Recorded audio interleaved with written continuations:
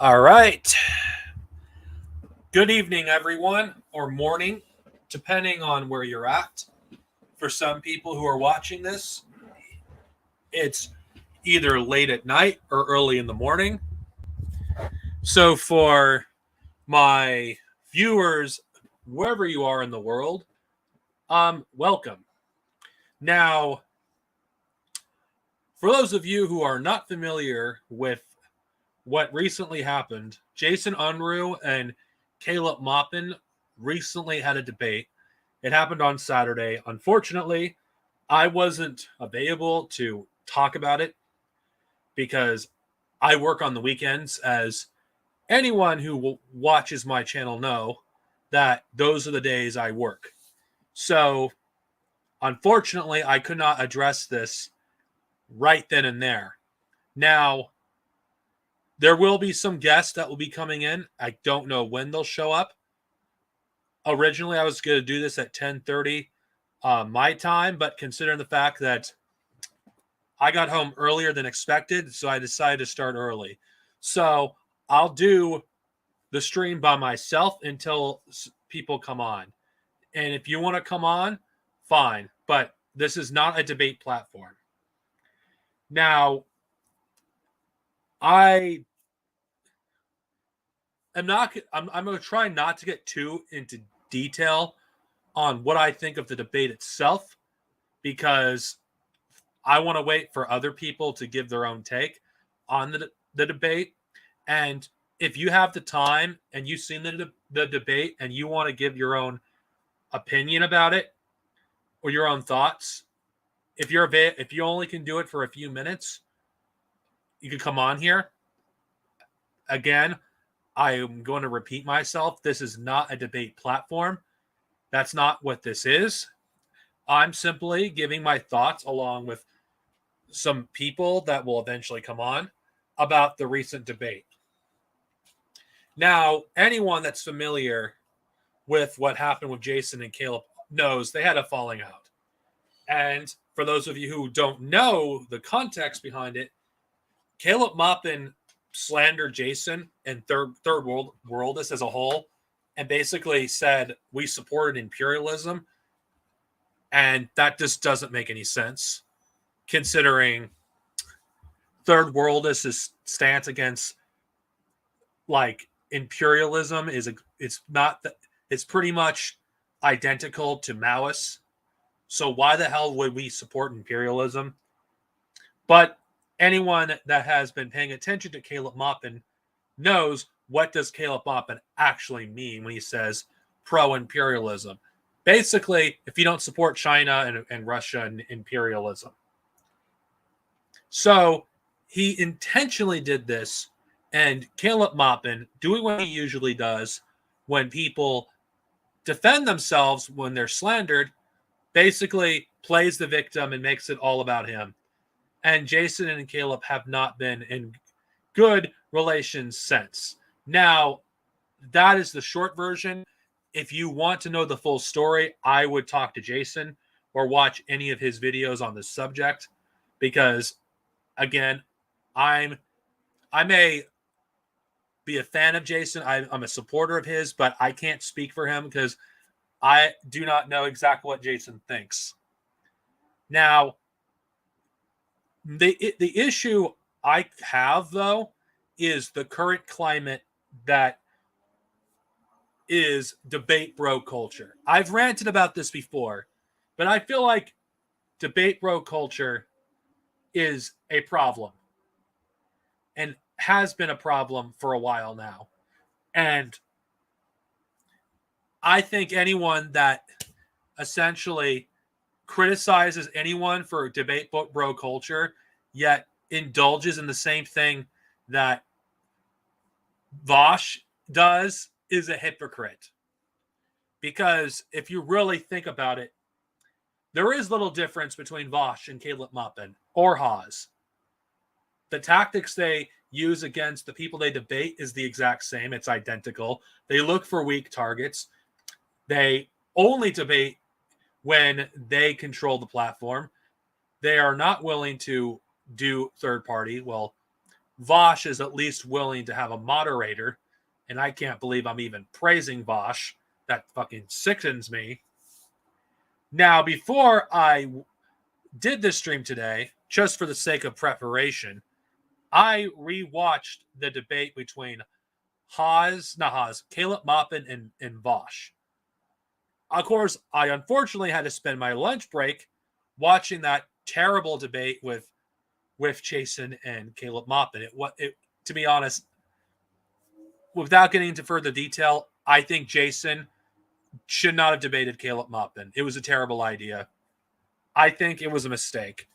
And I'm saying this as someone that respects Jason. I've been following him for years. I've been following him for a very long time now. And I think Jason is better than this. Caleb Maupin, the only reason he offered to debate Jason in the first place is because Caleb Maupin had the advantage. He wanted to debate Jason because he wanted to pull a Vosh on Jason, which he clearly did.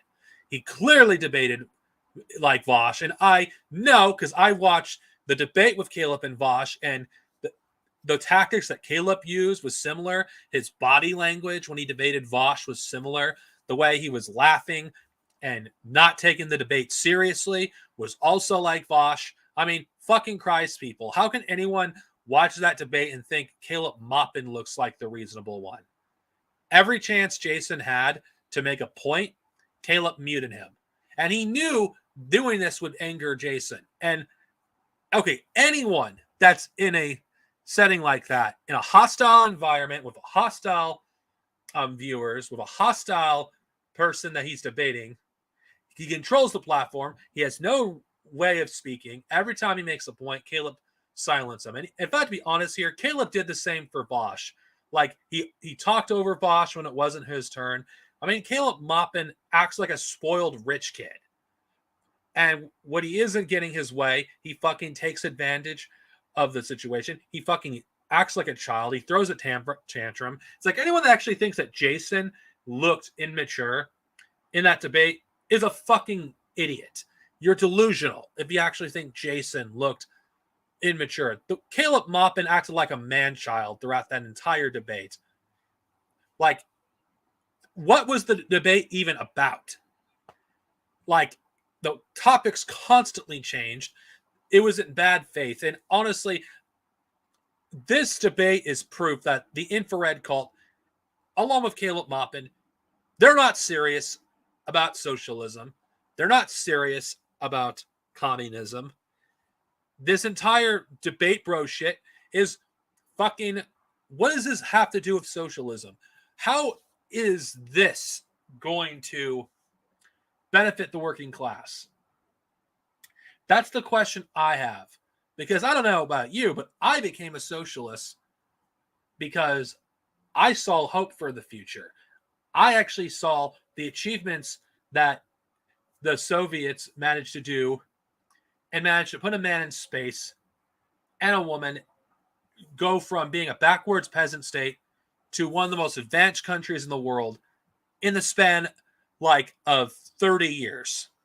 Hell, they managed to put a man in space in under 50.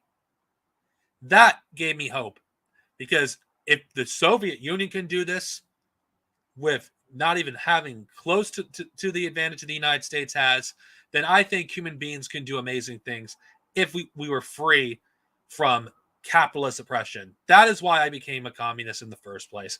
It's not this socialist billionaires. It's not for fucking LARPing or like doing this debate bro shit, LARPing as a fucking communist, like taking like quotes out of context to make it look like it supports my reactionary position. That's all this fucking debate was. Like, towards the end of it, I think in particular is important, because people are going to say, oh, Jason lost the debate. He ran away. It's like, okay, first off, I have a hypothetical question. What would you do in a situation if every time you try to make a point, you're trying to actually finish your point, but the person who controls the platform keeps interrupting you, keeps talking over you, never allowing you to speak, never allowing you to actually make your point? Jason, as far as I'm concerned, I think Jason kept his cool throughout the entire debate except towards the end. In fact, I saw Caleb Maupin, if anything, losing his cool far quicker than Jason. And this is no apparent than the Vosh debate. Like, has anyone saw that debate recently? I did. Like, Caleb Maupin was like unhinged in that debate, and he was even more unhinged in this debate. And I feel like this should be proof that Caleb Maupin should not be debated at all. He shouldn't. I mean, I love Jason Unruh, but it was a mistake for him to debate this guy because Caleb Maupin just isn't serious. What the fuck is there to gain by talking to Caleb? If we could reason with Caleb, the freaking falling out with him would have never have happened. But Caleb Maupin is not interested to coming to an understanding. And I think this debate bro culture is a cancer. It's a cancer on the left. It's like, what does this do? What does debate bro culture do? How does it benefit the working class? How does it push socialism? How does it push communism? Say what you will about Jason. Say what you will. But Jason consistently delivers news stories that Caleb certainly isn't touching. Jason actually works a real fucking job. What does Caleb do? He works at RT. He gets paid a good amount of money fucking each year. Caleb has nothing to worry about when it comes to finances. Yeah, he's gonna act like he's some fucking working class person. You can tell by the way Caleb acts, to how he talks to people, especially working class people, that he's never in one day in his life has ever lived in poverty, has never known what it's like to really be in poverty, to have to make the hard decisions, to have to work the really, really hard and grueling jobs. He's never known what that's like. And the question he asked at the beginning of the debate too, like, why didn't he go to that conference back in 2017 when Jason made it very clear, like, he couldn't leave the country for an extended period of time? It's like, okay, Jason serves imperialism, yet at the same time, he's being watched by his own government. Something doesn't add up. You can't be an asset to the government if you're literally have to report to the government and not allowed to leave the country for an extended period of time without reporting where you are. That shows you that Caleb Maupin is not oppressed at all by the U.S. government. And the very fact that he claims that, oh, anti-imperialist voices are being suppressed. Bullshit. Bullshit. First off, who's going to be recommended more in the algorithm? Is it going to be fucking Caleb or Jason? Caleb, because Caleb fucking supports the fucking State Department's agenda. He's not fucking, challenging the fucking status quo in any meaningful way. Fucking Caleb doesn't know fucking shit. Like, it's like he's extremely dishonest. He acts like fucking he knows more than he actually does. I think Caleb Maupin is an example of an intelligent idiot. I guess I don't know if that makes any sense. This man, like, acts like he's better than everyone else. He knows more than everyone else. And the way he talks down to people, like the way he talked down to Jason in his debate was sickening. Like, debates, how I remember debates, it's about mutual respect. Both opponents are supposed to treat each other with some form of respect. It's not fucking a debate when Caleb Maupin's acting like a fucking narcissist. Like, if Caleb Maupin did not have control over that debate, Jason would have done a lot better. And anyone that claims, oh, but Jason, Caleb, like, he constantly interrupted Caleb. No, every time Jason made a point, Caleb interrupted. Every time, Jason tried to actually correct Caleb on anything, Caleb interrupted. It's like Caleb Maupin, every time he debates anyone, He never lets them finish. And you know what? He did it to Vosh too. And I cannot believe I'm fucking saying this. In the Vosh debate, Vosh, of all people, looked reasonable compared to Caleb Maupin. And I hate Vosh. I despise Vosh. Vosh is a fucking piece of shit. But the very fact that Vosh ended up looking better in that debate speaks volumes. Why am I bringing up Vosh? Why? Why am I bringing up Vosh? Because if you look at the tactics Vosh used against Caleb, Caleb did the exact same thing to Jason. Like, Caleb is the exact thing that he criticized years ago. And I'm just going to say this. It was a mistake for me to even feel sorry for Caleb Maupin. I can't believe I ever did in that debate. What a fucking joke. Like, even then, he sounded like some guy that fucking, looks down on the workers. Jason, he may not have done the best in that debate, but considering the circumstances, I actually think that Jason did pretty good despite the circumstances, despite how often Caleb Maupin interrupted Jason. I actually think Jason did well despite the disadvantage of not having a moderator. There is no way in hell Caleb Maupin will ever debate someone like Jason again without a moderator. Because if Jason had a moderator, like at least where that was impartial, that basically enforced rules that made it so neither one of them could have interrupted each other, Caleb Maupin would have been destroyed by Jason. But he never had a chance to actually get his point across. Because every time he did, Caleb Maupin does what he does best.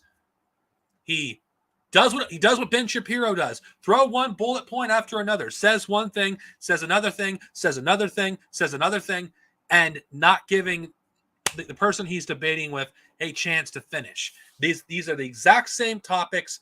Fucking not topic. This is the exact same tactic Ben Shapiro and Steven Crowder use. It's like, there's no way like Caleb Maupin has not studied Ben Shapiro and how he debates. It wouldn't be surprised me if he actually read his book, How to Debate Leftists and how to Destroy Them. I wouldn't be surprised if Caleb Maupin has read that book because every tactic Caleb has done to Jason in that debate is completely out of the Ben Shapiro playbook. Because Ben Shapiro does the exact same thing. And why am I comparing Ben Shapiro to Caleb Maupin? Because Ben Shapiro, what does he do when someone is making a point? He interrupts them, takes away the mic,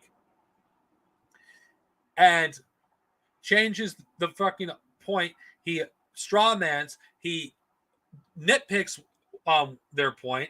It's like Caleb Maupin is literally the Ben Shapiro of the debate bros. And I used to think, you know what? Vosh is actually like Ben Shapiro. No.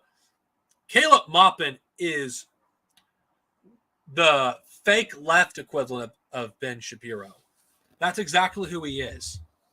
And the reason why I'm talking about this, because I think it's important.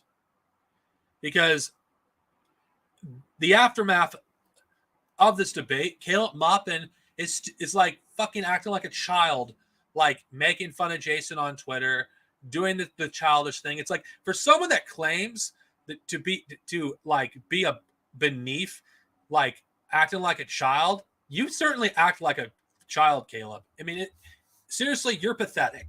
You really are pathetic. Like, if you actually, like, if this is how you actually think people, this is not how working class people fucking think. This is not what they like. Working class people don't like this shit. We're not stupid. We don't fucking appreciate fucking people like you acting like a bunch of, like, basically treating us like we're dumb. We're not. We know a fucking faker when we see one. You're fake. You're completely fake. And, of course, there's a thing I could say about Jason. I think Jason should not have debated Caleb. It was not a good idea. Like, anybody that knows Caleb Maupin's track record knows, like, what what to expect. Nobody should be surprised that Caleb Maupin acted the way he did in this debate. Nobody should be surprised. Why? Should anyone be shocked? It's,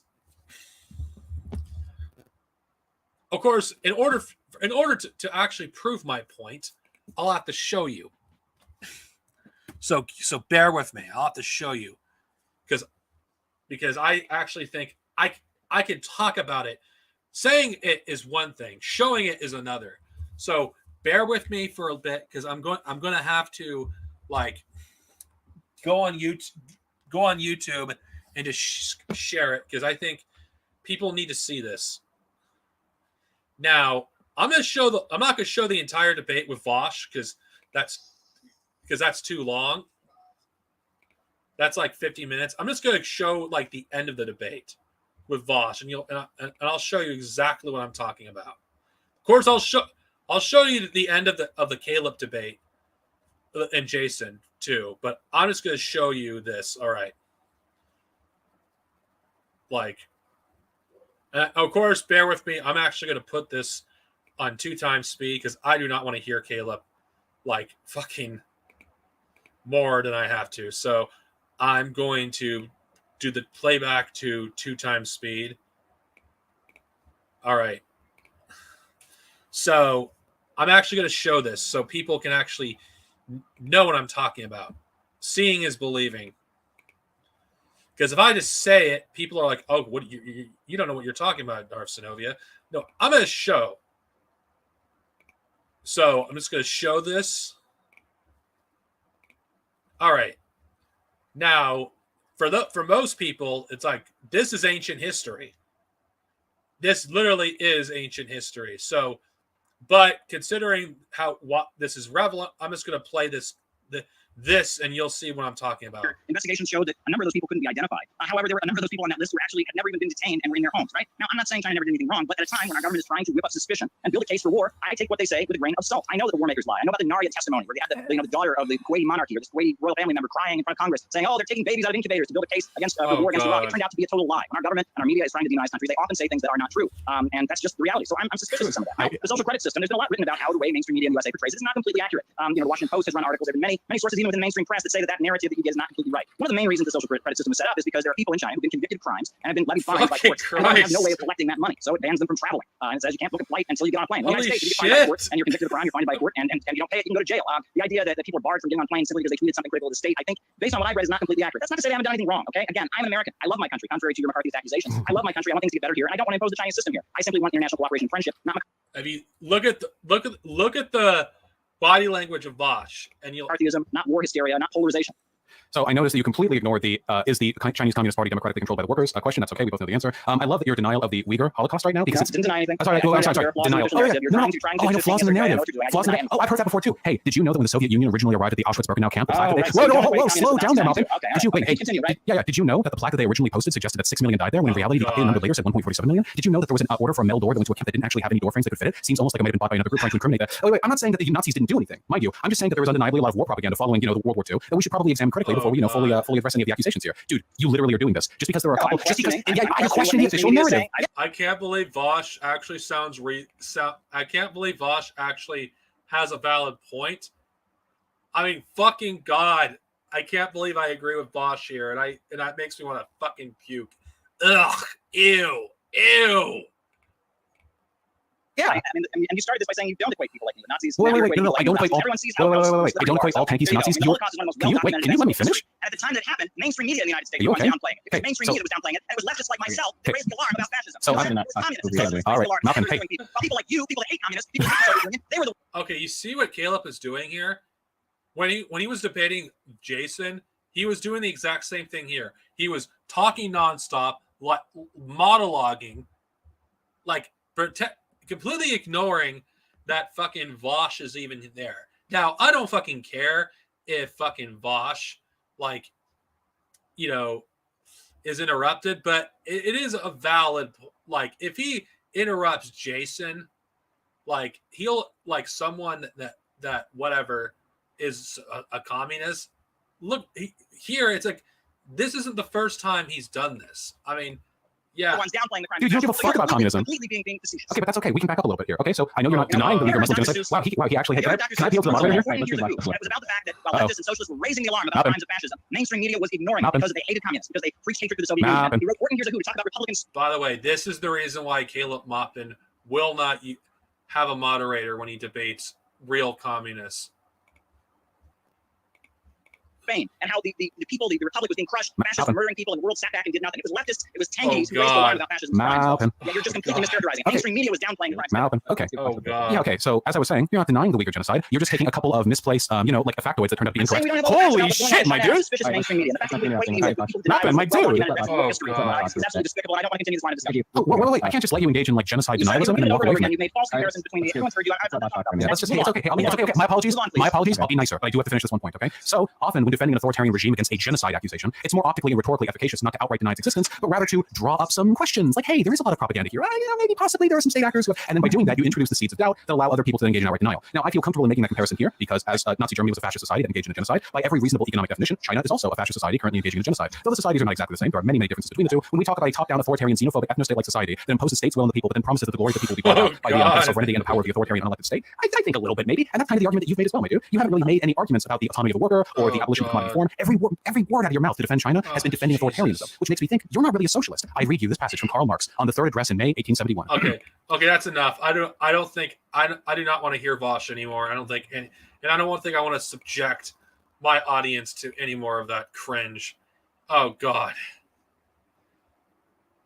Of course, this I'm going to show on I'm going to show Jason's version because I am not giving Caleb's views. Of course, I'm going to show the end of the debate. Like, I'm going to get to the last part of it because I think it's relevant.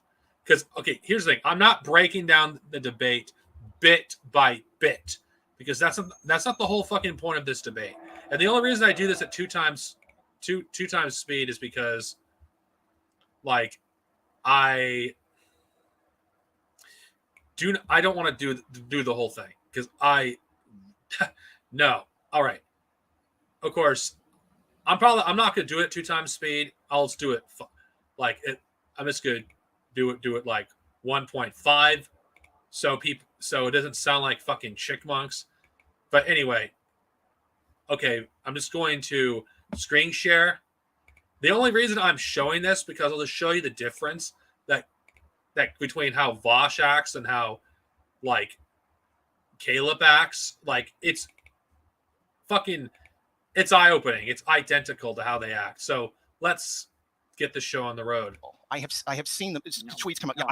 I do not. But see, now when I finally get a chance to talk, you talk over me.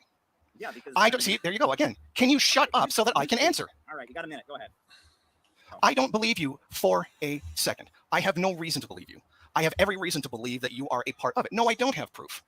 But that's not even really the point for me. I know that both of you are greasy bastards who do stuff like that. Oh, the guy who says poppycock is laughing at someone else's choice of words. Really? Go ahead. You got a minute, man. Besides the point. I don't believe for a second that you're not involved in it. You guys coordinate things behind. But okay, guys, heard that? You heard Caleb laughing. That's what Vosh did when Caleb Maupin was doing his thing. In communications with each other all the time, the same way I coordinate things with other people in my group. So I don't believe you. You can say you did nothing, of course, but I don't believe you. I know you are a lying two-faced snake. Like I know because Mason Steiner told me how you were cutting me up behind my back when you were pretending to be my friend. All right. Unless, of course, you're calling Mason Steiner a liar. Are you done? Oh, you're not going to answer that. Oh, okay. All right. No, you heard? Okay, you saw that? You just heard that just now? Jason brought up a point, and he ignored it. Now, I'm not going to discuss anything behind the scenes, but now I'm gonna go back again. My group. So I don't believe you. You can say you did nothing, of course, but I don't believe you. I know you are a lying two-faced snake. Like I know because Mason Steiner told me how you were cutting me up behind my back when you were pretending to be my friend. Okay. Oh, sorry. Okay. all right. Unless, of course, you're calling Mason Steiner a liar. Are you done? Oh, you're not going to answer that. Oh, okay. All right. No, I'm going to respond when you're done. I don't want to be interrupting you. Yeah, the answer is no. Right. There's no definitive proof of this, but I have no reason to believe you. Okay. Well, Jason, I'm going to speak now. Jason, I have a full-time job as a reporter. I am trying to set up a full-time job, yet you spend all of your time free time searching your name on Twitter. I mean, come on. I doubt you work as much as you say you do, Caleb. I mean, come on. The Center for Political Innovation as a socialist think tank that can educate people about socialism. I have a lot on my plate right now, and one thing I do not have the time to do is get on Discord servers. Childish conspiracy theories. Yeah, that's rich, coming from someone that acted like a complete man-child throughout your entire exchange of Jason. I mean, seriously, Caleb, you're not fooling anyone. Fuck. I mean, you acted just like Vosh did in your debate with him, and yet you're have the nerve to call Jason a child? Come on. Do not have the time to do that. And while I like Haas, and Haas has spoken at CPI events before, there are some pretty big differences between us politically. For example, I don't want to go into detail, but I think why not go into detail, Caleb? It would be, if you're not a fascist and Haas isn't a fascist, what difference do you guys have?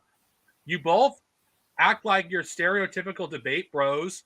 You fucking do the same shit Haas does on Twitter. You have the same fucking like talking points. What difference do you fucking have? Why are you not answering that question? I mean, it should be a simple fucking answer. I think he says the USA is already socialist, stuff like that. There's points that we just don't agree on, right? The information. Yeah. Okay. Okay. Well, you do. It's not a good fucking thing to fucking associate with, because he's literally making fucking the CPI look like a bunch of fucking idiots by claiming everything is socialist. I mean, come on. It's like, are you really this stupid, Caleb? Are you really not going to denounce some of his fucking worst fucking arguments? This isn't a good look. The community is separate from the CPI community. Now, there's some no, it's not. If there was any fucking differences, your community and Haas's community wouldn't be almost 100% identical. I mean, you're a liar. But Jason, I really don't have the time or the interest to sit on Discord and try to frame you up for things that you haven't done. And the fact that you believe that because I talk to Haas sometimes is pretty ridiculous. And you didn't say, I think it's possible. Ridiculous. Oh, just like the conspiracy theories that you make up about other people, how everyone is CIA, how everyone is FBI, how Luna Oy is somehow CIA because of one mistake she made, or fucking Hakeem is CIA because he's against the existence of cars, or I guess, or how fucking Jay Sakai is a Fed even though there's no evidence, or how every single person that disagrees with you is somehow a Fed or a fucking CIA. I mean, come on, Caleb. You have far more fucking unprovable conspiracy theories under your belt than Jason. I mean, stop lying. Do you have anything to add to that, Flashy? Oh yeah, sorry, I was just coming onto the show. It looks like it's kind of late. I guess you're already an hour into it. You've been streaming for an hour already, or? No, actually, I'm not doing the whole Caleb debate. I was just showing the end of the Bosch debate and the end of this. Oh, okay. I have no time for that. It would take too long. I'm not breaking the whole thing down. Yeah. Okay. Yeah. Like, so just in terms of like what's been going on, like with what we're playing here, at the end of the debate is, yeah, it's just stupid for Caleb to even try to frame it this way. Like he's trying to the way he's trying to frame it is trying to say like, oh, I'm above all this petty arguing and stuff. When in reality, if you guys are ever on like Twitter and stuff like that, you see all day, every single day, like several times an hour, all Caleb does is sit there and talk shit about other people, other communists. That's all he ever does. Yeah, like he never really does anything else, anything of substance to actually push the fucking goal. All he ever does is throw jabs at the quote unquote synthetic left and people who disagree with him. Yeah, he is the synthetic left. He's the very thing he criticizes. Yeah. And I don't know if you even covered like any of the revisionist crap that he went over in this debate, but that's the part that pissed me off the most. Well, the thing is, this isn't an in-depth like breakdown of that debate. That's something that like Stone is probably likely going to do. It's just it'll be way too long. But if you want to cover it, I mean, this is the end of the debate where he does talk about this, so we could cover it here. Yeah, I'm not sure how far like past it is. Well, it's the very end of the debate. Anyway, Yeah. I'm gonna let it play.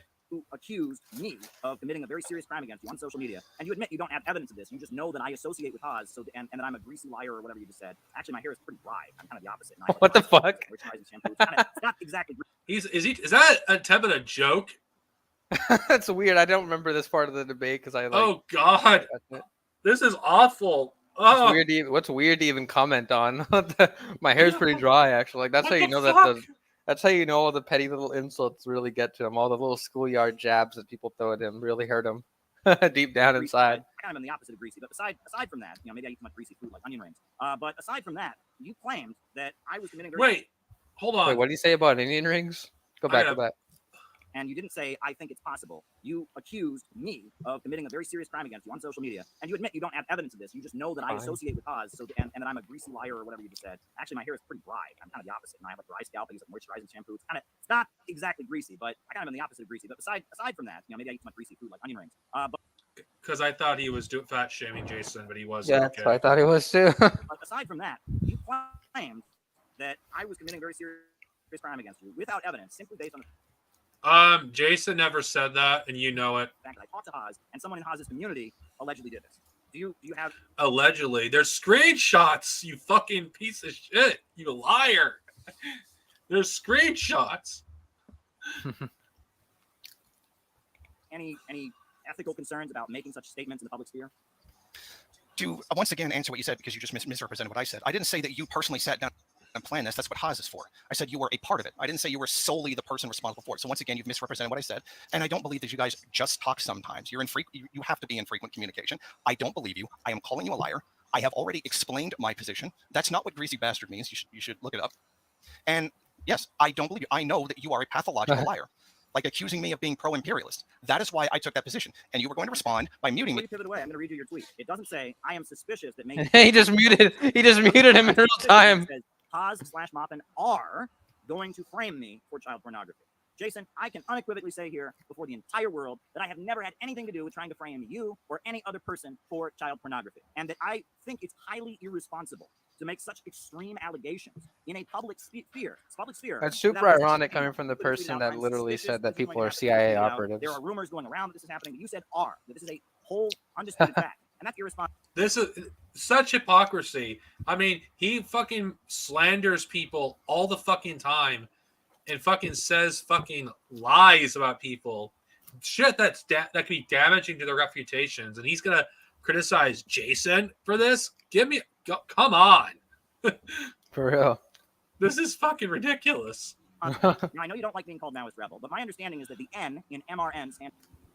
And you don't like being called Borgor King, but we're going to call you Borgor King because it's funny and it makes your face turn tomatoes because you can't stand being called Borgor King. I'm sorry. I had to do it because he hates being called that. Yeah. And for news. And throughout this debate, one common theme that we are seeing is you putting out false statements, like, trying to say that things like the Shambara Rebellion didn't happen, No, he never said that. Trying to say that I'm a fascist because I talked to somebody who's not a fascist, who, therefore, I don't agree with it, and somehow I'm a fascist. You continue to say things. Well, the only thing Jason did wrong here was not actually take Caleb's own, words and Dugans to prove that he's a fascist. Jason did fail, I will say this here, to prove that Caleb is a fascist. Even though there's tons and tons and tons of evidence of Caleb being a fascist based on his own rhetoric.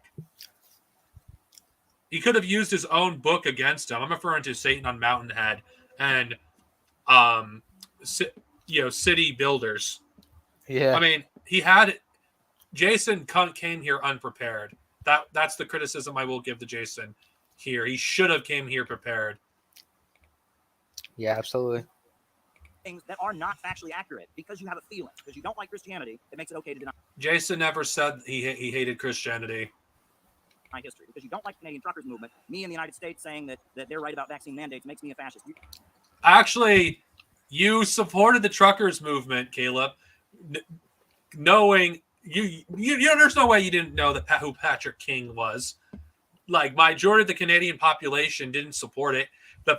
You support a literal fucking terrorist fucking movement that terrorized a town. I mean, who the fuck are you to criticize Jason? You supported literal terrorism, Caleb, against the people in Canada. But then he'll go and say that anything that isn't completely bourgeois reformist in the United States is like terroristic ultra leftism. So This is fucking terrorism he supports. But anyway, let's continue with You this. continue to say things that are not true. These huge leaps that you make. And if journalism and news is what MRN is really about, that really blows your credibility. I mean, Says the person that like lies about people. I mean, Caleb, you've been kicked out of leftist circles for a reason. There's a good reason communists want nothing to do with you. You're going to talk about Jason's credibility? You have none. You have none. Why do you think the right are the only people that will accept you? The only people that will accept you are fucking weirdos. Like, even people that don't like Jason see him as having more credibility than you. You have none. you telling me on here that MRN reports things that are not factual? Is that what you're telling me? Oh, so you just took time to rehash everything I said and misrepresent it again.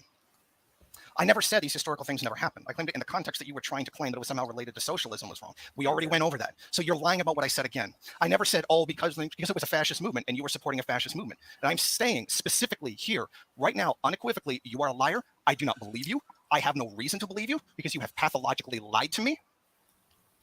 That's exactly what you do. Right when you muted me, I was about to say, you're about to mute me as I was trying to answer. All right. All you've done is literally repeat back what I've said, misrepresenting it, making positions I never claimed. Hear the tone of Caleb's voice. He's like, I'm bored. yeah. He's not taking this seriously. This is the exact same childish nonsense you see from Bosch. With points that I never made, and then say, oh, you see, he's wrong. Okay. Well, let's pivot to, I think, the final topic that I want to speak with you about, and then we can conclude. This is the part you're going to have You a just field skip- day, Flashy. Oh, yeah, let's hear this one. You made a video. Pull up the date because I want to be accurate here, unlike some people. You made a video, May 30th, 2022, and you said China never tried a peaceful transition because it wouldn't make sense. God. In the socialist terms, no. You want to add to this, or you want to continue? I definitely want to add to it, but let him do it. Let him say what he's going to say. Okay. Well, I'm about to pull something up on the screen here for you, and I want you to tell me that this didn't happen. Basically, you ready? Hold on. Is it some small obscure thing that nobody even knows about because history's forgotten it because of how irrelevant it was? I'm guessing it was. I don't think so, but maybe that's your opinion. Chiang Kai-shek And? Mao Zedong to parlay in Chongqing. So? After World War II, the Chinese Communist Party asked to form a coalition government, with Chiang Kai-shek. Did this not So happen? he made an offer that he knows that he wouldn't take. But that doesn't matter. No, That's not funny. your point is completely invalid. No. It is, because this is something that would never be accepted by a Marxist. Wait a second. No, So this doesn't make any sense. How does it not make sense? Your claim doesn't make any sense. You said that Mao China would not, never tried- that wouldn't be changing anything. That wouldn't be revolution. You said China never tried a peaceful transition to socialism. And I have presented. Jason never said that, Caleb, you liar. Yeah, like the whole point that I'm sure Jason and like any like credible and principled Marxist-Leninist would be that if peaceful revolution or peaceful transition to socialism was possible, we would obviously accept it. Why would we purposefully want it to be violent? And I'm sure Jason would agree with that if those conditions were there to begin with. But the whole point, and any Marxist-Leninist, any credible Marxist-Leninist would know, is that now in today's day and age, especially in the imperialist core, those conditions do not exist. And we'll get to Caleb's going to quote from a document, which I will continue where he left off in that document because he's a lying little revisionist fuck. And I just want to add on, here's a good metaphor as well. Okay, everybody likes peace. I mean, everybody would prefer peace. In theory, everybody. Reality is much different. I mean, kind of like me. Everybody would prefer, I'd prefer eating ice cream all day long. But I don't. Why is that? Because if I ate ice cream every single day for the rest of my life, I'd be dead from diabetes by now. Yeah, and like, so here's the thing, like with Caleb's whole logic here, where like, so like once I get through and like completely debunk his stupid nonsense about peaceful transition, the only only response that any of his little Maupinite fucking fanboys have ever given back to me is the most milquetoast weak argument that like, oh, but yeah, but we prefer peaceful transition, and this is what Caleb even said on Twitter as well. He said we prefer peaceful transition. Well, that makes absolutely no sense in terms of like what we actually push for as a slogan and what we actually do in terms of tactics, because would we not prefer simultaneous like revolution across the fucking world, like in the Trotsky, it's like fucking permanent revolution sense, you know, where like the revolution happens everywhere simultaneously. Would we not prefer that over just having socialism be slowly spread over time through individual countries? Of course we would, but that's not the fucking reality. So by Caleb's own fucking logic here, since we're going to go over the reason why peaceful transition is not possible in the current day and age, when under the current conditions, it's nonsensical and stupid and childish and utopian to try to push the idea of peaceful transition when those things don't exist. So by Caleb's own logic here, if he wants to push peaceful transition, that logic flows exactly directly to permanent revolution. So by Caleb's own logic here, we should be supporting permanent revolution. Well, here's the thing. Like, this, it would be possible if the countries, let's just use America as an example. If America was surrounded by socialist countries. That's a bad example. Let's just say America were in the future balkanized and you had 50 different countries, and let's just use the state of Kansas as an example. Let's just say most of the continent of America was socialist. Would a peaceful transition make sense? Yes, because there wouldn't be any reason to do violent revolution in that stage. So but, Dark Snovia, the interesting thing about this, and which we can all tell now that you are a principled Marxist-Leninist, is that that's actually exactly one of the reasons or one of the conditions where the document that Caleb's going to quote from, that's one of the conditions that they specifically laid out would be only in that case would peaceful transition be necessary. So you probably haven't even read the document, and you're already giving the exact same argument that they made. To me, it's common sense. Yeah, it should be common sense. Like anyone who considers himself a Marxist-Leninist. Apparently, it's not common sense to Caleb though, who supposedly read the document enough to actually like butcher a quote. So let's continue with this. To view from the Daily Worker, a communist newspaper, reporting that they did. But that's not the only piece of evidence I have that they did this. I am going to read you from the works of Mao Zedong, August 16th, 1945. Quote, "The Communist Party of China is firmly opposed to civil war. The Communist Party of China has persistently advocated the formation of a coalition government. The carrying out of this proposal... Of course they'd be against a civil war. But there is one precondition, strength. If the people unite and increase their strength, China can prevent civil war." That is Mao on the eve of civil war, with Chiang Kai-shek trying to stop it and trying to form a coalition government. Is that a fabrication? Go ahead. It's not a fabrication, and again, you cut me off again when I was about to answer you. No, I mean, a coalition government is nonsense because that wouldn't make it socialism. That wouldn't be a peaceful transition to socialism. Why would Chiang Kai-shek agree to a sharing of power to do the opposite of what it is that he's doing? But you're saying that if Mao had accepted, they would have transferred to a socialist society and he would have gone along with it? No. Sorry, no. Well, then the whole thing doesn't make any sense. I'll tell you why it's relevant. Remember Long Live Leninism? Remember that document that we talked about? I'm going to read to you from this document in which Mao... Which he's going to take completely out of context, by the way. Yep. I'm gonna read where he stopped it. The proletariat could obtain power and carry out the transition to socialism by peaceful means. It would be wrong not to make use of such a possibility when it occurs. Whenever an opportunity for peaceful development of the revolution presents itself, communists must firmly seize it, as Lenin did, so as to realize the aim of the socialist revolution. Pause it.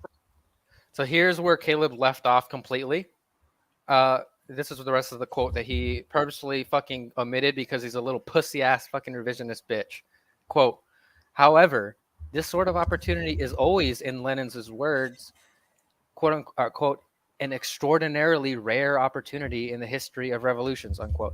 When in a given country, a certain local political power is already encircled by revolutionary forces, or when in the world, a certain capitalist country is already encircled by socialism. In such cases, there might be a greater possibility for opportunities for the peaceful development of the revolution. But even then, the peaceful development of the revolution should never be regarded as the only possibility, and it is therefore necessary to be prepared at the same time for the other possibility, i.e., non-peaceful development of the revolution. For instance, after the liberation of the Chinese mainland, although certain areas ruled by slave owners and serf owners were already surrounded by the absolutely predominant people's revolutionary forces, yet as an old Chinese saying goes, quote unquote, cornered beasts will still fight. A handful of the most reactionary slave owners and serf owners there still gave a last kick, rejecting peaceful reforms and launching armed rebellions. Only after these rebellions were quelled was it possible to carry out the reform of the social systems. At a time when the imperialists in the imperialist countries are armed to the teeth as never before in order to protect their savage man-eating system, can it be said that imperialism has become very quote-unquote peaceable towards the proletariat and the people at home in the oppressed nations, as the modern revisionists claim, and that the quote-unquote extraordinarily rare opportunity in the history of revolutions that Lenin spoke about after the February Revolution will henceforth become a normal state of affairs for the proletariat and all the oppressed peoples of the world over, so that what Lenin referred to as a quote-unquote rare opportunity will hereafter be easily available to the proletariat in the capitalist countries. We hold that these views are completely groundless, unquote. So he's literally saying right here in the very fucking document that Caleb quoted from that these views are nonsense. They're groundless, especially in the modern imperialist countries. And we've seen this time and time again, that these fuckers do not give up power. Like, fuck me, we can go back to, like, the 19th century, like with the U.S. Civil War, or the 1848 revolutions in Europe.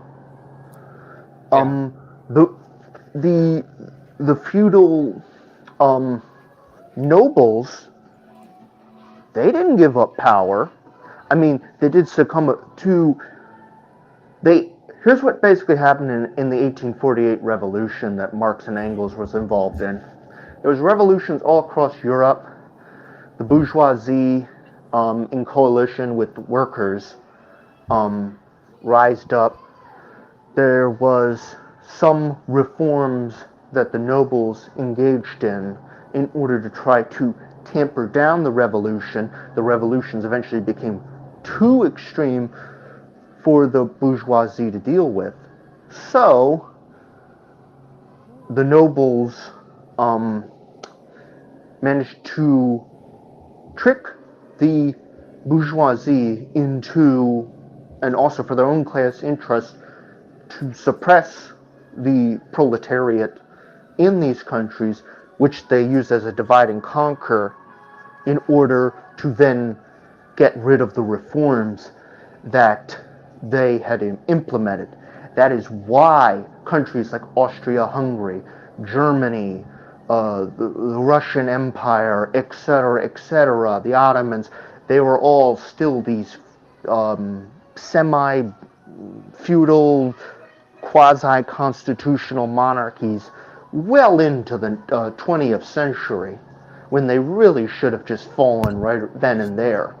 This is what they do. The same thing with the U.S. Civil War. The North gave them all opportunities of peace, and they literally went out of their way and said, "Look, we'll buy the slaves, we'll compensate you, we'll give you the money for setting up what is essentially death camps." I mean, these were like, we call them plantations. They're literally fucking death camps, if we're going to be honest here. And even after the Civil War, what did they do? They gave black men the right to vote, not black women, which they used to divide the proletariat like they always do, so then they can take away their rights, the black men's right to vote. Again, we've seen this time and time again. This is exactly what Caleb wants. I think we need to be honest. He wanted, if we're going to be honest here, that's what I think he wants. He wanted something like Mao and Chiang Kai-shek to have this unity government, friendship, rainbow kind of coalition government, because he knows that would have been the continuation of capitalism in China and the eventual execution and overthrow of Mao and the suppression of the Communist Party by Chiang Kai-shek. He knows that. He's a very deceptive little rat that he is. He's doing the same thing. He's Allende in Chile. Like, he got into power democratically. Look how that turned out for him. Yeah. Just, well, okay, Caleb Maupin knows this. Let's be honest. Okay, Caleb Maupin is well read on this shit. It's not like Caleb hasn't spent most of his life reading this stuff. He knows what he's talking about. He knows what he's doing. What he's doing is deliberately dishonest. Because Caleb Maupin's he has an agenda. He doesn't want communism. In fact, I'd argue he hates communism and is looking to mislead people who are interested in communism in order to push a fascist movement. Because let's be honest here, no communist who's ever studied history will actually believe that you can do peaceful transition. It's fucking impossible. Every single instance when a new system of production is established, it's always overthrown violently. It's never gone out peacefully. In fact, the transition from capitalism to socialism is going to be the most bloody and violent transition in human history. If anything's going to be a peaceful transition, it's going to be from socialism to communism, not capitalism to socialism. It's just not possible. Like, the contradictions of capitalism are intensifying and have been since the end of the Cold War. There is the capitalists are running out of ways to preserve capitalism. it was birthed in violence. It will die in violence. Exactly. Caleb is just filthy fucking revisionist. Like, he had to grasp. It's very telling though that he had to grasp so fucking hard, and quote mine like crazy out of a document that literally steamrolls against his fucking argument. Like, this whole entire document is just filled to the brim with fucking quotes that destroy him. His only response is like, oh, but see, but they at least try to want to have peaceful revolution. The bourgeoisie just won't let them. That's the fucking point. That's exactly the point. But you're sitting here fucking denouncing anybody who tries to do any actual revolutionary work and denounce them as fucking like terrorists and ultra leftists and shit. And then you're trying to sit up here on a pedestal like you're like, oh, I see, I'm here for peaceful transition. No, that's complete revisionism. Complete fucking nonsense. This entire document is filled with fucking quotes that destroy you, dude. This is why Caleb Maupin doesn't. Another reason Caleb chose Jason because he knows Jason's personally. He knows how to push Jason's buttons. If he actually debated a communist that knew what they were that was as educated as Jason is, but can actually debate their points better, he would have gotten completely obliterated very early in the debate. Like, one thing that's telling, Caleb Maupin actually assumed. I don't think it's on Vosh's channel because he can't find it. But Caleb Maupin announced that he won the debate with Vosh, like very early in the debate. Of course, you can't find it on Vosh's channel, but I saw it live, and I don't know if Caleb has it on his channel. But this is the hubris and the ignorant arrogance of this guy. He always assumes he wins. He's won every debate. Yeah. Like this debate with Caleb and Jason, nobody won this debate, and I'm just gonna be honest here. Yeah. See, and I don't want to take up too much of the time on the stream here, but because there's so many fucking quotes in this document here that completely destroy Caleb's entire fucking argument. But I'll just read one more here that just really puts home the point. And by the way, this entire document basically calls Caleb's bullshit fucking strategy completely revisionist. And by the way, take your time. I'm in no hurry. Yeah. Here's another one here in this document. Quote, "It is necessary to take part in parliamentary struggles, but not place a blind faith in the bourgeois parliamentary system. Why? Because so long as the militarist bureaucratic state machine of the bourgeoisie remains intact, parliament is nothing but an adornment for the bourgeois dictatorship, even if the working class party commands a majority in parliament or becomes the biggest party in it.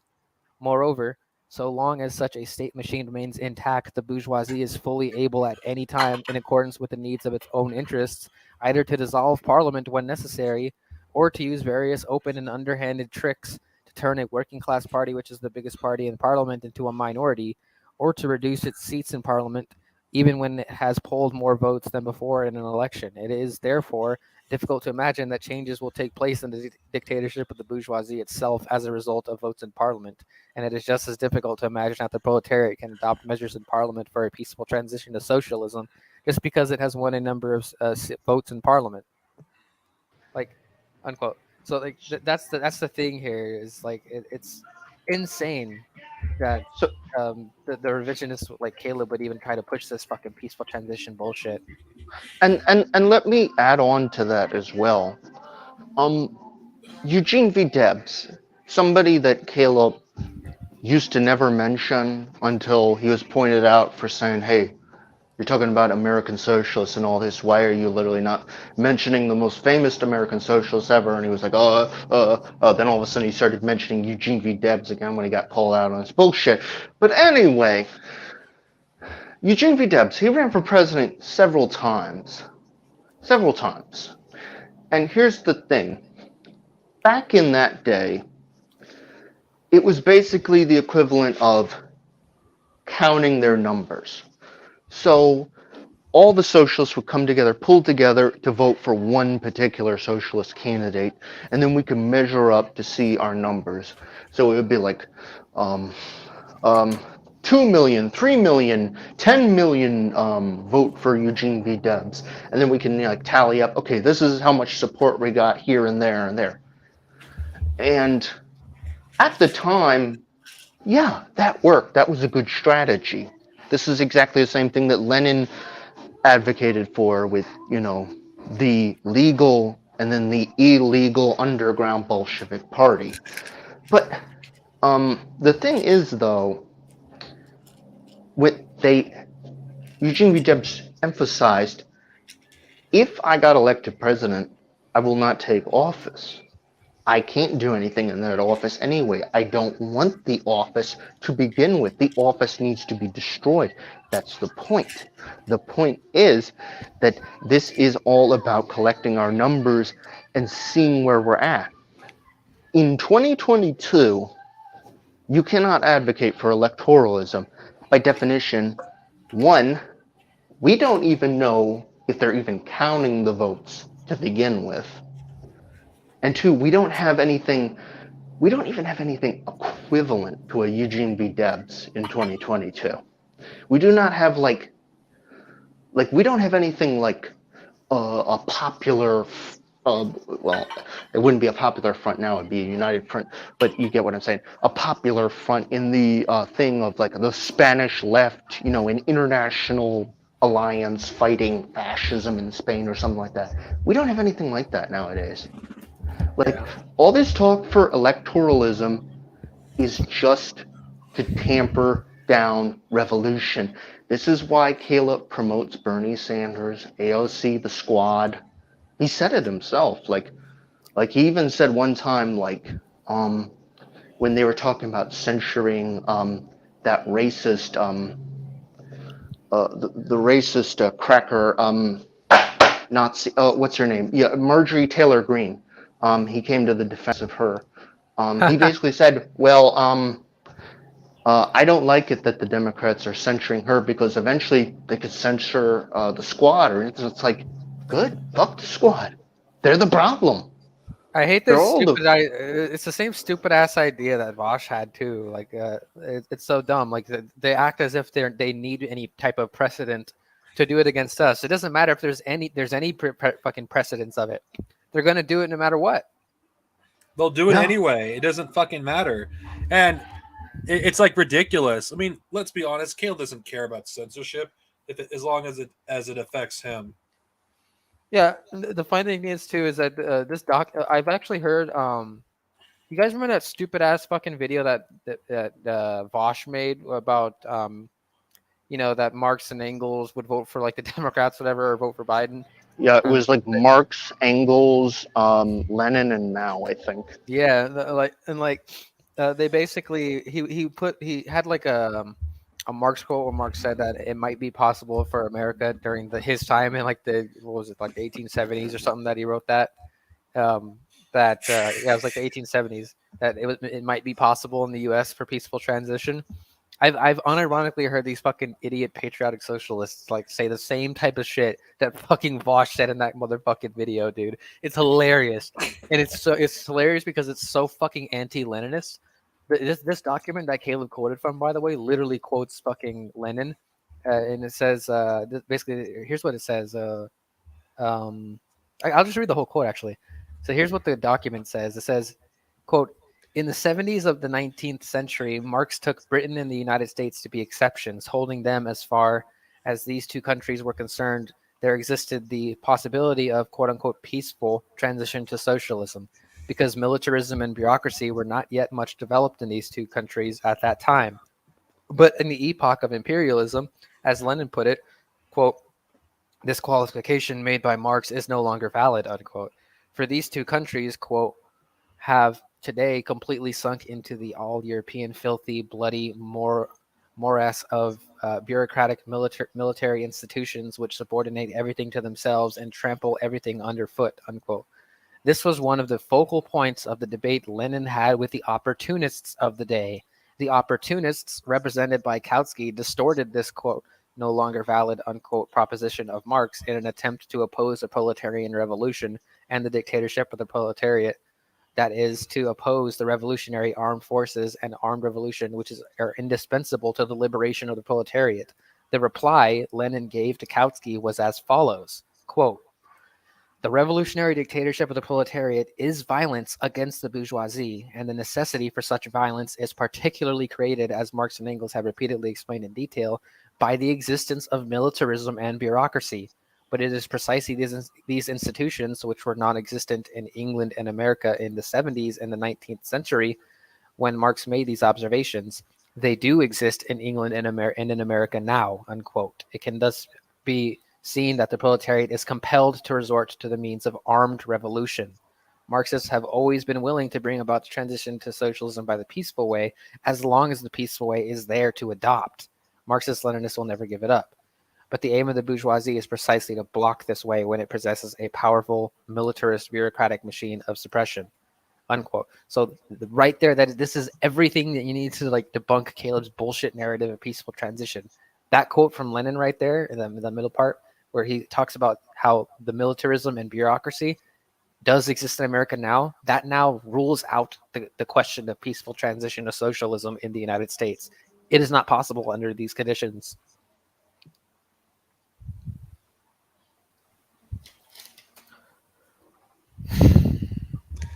Yeah, and I would argue pretty much it was never possible to begin with. He even said it might be under, like, the best conditions we could possibly hope for, and even that would be, like, a shot. It's like, what do they mean by, like, even peaceful to begin with? It's like, we gotta look at, like, what the definitions of violence and peaceful is here.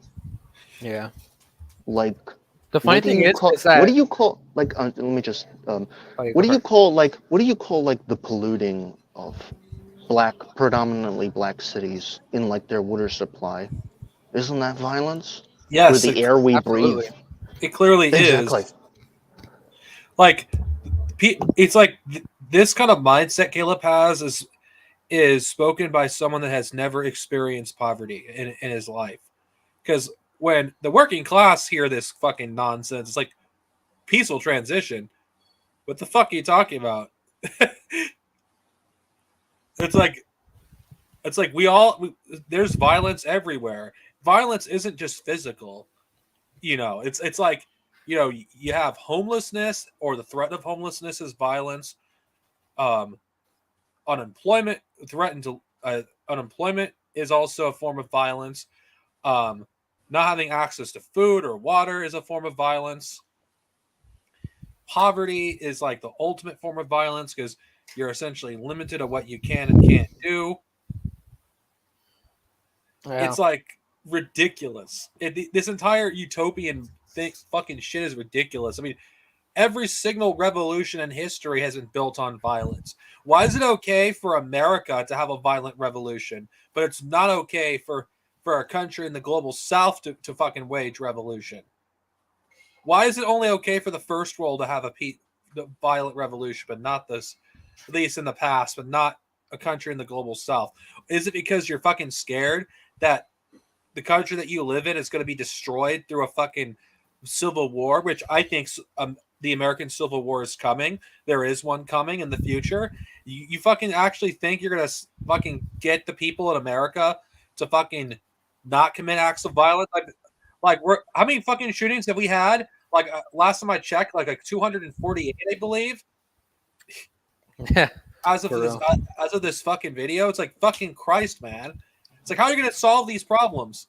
It's like there's other contradictions in America, especially, that have to be solved, and you're not going to solve it by like begging the capitalists to fucking like step aside. They won't step aside. The capitalists would incinerate the entire planet before they would give up even 1 ounce of their power.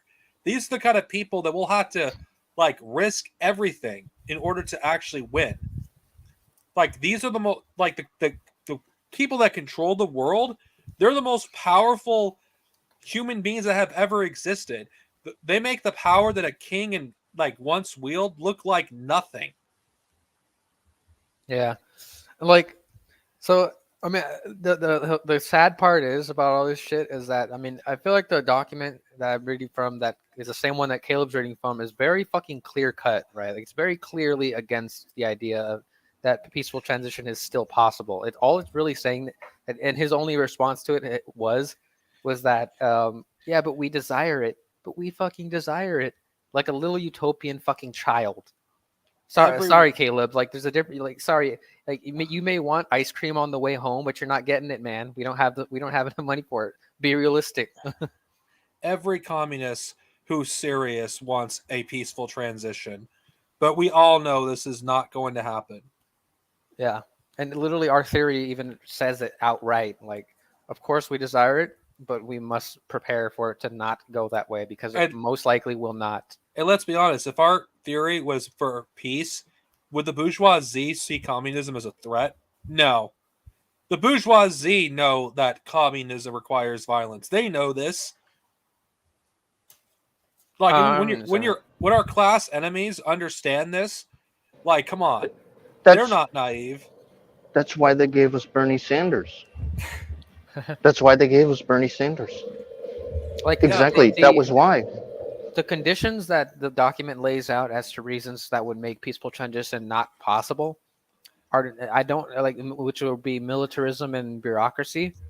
I can't really think, like, you could arguably say that, you know, the United States is the most militarist and most bureaucratic country on the face of this earth.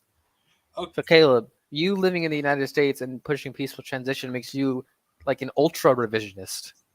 Before we get to that point, okay, ML. Okay, I'm just gonna explain this. ML is short for Marxist-Leninists. The reason why we use the word ML or MLM is because it's too much of a mouthful. Marxism-Leninism is essentially just communism.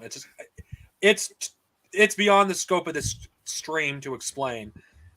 Honestly, I think at some point I should actually explain what communism is, because there's people that are watching that don't understand it. I can't assume everyone understands this stuff. Yeah. But then again, this is about Caleb. Should we move on? At least try to finish this. Yeah, let's go. Shit show. Proletariat is willing to carry out a peaceful transformation. It is rather whether the bourgeoisie will accept such a peaceful transformation. This is the only way in which the followers of Lenin approach the question. So is Mao a dirty, rotten revisionist because he says if we can have a peaceful transition, that's better? I mean, is that a crime? That's all I've ever said, is that it would be better to have a peaceful transition. I don't advocate violence. I advocate a peaceful transition. And if there is a violent revolution, that's because the capitalists won't allow a peaceful transition. Jason, it really Can I grinds my fucking gears. answer? My whole life, people have been telling me that communists are murderers, communists are terrorists, communists advocate violence. But everywhere in the world, there's been a communist revolution. It's only happened. The violent revolution has only happened because we tried to organize peacefully and our democratic rights were suppressed. No shit, Caleb. And every communist who's ever organized knew violence was coming. And of course, the ultra left. Yeah. Leftism, punchism, Blanquism, terrorism have always been rejected by revolutionaries. Why? No shit, Caleb. But wait, hold on. Wait a second, Caleb. You say terrorism is rejected by revolutionaries. Didn't you support a literal terrorist movement in Canada? Yeah, I would also encourage Caleb to fucking read Lenin's work called Guerrilla Warfare, where he literally denounces this idiotic fucking high horse type of mentality that Caleb has against so-called Blanquism, so-called anarchism. It's like, you are a hypocrite, Caleb. You supported a movement that did literal terrorism, terrorized a town, like basically caused havoc to a town's economy, caused a lot of havoc through fucking the economy of Canada. What they did was literal terrorism, and you're gonna fucking say that fucking Jason and the people that support him, and those who don't support him but reject your shit, are ultras? You support terrorism, Caleb, by supporting the Karen convoys. Fucking own up to it, you hypocrite. Fucking lying hypocrite. Yeah, and listen to this quote from Lenin on Guerrilla Warfare, and tell me that this doesn't sound like he's talking exactly about fucking Caleb Maupin. So here's what Lenin says. He says, quote, "When I see social democrats proudly and smugly declaring, quote, 'We are not anarchists, thieves, robbers. We are superior to all this. We reject guerrilla warfare,' unquote, I ask myself, do these people realize what they are saying? Armed clashes and conflicts between the Black Hundred government and the population are taking place all over the country. This is an absolutely inevitable phenomenon at the present stage of development of the revolution. The population is spontaneously and in an unorganized way, and for that very reason, often in unfortunate and undesirable forms, reacting to this phenomenon also by armed conflict and attacks. I can understand us refraining from party leadership of this spontaneous struggle in a particular place or at a particular time because of the weakness and unpreparedness of our organization. I realize that this question must be settled by the local practical workers and that the remolding of weak and unprepared organizations is no easy matter. But when I see a social democratic theoretician or publicist not displaying regret over this unpreparedness, but rather a proud smugness and a self-exalted tendency to repeat phrases learned by rote in early youth about anarchism, Blanquism, and terrorism, I am hurt by this degradation of the most revolutionary doctrine in the world," unquote. He's directly talking about people like Caleb Maupin here. Oh my god. Oh my god, Lenin has a time machine. Literally. And it's hilarious because I think Caleb mentioned all three of those, like, fucking those words too, were like Blanquism, anarchism, terrorism. I think he mentioned all three of those here. Well, Caleb Maupin does support terrorism. Yeah, he actually does. I mean, if he, why would he support the Karen convoy? And don't fucking say, I didn't know what they were doing terrorism. It was only a few bad apples. No. The people of Canada didn't even support it. You're supposed to fucking be for the masses, right? Well, if you are against what the fucking masses of Canada fucking stood against, then you aren't for the fucking masses, Caleb. Yeah, Caleb's divorced from the masses, so are all the dumb fuck Pat socks that follow him. They don't want to. He doesn't understand the masses at all. It's like he wouldn't know what a working class person looks like if he fucking approached them. To him, they're a bunch of dirty homeless people. That's probably what he thinks the working class is. He wouldn't know what they are because when he sees somebody from a distance that might look a little bit working class, he crosses the street. That's why. I mean, holy shit! It's like, fucking Christ. This is worse the second time listening to us than it was the first time. Yeah. Okay. Let's continue. Why are you trying to help the Department of Homeland Security and the FBI shut down peaceful revolutionary organizations that are trying to organize peacefully?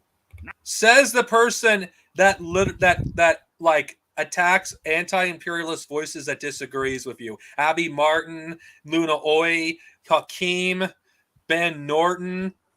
I mean, you're really going to say Jason is helping the CIA and the FBI when you're doing the very thing you're accusing him of? Hypocrite, hypocrite, hypocrite. Or should I say self-projection? It's a bit of both. But oh my God, the fucking irony. The fucking irony. I mean, didn't he say the peaceful protests in Russia were like CIA or something? I wouldn't be shocked if yeah. he did. I didn't hear it personally, but I would not be shocked if he did, to be honest. Like, I mean, good God, the self-rejection is strong. Al clearly in that document is saying, if a peaceful revolution is possible, that's what we want to do. There's nothing revisionist about saying that. That's called scientific Marxism, Jason. And when it's not, Yes, but you took out the entire, basically purposely omitted the entire context of that fucking quote. You fucking lying dipshit. yeah, and we already exposed like the context here. Like the context absolutely steamrolls Jason or fucking Caleb's entire fucking argument. Right, Caleb is not a fucking nasty little revisionist, little slimy little fucking ginger fuck. You fucking, it's like seriously, fucking just stick to your little book club, you fucking cult leader. God.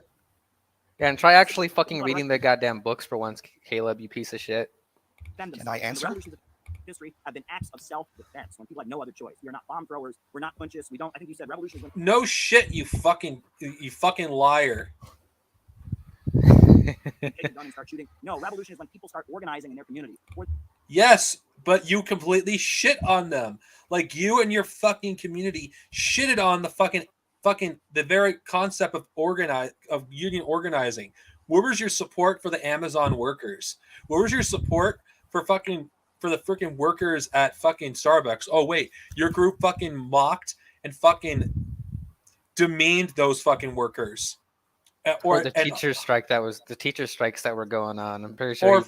I doubt he fucking supported them because or the fucking right wing Haas, fucking Jimmy Dore grift. Or fucking Haas saying fuck union organizing. It's like what the fuck are you talking about? You fucking liar. You're not interested in organizing. You're interested in divide and conquer. You're doing the fucking job of the fucking CIA for them. You fucking dumb piece of shit. Yeah, imagine the mental gymnastics needed to try to say that like people actually doing fucking union organizing are LARPing while you're sitting on your fucking bullshit YouTube and fucking Twitch streams or whatever the fuck, just like LARPing online. Or fucking loser degenerate. Or fucking Marxist Paul, who actually is doing some praxis in his own fucking country, helping fucking the homeless, while you fucking dipshits are just fucking sitting on your asses, fucking starting feuds with people that had no issues with you to begin with. And constantly fucking supporting sexist attacks against Luna Oi, or making up lies like, oh, most communists in Vietnam don't like you. I got called a LARPer because I've donated multiple times to the Communist Party of Swaziland that is engaged in literal armed struggle with the government right now. Not even making this up. That's hilarious. These are the same kind of people that would call people that would give money to BDS as fucking LARP. They'd probably call you a liberal or something if you supported BDS. Yeah, even though fucking most fucking, even though that would basically saying that the like Jewish people and the people of Palestine are fucking LARPers. For real. Anyway, let's continue. Well, For their runs to make a better country, and the grinding gears of imperialism and capitalism get in their way when they have no other choice. Violent revolutions only happen because the capitalists block a peaceful transition.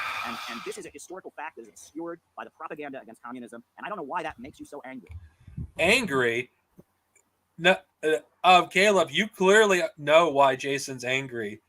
Jason, you're fucking lying in order to make Jason out to be a violent lunatic. It's like, no.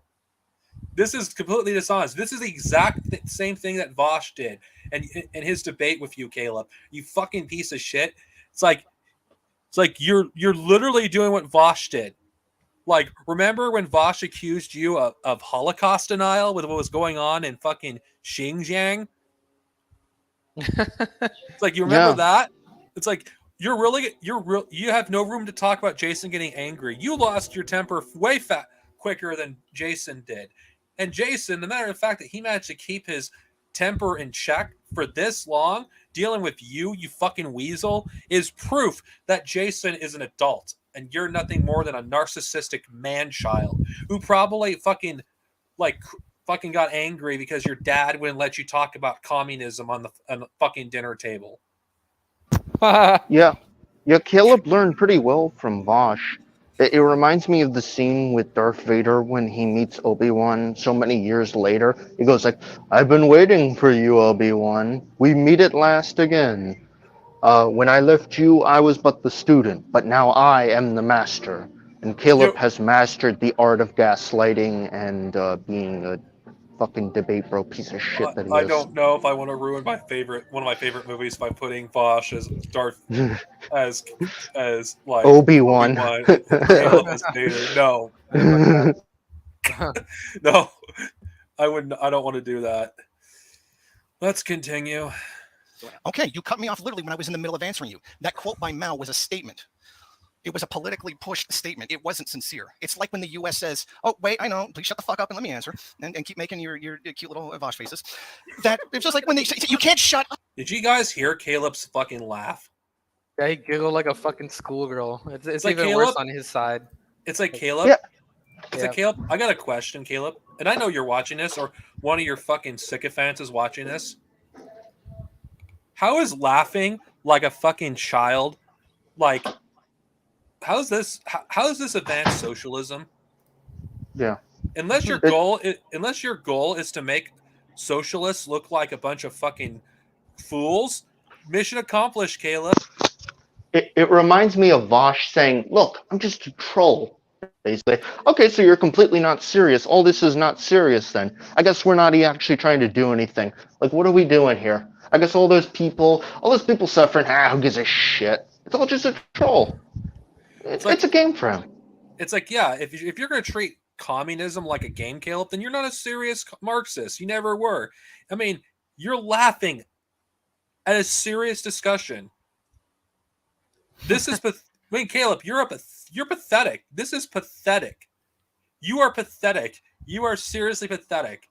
Like, you have it so easy compared to fucking real working class people who actually have to fucking work, who actually have to do shit for a living, and you fucking act like you're so oppressed because, oh my god, someone says something you don't like. I mean, give me a fucking break, Caleb. You're a fucking joke.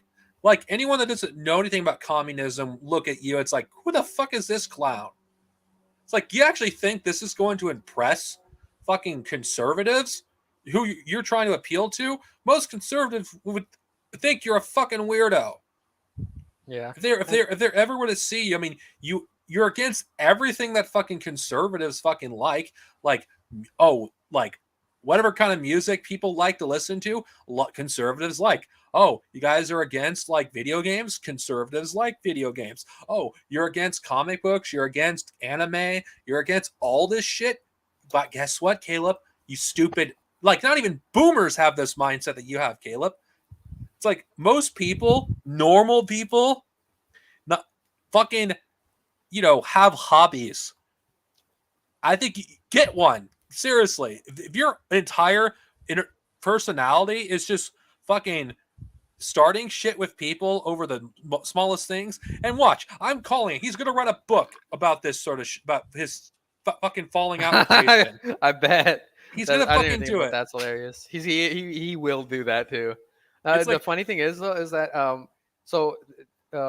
this part of the debate, Caleb literally fucking clipped it out or whatever and said Jason says that Mao is a liar or some stupid shit like that. Which is bullshit fucking framing. What Jason said directly is Jason said that Mao was making a statement, like a general tactical slogan, basically. It's just like a slogan to try to bring people to the side or whatever.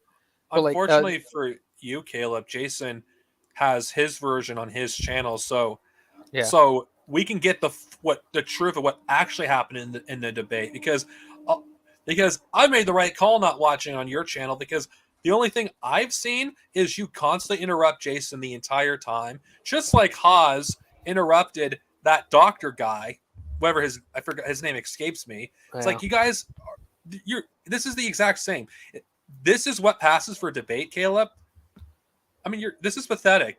Like, I used to think highly of you. Like, one of the reasons I respected you in the first place, because, it's like, oh man, this guy actually presents himself really well. He can articulate his points really well. I mean, that's what I respected about you, Caleb, when I first was introduced to you. Oh, a communist that could actually articulate a point. Man, I actually am into this. Oh, wait, he the way he's actually speaking is actually easy to understand. I mean, the thing is, Caleb, I liked you as much as I like Jason, because I thought you're both solid. But the reason why I prefer Jason over you, because Jason doesn't talk down to his audience, and I've been seeing you increasingly talking down to your audience over the past few years. You talk down to your audience like they're stupid. The way you talk down to Jason, it's almost you're talking down not only to him, but to the people that watch you. It's like, how do you live with yourself? Is this supposed to be appealing to the working class, Caleb? How are you appealing to workers when you talk down to them? Yeah, I don't like Caleb because he tries to like fucking cater to like a petty bourgeois, fucking white middle class, fucking suburbanite crowd, while shitting all over like the lumpen proletariat, and and I also don't like his blatant fucking revisionism, as we've gone over here in this stream. But another thing that I want to say about Jason in this statement here that he just said, where he said like what Mao said there was a tactical like a statement. It's actually correct. So in the work Be Activists in Promoting the Revolution, which was a speech given on October 9th, 1957 by Mao Zedong, he actually says it right here, and this is another pretty damning quote for Caleb, because it literally, you'll see why. So here's the quote from Mao. He says, quote, "Next, we also disagree with Khrushchev and his associates on the question of peaceful transition. We maintain that the proletarian party of any country should be prepared for two possibilities, one for peace and the other for war. In the first case, the Communist Party demands peaceful transition from the ruling class, following Lenin and the slogan he advanced during the period between the February and October revolutions. Similarly, we made a proposal to Chiang Kai-shek for the negotiation of peace. This is a defensive slogan against the bourgeoisie, against the enemy, showing that we want peace, not war, and it will help us win over the masses. It is a slogan that will give us the initiative. It is a tactical slogan. However, the bourgeoisie will never hand over state power of their own accord, but will resort to violence. Then there is the second possibility. If they want to fight and they fire the first shot, we cannot but fight back. To seize state power by armed force. This is a strategic slogan. If you insist, here's the biggest part of the quote. If you insist on peaceful transition, there won't be any difference between you and the socialist parties. The Japanese Socialist Party is just like that. It is prepared for only one possibility. That is, it will never use violence. The same is true of all the socialist parties of the world. Generally speaking, the political parties of the proletariat had better be prepared for two possibilities. One, for gentleman uses his tongue, not his fists. But two, if a bastard uses his fists, I'll use mine. Putting the matter this way takes care of both possibilities and leaves no loophole. It won't do otherwise. Now, the communist parties in a number of countries, the British Communist Party, for example, only advance the slogan of peaceful transition. We talked this over with the leader of the British Party, but couldn't get anywhere. Naturally, they may well feel proud, for as their leader queried, quote, "How can Khrushchev claim to have introduced peaceful transition? I advanced it long before he did," unquote. So Mao here is literally mocking the idea that Caleb's trying to push for, where he's like pushing really hard on this peaceful transition stuff. Mao literally says here that makes him no different from any of the socialist parties. And we know what the socialist parties meant back then. At that point in time, nothing has really changed for the Communist Party of Japan. Yeah, I mean, they don't support revolution. I mean, they're no different from the CPUSA. Yeah, they're literally fucking reformists. So a couple things I wanted to add on, because people might be a little bit confused who don't know like all these terminologies or history. So when he was talking about the socialist parties, He was specifically talking about basically social democrats.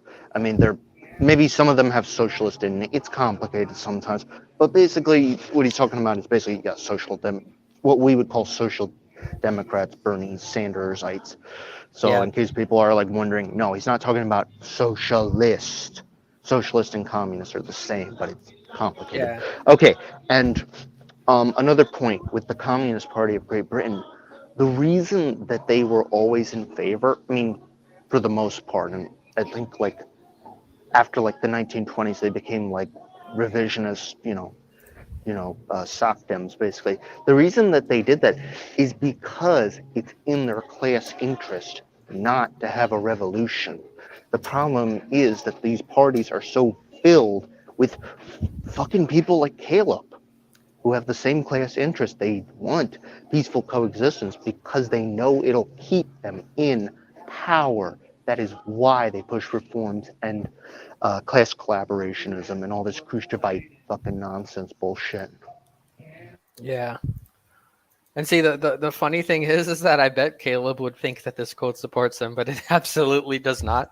Because first of all, I highly doubt that I don't know Jason personally that much, but I highly doubt that he would ever say like, no, we can't even act like we would ever desire peaceful transition. Like, no, I'm sure he agrees logically that any type of like serious communist would prefer there be peaceful transition if it was possible. But he admits, like any principled Marxist-Leninist would, that it's really, really not possible.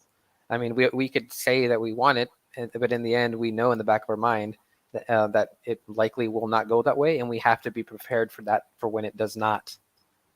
Mao literally in this quote argues against one-sidedness and like trying to fucking only prepare for peaceful transition. He says literally, if you do that, which is exactly what Caleb is doing, there is no difference between you and these like social democrat type of parties. Like you're essentially Bernie Sanders, Caleb. This is the reason why I didn't cover the whole debate, because, mind you, if I did the whole debate, we would still be in the first like 10 minutes. Yeah. There's just so much bullshit to unpack. It's really bad. I watched the whole thing just before I got on. I thought you guys had been like streaming for like an hour plus. I was like, damn, they got far. And it's like, oh, they just skipped ahead. I was like, yeah, it was bad. The only reason I skipped ahead, because to me, I think the most damning part of the stream is the end. Yeah. Absolutely. I didn't realize how far near the end this part was, but yeah, this is the part that triggered me the most. Like, this is such fucking bullshit revisionism on Caleb's part. I think one of the one of the most damning quotes is when he said, we, as in U.S. and Russia, have a common destiny. Like that is some fash language right there. That really is. like, it's like in defense of Alexander. Dude, he knows what he's doing. The only reason I didn't do the whole thing is I don't want to steal Stone's thunder, because Stone's going to cover this whole thing like eventually, and I don't want to steal his thunder. Yeah. It'll be an 18-hour stream, so you can watch and work for a couple of days. 18 hours, like didn't he do that? Isn't the second installment on Falcone General's channel? I have no idea. Was uploading again. I thought they only uploaded like TikTok shorts and stuff. I mean, we still got the culture thugging that we're still going through, and we only got like 10 minutes in. It's like a 2-hour stream. Fucking Christ! Like, all right, we must. Okay, if you guys want, after we cover the end of this, we could cover the part with Alexander Dugin, if you want to. I don't know. Up to y'all. I'm here forever. I mean, I'm here till like 5 a.m. so I can stay for whenever. Okay, let's see what more bullshit we can unpack. Can you? I know you're a great talker. I am trying to answer you. I am trying to. Mao a liar? You just said that Mao was lying. He wanted there to be bloodshed in the streets. He wanted there to be killing. He didn't want a peaceful transition. He was just a psychopath. Oh God, this is just like Vosh. It wasn't a sincere statement. No, it was. The Chinese. He's not saying Mao is a liar. He's saying you're the liar, Caleb. How dare dare you? I can't even fucking answer. I can't answer. You keep muting me as I'm trying to answer. You're talking over me when I'm trying to answer you. Go ahead and answer. Tell me about how Mao wanted violence and killing. No, Mao didn't want it. He knew that's what it was going to come down to. That was a That's what statement. I I'm said. trying to answer you. Shut up. I can't. Caleb. Oh God, this is seriously like immature. You're gonna call Jason a child when you're fucking acting like a freaking like child who's having too much of a good time. Like this is something that a bully does. This is exactly what a bully does. I know bullies when I see one. I know the mentality of a bully, and this is the mentality of a bully. Laughing as someone's getting frustrated when they're trying to make a point. This is pathetic. If I was still a fan, Caleb, I would say this is beneath you, but I'm not. I hold you nothing more than contempt. Like, this is really... I can't believe communists ever took you seriously. Okay, don't. Okay, I'm just gonna wait for my internet to stabilize again before I continue. Oh, okay. I didn't realize that your internet was like fucking up. But Well, yeah, I'm just saying on my end. Yeah, I thought it was fucking funny. Caleb was like, "Tell me how Mao wanted like violence and killing in the streets and all that shit." It's like so stupid. Jason never even said that. Literally, all Jason is saying is that like the conditions for peaceful revolution no longer exist, which is absolutely true, and which the document that you quoted from Caleb literally agrees with. You have no argument here.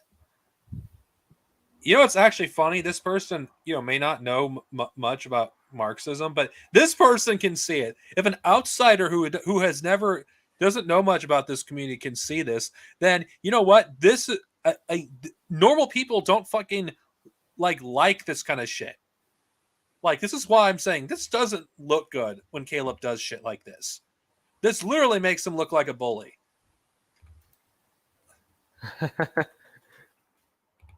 You're not letting me answer. It's a political statement to trying to make it look like he was trying to avoid war when he knew very well that it was going to be war. Everybody knew it was going to be war. There wasn't going to be any peaceful thing, but he was trying to make it look like that he was pushing that. That is done by leaders from every end of the spectrum. Yes, let me answer, please. The imperialists forced a war. There's another statement Forget by Mao it. called Forget Chiang Kai-shek is forcing Forget a civil it. war. That's what he said. Yes, Mao preferred a peaceful transition, and it wasn't possible because Chiang Kai-shek wouldn't allow it. But your notion that somehow advocating a peaceful transition is revisionist goes against everything I just read you from Long Live Leninism and from Mao. No, it doesn't, Caleb. You fucking liar. I mean, we went through this point multiple times already, Caleb. No. Bullshit. I can't believe we've been spending almost 2 hours on the last 15 minutes of this stream. Can't believe it.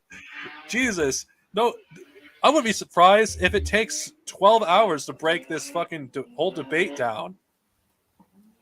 On Stone's part, there's just so much bullshit to unpack. It's like, Jesus. You fucking cut me off and I'm answering you again. And I'm just going to leave. Because you're a fucking coward. You're interrupting. You're constantly interrupting me. And then cutting me off when I try to answer. I was literally answering you when you muted me. Go ahead and answer. Okay, Caleb Maupin, it's just... Did you hear the tone of his voice? Yeah. Like, he's like golding Jason. He was like, he's like daring, like, Jason to, like, leave. That's what it looked like he was doing. He wanted Jason to walk away from this. At this point, no matter what Jason did, there was no way, Jason was going to look good after this. Caleb knew this. In this debate, he was pushing for Jason to rage quit. He was pushing that. Yeah, because he's a dishonest little shit. I mean, he literally started the debate by having a quote-unquote Maoist rebel, in quotes, and he called him Jason Unruhe. Unruhe. He literally, Jason himself literally said, "My name is Jason Unruhe." And Caleb's that's literally what you called me. Exactly. He Caleb should said know it. how to say. He should know how to say his name correctly. He did that on purpose. He knows what he's doing. He's just a. I mean, it was. I knew from the very beginning when he first sent out the tweet that it was just like a little fucking, a little trap, a little like optics fucking thing that he wanted to do and put on. Like, for context, people, I'm going to Yeah. show the beginning of this debate after this part's over. Yeah. First of all, my personal opinion is that that's bullshit and Lenin was wrong. But let's say these are things that Lenin tells people to do that he knows aren't going to work. This is the path we take. And then when it gets proven that there is no peaceful transition, then you go to violence. That's the point. And frankly, I've really had it with you cutting me off and preventing me from answering you, and then talking over me when I'm trying to answer you, because that's the kind of dishonest piece of shit you really are. If this was the last thing to be talked about, I'm calling you a liar. You're a fucking pathological liar. So if that was the last subject that we had to talk about, I think I'm going to go, because you're doing everything you can. Jason. Honestly, even though if I had to be real with you, okay. I mean, there was no other way this could have gone. I think Jason made the right call leaving because it would have gotten worse from here if Jason continued. And I think Jason made the right call leaving before it got really bad. I mean, Jason could have absolutely steamrolled and dominated Caleb if he had actually like prepared this, because I mean, it's not hard to debunk Caleb's revisionist garbage here. Yeah, but here's the problem. Jason didn't have much time to prepare. Yeah. Caleb Maupin, when he debates people, he doesn't give them much time to prepare. Yeah, I mean, there was a And couple of plus, days. and plus, he was gonna mute him anyway, even if he started like dropping quotes or something like that. Okay. If Jason had a week or two to prepare for this debate, things would have been much different. Honestly, I don't even think that Jason would have even prepared, even if it was like 2 weeks, to be honest. I don't agree with that. I know, because if you compare Jason's other debates, Jason did a lot better. Even though this debate is awful, he did better with Richard Spencer than he did with Caleb. I did well in Richard Spencer with debate, but he did better with Sargon of Akkad than he did with Caleb. He definitely did better against Sargon. I agree with that. Okay. It wasn't a great debate. But I'm saying if you compare it to Caleb, this debate, it was leaps and bounds better, because at least Jason was more prepared. This debate, on the other hand, Jason wasn't prepared because, okay, let's be honest here, Jason wanted to debate Caleb. He really did want to debate Caleb, and he was pissed off at Caleb Maupin, and I don't blame Jason for this. When he offered him to debate Caleb, Caleb refused. And he saw this as another chance to debate Caleb. Yeah. And I think Jason let his emotions blind his judgment. Because Jason's better than this. Jason is way better than this. Like we've seen his debates of other people before, and it's nowhere near as bad as this. When Jason has a moderator, Jason does do better in debates. But without a moderator, of course, this is like that with any person that's debating. But Jason's he's not a good debater. He's not. And I love Jason. I think Jason, he knows his shit, but he's not debate material. Yeah, I agree 100%. I like Jason a lot, but he's not a good debater. So I don't know why he would even keep accepting these type of debate things.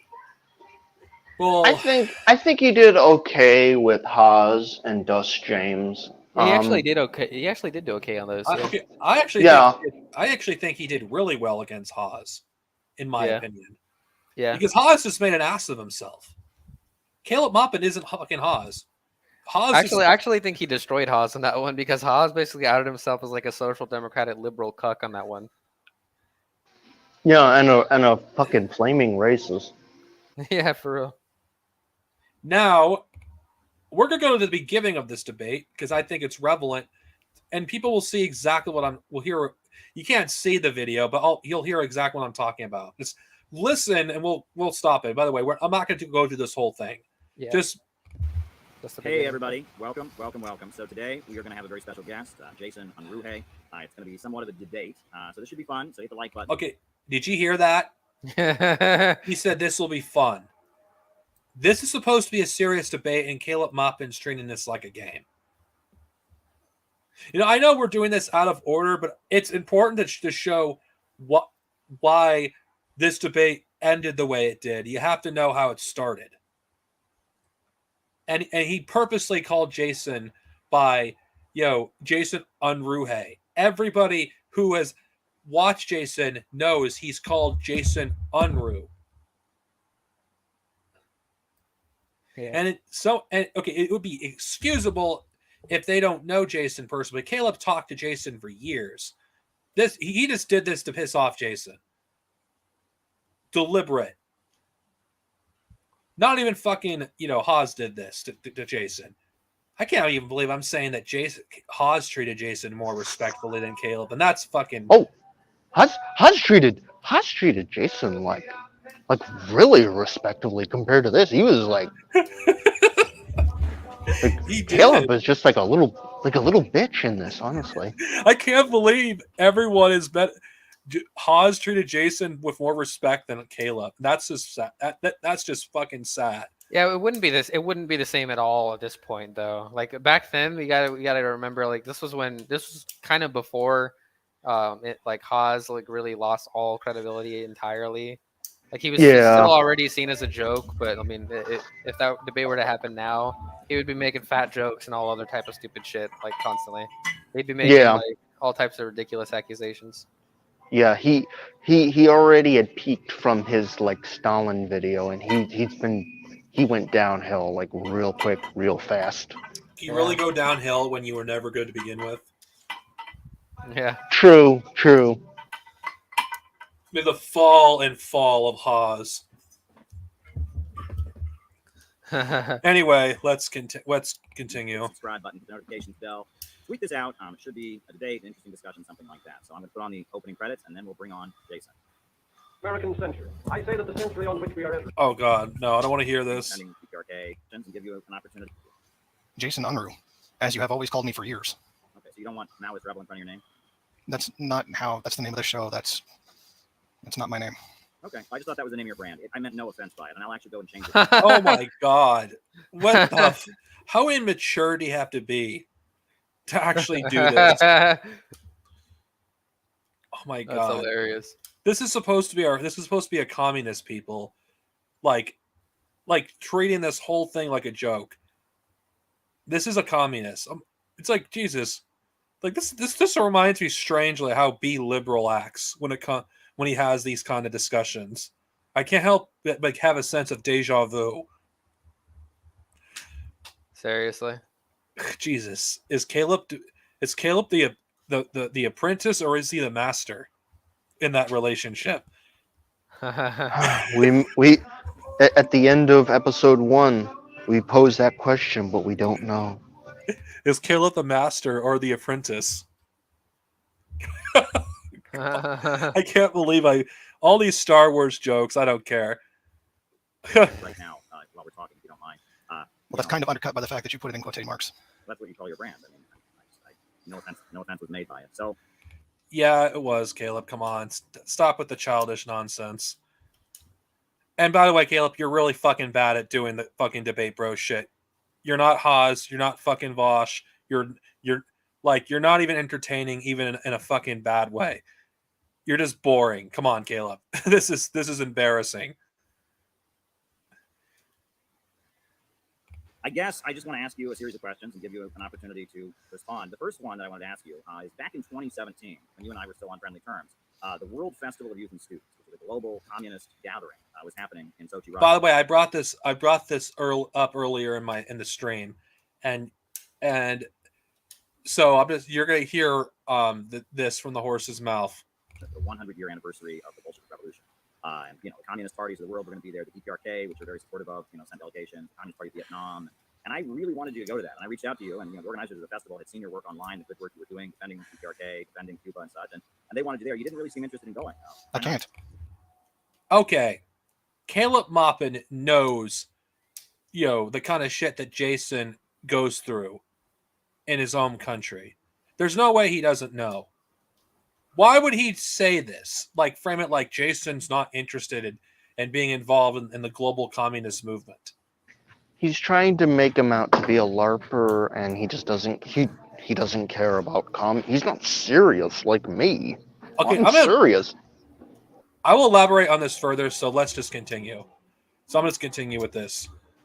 Technically speaking, I'm in an economic condition right now where given a particular relationship and dynamic that I have with the government, I have to report any time that I leave the country for any extended period of time. And that's not something I can do. There's a complicated situation there. Then I don't know what this has to do with my allegedly childish attacks on you. It's almost like you're trying to frame me as a person who doesn't care about the global movement. I really see this has nothing to do with what Jason you come on here for. Recognizing that shit right away. Okay, here's the thing, people. I gotta bring this up. You know how Caleb Maupin at the end of this stream says, "Oh, Jason's doing the work of NATO or whatever." Why would Jason be doing the work of NATO if he is essentially being watched by the government? If he is essentially like they watch everything that he does, like all of his movements are being monitored. He has to report to them.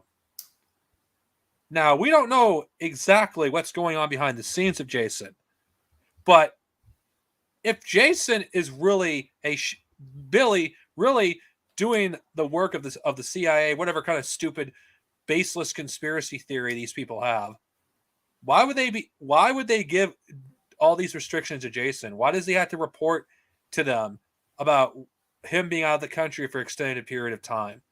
Something's not adding up here. Any thoughts, anyone? Yeah. No, it's a good point. Nothing really to add other than, yeah. It's like something doesn't add up. Caleb Maupin, on the other hand, supposedly an anti-imperialist and supposedly a threat to the U.S. government, can go and leave the country as he pleases. If Caleb Maupin was really a threat, let's be honest, he's not. That he would be under constant surveillance. He'd have to report to the government, every time he leaves the country. He probably wouldn't even be able to leave the country, but he is. So, if Caleb really is a communist, would he be on like the FBI's watch list? Yeah. And I want to add on to this as well. In 2011, Caleb, along with a certain guy named Eric Stryker, were arrested at Occupy Wall Street. Now, here's an interesting thing that happened right after they got arrested. They both drifted towards right-wing fascist politics. They were both originally of the left, but then and they were both, now here's a key point, they were both of Workers' World Party, and they were both arrested the same day in the same location together.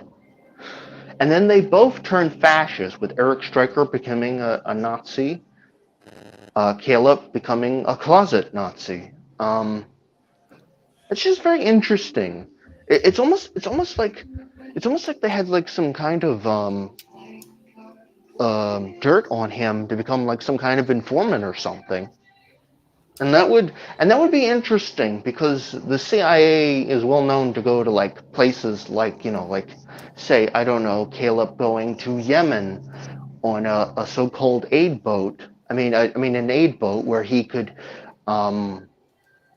easily, get in with contacts, like why Americans would be going around to all these kind of places. It's like, yeah, it's very interesting. That's all I got to say with that.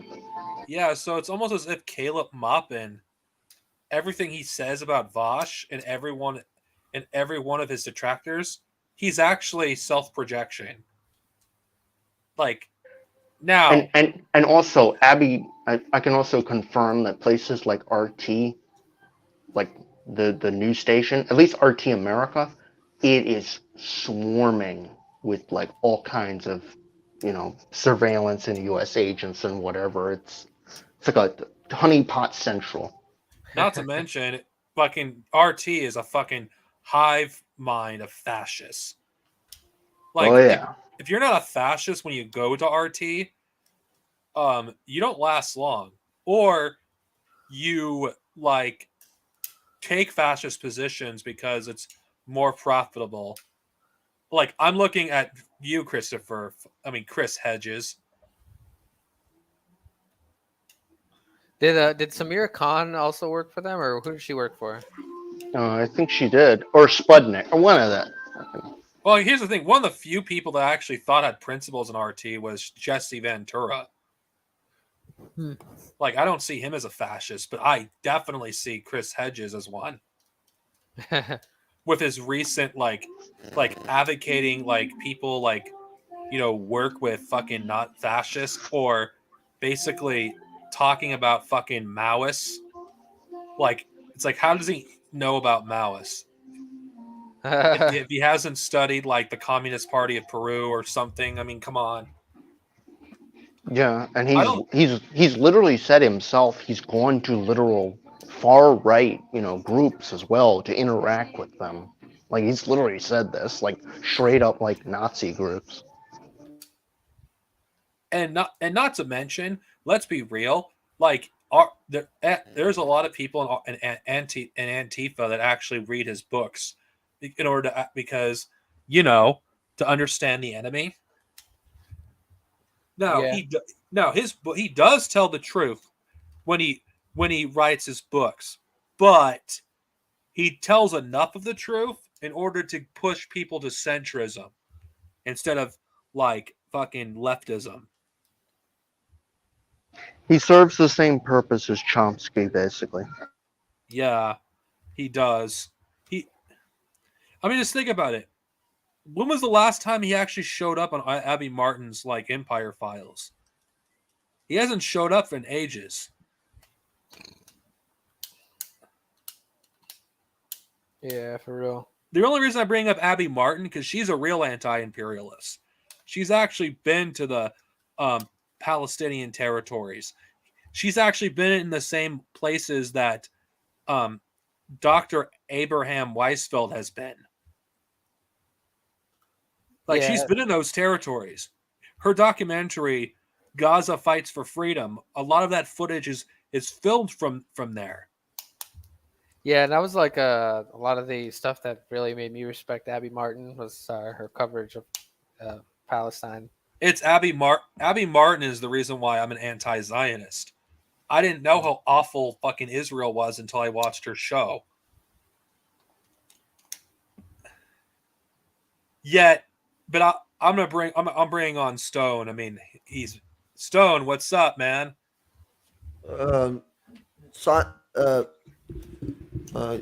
Wait. Take your time.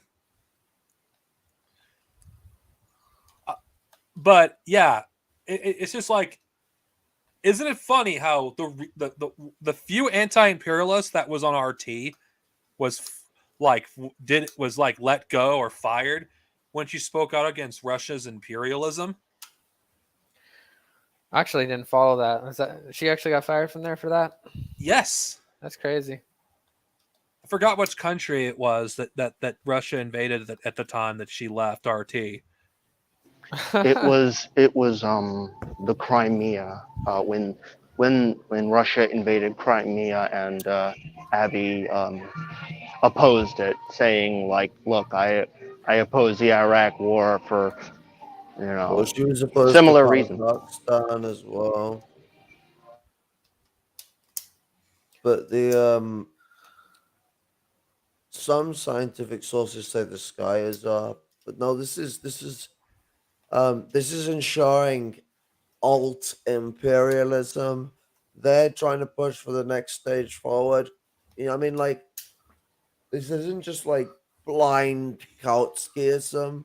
This is very direct hyper imperialist motives. The American empire, anyone in their right mind knows it can't be saved on its own. The only way you're going to save the American empire is through joining up to another empire. Even the British are still debating whether they should go and do their own empire or whether they should join up with the Chinese. So it's like, and the Pat Sox have already jumped onto loving Keir Starmer, which I find interesting considering that guy's a fascist. But that's the game. That's the game with these people. And Abby Martin is an honest person, and honest people are always the first people to get savaged. Look at fucking like the way people like Jason and other people like that are treated. Like it's always the honest people that are thrown under the bus first. Because it doesn't matter whether you're right or whether you're wrong. You are against them, and that's bad enough as it is. And in their mind, because they're individualists, regardless of what's true or not, you're wrong to them, and therefore you're incorrect. And that makes you the worst thing ever. That's their logic. They're Hegelianists. Monsters. Absolutely. And by the way, Stone, I'm not doing the whole stream. By the way, I'm only covering like you traumatized me a bit. I'm like, the stream. I've gone through this whole thing. Oh, okay, here's the thing. I already covered the end of the stream, but I'm covering the beginning because I feel like it's the most important part to a cover for my viewers. And by the way, I don't want to steal your thunder, by the way. You need to cover the bits where he's fucking... So here's the thing. Body language is a very important thing. Now, there's one part of your face you cannot control when you are pissed off. That's your fucking eyebrows. So when you're pissed off, you can try and raise them and all that, but the tense nature of your brow is quite unchangeable. It's not only a thing you can use to tell when someone's angry, but even when someone's lying. So I know a few bits about body language, and so Caleb Maupin, when he got pissed, his eyebrows went into a strict angry face. No matter all the silly faces he was doing with his mouth, whether he was laughing or whether he was shouting, guy had a permanent angry face on. And the first time I noticed it was when it started when when Jason was taking advantage to tell Caleb that he's fucking being a disingenuous scumbag. It really showed when he called her a plagiarist, and it really kicked off towards the end when Jason was just savaging him and slapping him on his fascism, and he could not respond to Jason telling him straight that he'd been slagging him off behind his back the whole time they'd been mates, and Mason Steiner had told him. He didn't even respond to that. He ignored it and went around that issue because he knew he couldn't answer it. Well, okay, long before I got someone else on stream, I actually showed, because unfortunately I fucking watched the Vosh debate with Caleb because I want to be fully prepared to talk about this, and I've noticed a common theme between these two debates. Like, Caleb. Okay, we can all agree that Vosh is a piece of shit. In that debate he had with Vosh looked reasonable by comparison to Caleb. Like, at the end of that debate, we all know what happened in that debate. Caleb fucking really was unhinged. Like, you could tell from that debate that Caleb Maupin was unhinged, like his genocidal denial, what was going on in Xinjiang. And if you like a sociopath. And then when you compare it to his debate with Jason, I can't help but see the similarities. Like, yeah. That debate, he treated that like a sociopath, like narcissistic monster. This is the petty bourgeoisie. This is their game. Mentally ill, and I don't mean it in an insulting way. I mean the petty bourgeois. They are mentally ill. They are mentally stuck in this game. It's not just about capitalism. It's about their power, neo-feudalism. They're the directive of Malthusianism. Even Jason got him on that. Caleb's the one that pushes Malthusianism, and people need to know that.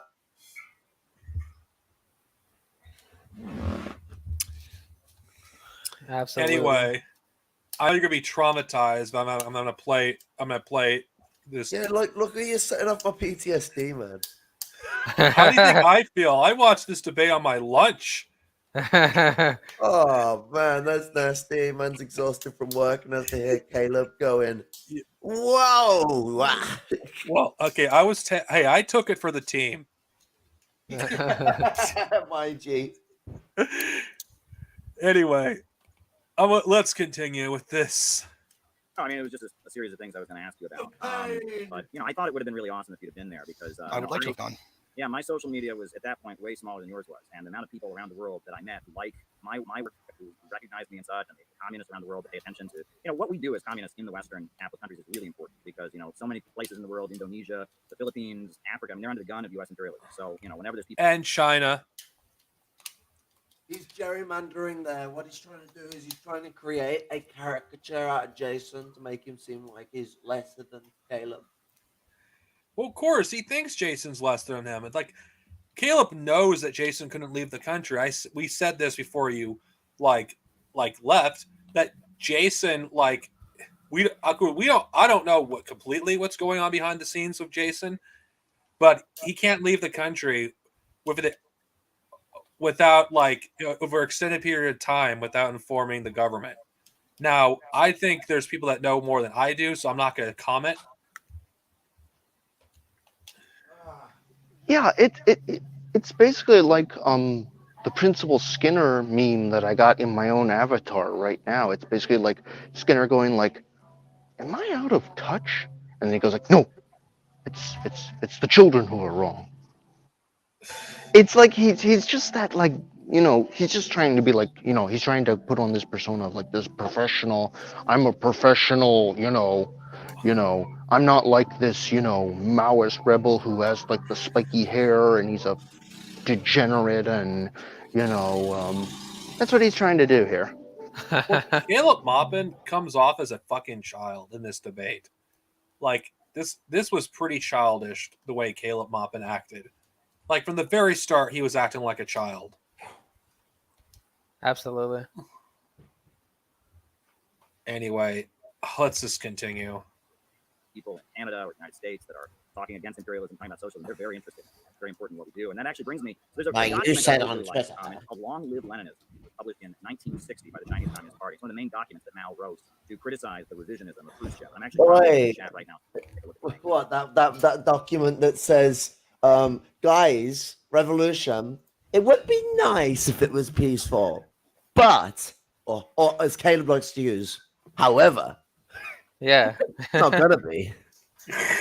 Yeah, we went over that near the end of the debate too, and pointed out we actually read a lot of the document that Caleb was referencing, and pointed out how Caleb's a fucking slimy little revisionist shithead. Yes, Caleb. We all like ice cream. Like they do this all the time on purpose. They have a specific directive. Yeah, I pointed out, and the funny thing is, I showed Jason these quotes, and he posted them on Twitter or whatever. And Caleb's dog shit response was like, "Yeah, but see, they're saying that if peaceful revolution or peaceful transition was possible, then of course we desire it." Yeah, that's not the point, Caleb. The entire point is that the peaceful transition and the conditions that would make it possible no longer exist. So for us to actually push for that as a slogan and a concept is nonsensical. By that same I pointed out that by that very same logic that Caleb is using, we would prefer that there would be a worldwide revolution rather than just socialism in individual countries happening first, So by Caleb's own logic, we should support Trotskyist fucking permanent revolution shit. Wait. No, fuck, mate. We're all anarchists now because we want communism without the socialism phase. Yeah, for real. That too. We're all anarchists now. We would prefer that we could have communism without going through socialism, but that's just not how it is, Caleb. No, they'll actually start calling us anarchists now that we said that. I guarantee you. Yeah. my joke about Caleb being back in time when Lenin was alive, basically calling him an anarchist is finally coming to fruition. Also, you weren't here, Stone, when Lenin was quoting. He had a quote that was pretty much similar to your own quote when you were talking about Caleb, saying, well, if revolution was happening in the third world, and you were like, what do you think's happening in the third world? And then when Lenin was talking about all these social democrats, they say, well, violence. We just can't have violence or any of this stuff. And he's like basically saying, well, what do you think's going on in Russia right now, you fucking idiots? And it was just like it's like verbatim the same exact quote, just like 100 years before. Yeah. So I am spasticated Lenin. Pleased to meet me. Yeah, that's why I love Lenin so much. Like so much of his writings are just like still applicable, still universal. He was so fucking far ahead of his time. He is one of the fucking I get to say this because you aristocrats always do this to poor people. He's one of the good ones. Like really, like petty bourgeoisie. Because he's not just an aristocrat. Like he's petty bourgeois, and you don't get people like Lenin very often in petty bourgeois classes. I am against the cult of personality around people like Lenin, but you don't get people like him very often. Like Che Guevara. Che Guevara is another guy like Lenin. You don't get people like him very often. That amount of empathy, heart, and passion for the struggle. You know who come up with the? I know you guys might, but I'm just saying it more rhetorically towards the stream. You know who came up with the idea of class suicide? Lenin. It was Lenin's idea. And Lenin was the one that said that the paid bourgeois, the aristocracy, they must declass themselves. Lenin, throughout the revolution, when he was in Russia, was homeless. He had no home. He slept with the people of the struggle. He marched through the people of the struggle. This is an old man at this point in time. He can't fight. He can't do shit. He marched with them. You know when it says, the battle is ignite once again as we strike against the bourgeoisie. Lenin's young again as the youth of October march.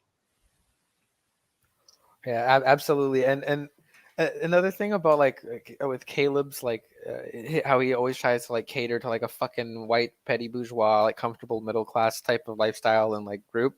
And like while he like demonizes lumpen proletariat, like he has no right at all to speak about like the Black Panther Party, because like one of the biggest things that the Black Panther Party on like one of their documents called like On the Ideology of the Black Panther Party by Eldridge Cleaver, Eldridge Cleaver specifically points out that like a lot of the ideologies of the working class, the regular proletariat or whatever, was that they have a type of class egotism and a class supremacy over the lumpen proletariat, which is completely unfounded, and it literally like degraded the revolutionary struggle in general, because like first of all, like the lumpen proletariat, like they're still part of that class, they're just like more exploited, like they're the lumpen proletariat, they're still part of the proletariat, but it's this like egotism and supremacy mindset that people like Caleb and stuff have over the lumpen, and they demonize the lumpen. That's why I'm saying like for all the people, it's more trustworthy, and like with the concept of like class suicide and stuff like that, like why that is necessary for people that come from like the petty bourgeoisie, and it's really good to have people that come from the lumpen proletariat and stuff like that get into the movement, become revolutionary leaders, because they already have that mindset. They have the mindset where they know what it's like to come from poverty, they know what it's like to struggle, and they know what it's like for all the other people that are being exploited in this like capitalist world right now. So oh man, as a lumpen proletarian, you're singing songs to my heart and soul, and so what really comes in there is that like as well things like revolutionary suicide that came from a lumpen proletarian, intercommunalism came from a lumpen proletarian, a revolutionary intercommunalism. The lumpen proletariat Black Panther Party was cemented through Mao Zedong thought and was the protonic form of Maoism. They kind of were starting it off. They didn't start Maoism, they didn't invent it, but they were like basically there. And then the Peruvian, Filipino, and Indian Maoist movements were the first movements to call themselves Maoist. But the lumpen proletariat are not only just proletarians in all outright nature, but we have a really common connection with our lumpen proletarian and proletarian brothers in the third world and second world. And that brings us a great sense of solidarity. And if you look in the third world, while there is contention between the lumpen proletariat and the proletariat to some degree, the actual main struggle that the lumpen proletariat in the third world has that makes it hard for them to get involved in the struggle is more so involved with their contentions with the middle class, especially the petty bourgeoisie.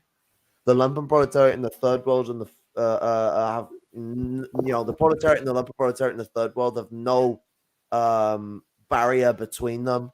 Like there's nothing that makes them a two distinct peoples. They're just slightly distinct societal classifications of their class position based on their capacity to interact with society.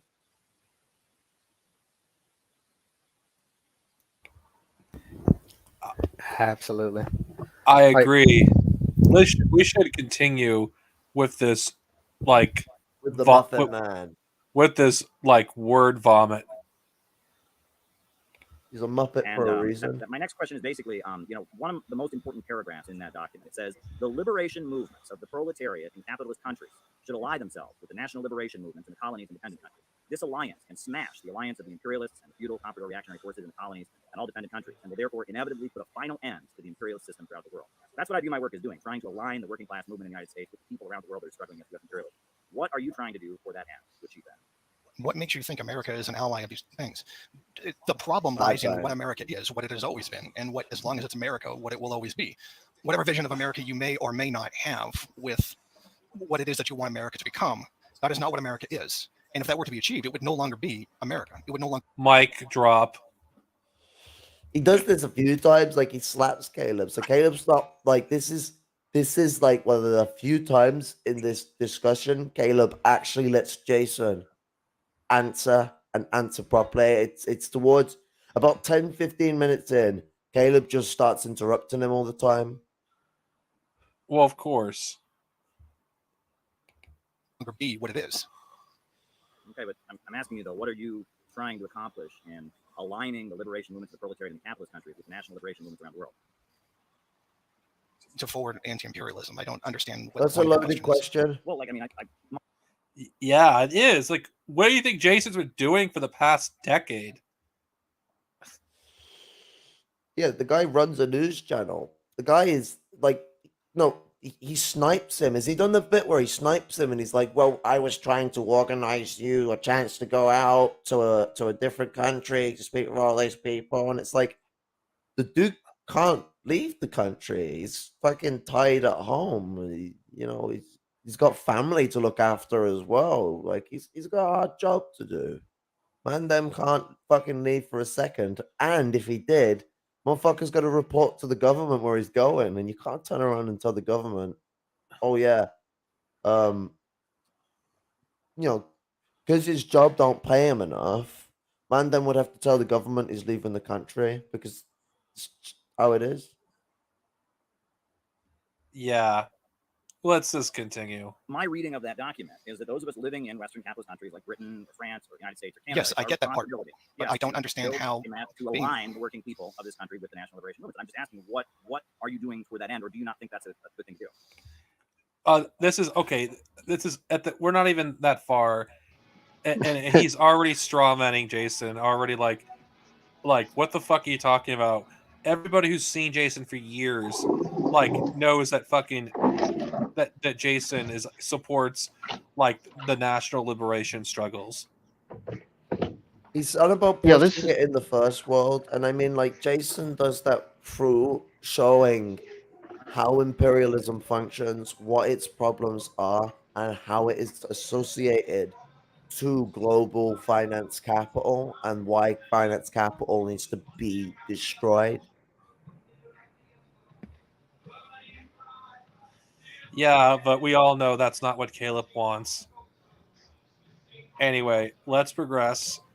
it's funny how this has turned into a criticism, and I will answer your question. I will answer your question. It's interesting that you wanted to talk about my quote-unquote childish things about you. Yeah, it'd be great if you actually did get to that instead of trying to turn it into something where you grill me. This goes back to, again, to your fraudulent accusation that you made against me at the beginning of all this, saying that I was pro-imperialist. You know, it was the last message I sent you on Facebook before you blocked me. You said that I was pro-imperialist, and I called you out to a debate, and then you hid for a year. Okay, well, But to answer your question, I think this is very related, actually. That's why. yeah, and to answer, I think I know. It's the very center of everything that I do. It's the first and foremost and primary contradiction. Let's talk about No, actually, your thing is about America. That's why you're a patriot, talk about that. and that's why you don't support revolutionary suicide. Okay, all right, so Exactly. answer my question, please. By What are you allying doing myself to and align pushing with I'm answering it right now. By pushing the idea of anti-imperialism and not supporting the substance of what America is, not just what America in the form that it takes, but the very substance, the very soul of what it is and what it was founded upon, opposing that, to push an anti-war sentiment, a real one, not a, Trump thought we shouldn't go to war, but that's Burn, it's nonsense because motherfucker, burn. Fucking savage. Mic drop. I mean, seriously. Seriously. When you're not going to push anti-imperialism in America if you're basically portraying like America as the victim of Americans' imperialism when Come on, Americans are not. guys. The bankers. I mean, the corporations. Caleb. Yeah, but Caleb Maupin He does that, like when Jason brings up the bankers later on, he quickly goes like, and the corporations. It's like, but that doesn't change the fact you said cabal of wealthy bankers, cabal being an anti-Semitic word, on fucking Dugan's fucking little Eurasian bum buddy get together. Okay, let's be honest here. What it comes to this, it's like this is so dishonest of Caleb to fucking do this. I mean, seriously, like everybody knows what Jason's positions are. I mean, Jason has been pushing anti-imperialism on a constant basis for over a decade, and not to mention, Jason, unlike Caleb, doesn't fucking make America and Americans the victims of its own imperialism, because Americans are not being oppressed in the same way that the people in the global south are by the United States government. It's fucking outrageous to portray America. This is just another way for, like, the first world people to escape the role they play in the genocide that's going on in the global south. That's just what it amounts to. Like, we can't just like escape like accountability. I mean, I'm just gonna be real here. Like, this is the reason why America is just not revolutionary as a whole. Like, when you're constantly making America out to be like the victim, like, you're not pushing fucking anti-imperialism. You're just pushing like isolationism. Well, I mean, they're pushing alt imperialism, but yeah. Oh, sorry. Do you want to say anything else? Because I cut you off a bit then. No. I just said, just alt imperialism he's pushing. Not really. Isolationism doesn't really exist, but yeah. Bro, I was speaking with Joe the Euro squatter when me and Falcon covered the other half of it yesterday, and Joe got it straight up. So this that's a Muppet. He probably thinks Jesus was a white man when Jesus was as jet black as the night, motherfucker. Like,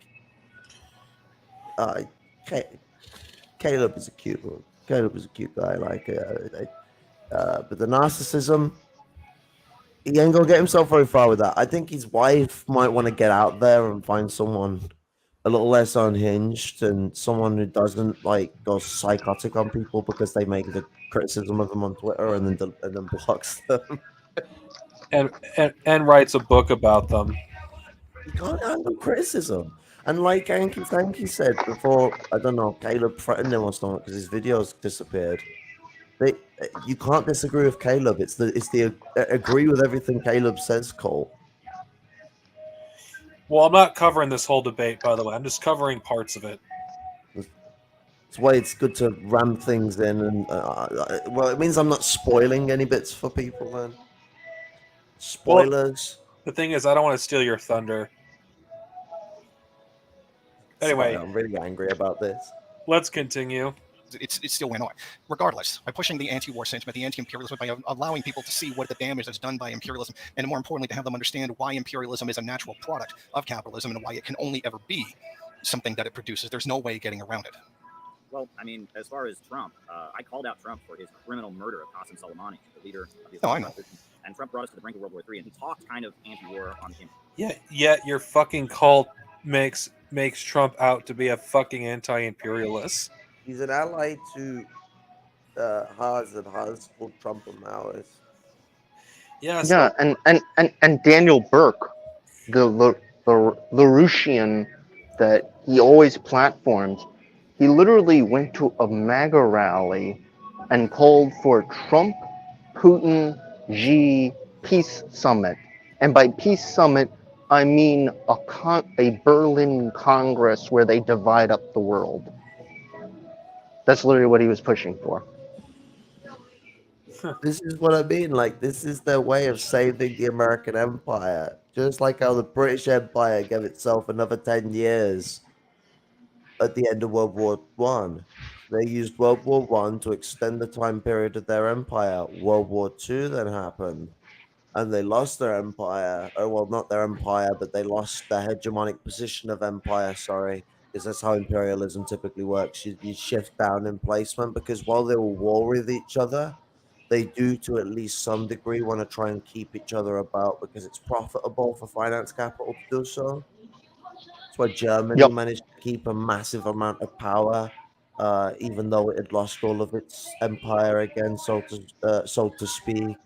The Western powers made sure they kept West Germany capable of being an imperial power again because that's profitable. Yep, same thing for Japan, same thing for Italy. You got to rebuild these powers. So much Italy. Italy's pretty weak these days. Yeah. They're like Italy is better than Greece, but there's a lot of places in Italy that is in Greek situations because of the position that America put Italy in and Britain put Greece in after World War II has left those countries quite stagnant, even though they used to be quite powerful countries.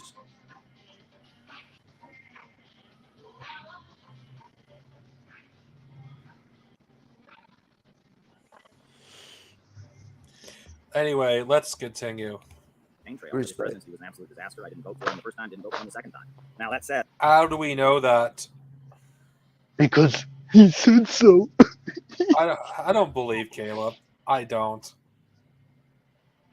But, I mean, in some ways, you might be able to argue that Biden still suck. I agree. So, I mean, as far as that, but I guess my question is, if we're trying to get working people in the Western capitalist countries to see people around the world struggling with U.S. imperialism, struggling against Canadian imperialism, French imperialism, British imperialism, you know, to see the people around the world struggling against imperialism as their allies, how do we do that? I literally just answered that. So, what Chinese imperialism? About it, like making them feel guilty? No, by showing them what it feel guilty. Oh God. Oh God. This gets worse every time I hear this. Good God. This You gotta make it beneficial for them. Think about that. This is like the third time I fucking listened to this section of the debate. Good God. So this is the thing that really pisses me off. No, you don't have to make something that is already beneficial to look beneficial for them for it to end in the sense of economic. Like he's saying monetarily. Like he's saying monetarily beneficial. That's where he's getting his mind at. And that even a lot of us down here in the lower class, the end of imperialism ain't going to bring us shit money-wise. We're not going to get some profile money that doesn't exist. No. Do you know what it'll bring for us? It'll bring us freedom from this horrible system. That's what the destruction of imperialism will bring. And then when that freedom of the system goes, we'll have a system where it doesn't cost a fucking fortune for crap you need. You know, and eventually a system where you don't need money and you don't need vouchers, you don't need nothing. You go to where you need your things, you get your things and you go home because there's no reason why you're going to take too much because you could always go there and get it. You're not going to risk wasting it and you can't sell it to anyone because everyone else can go and get it. And even development of society makes those things always available for everyone. So no one has to go out of their way too far to even get the things they need.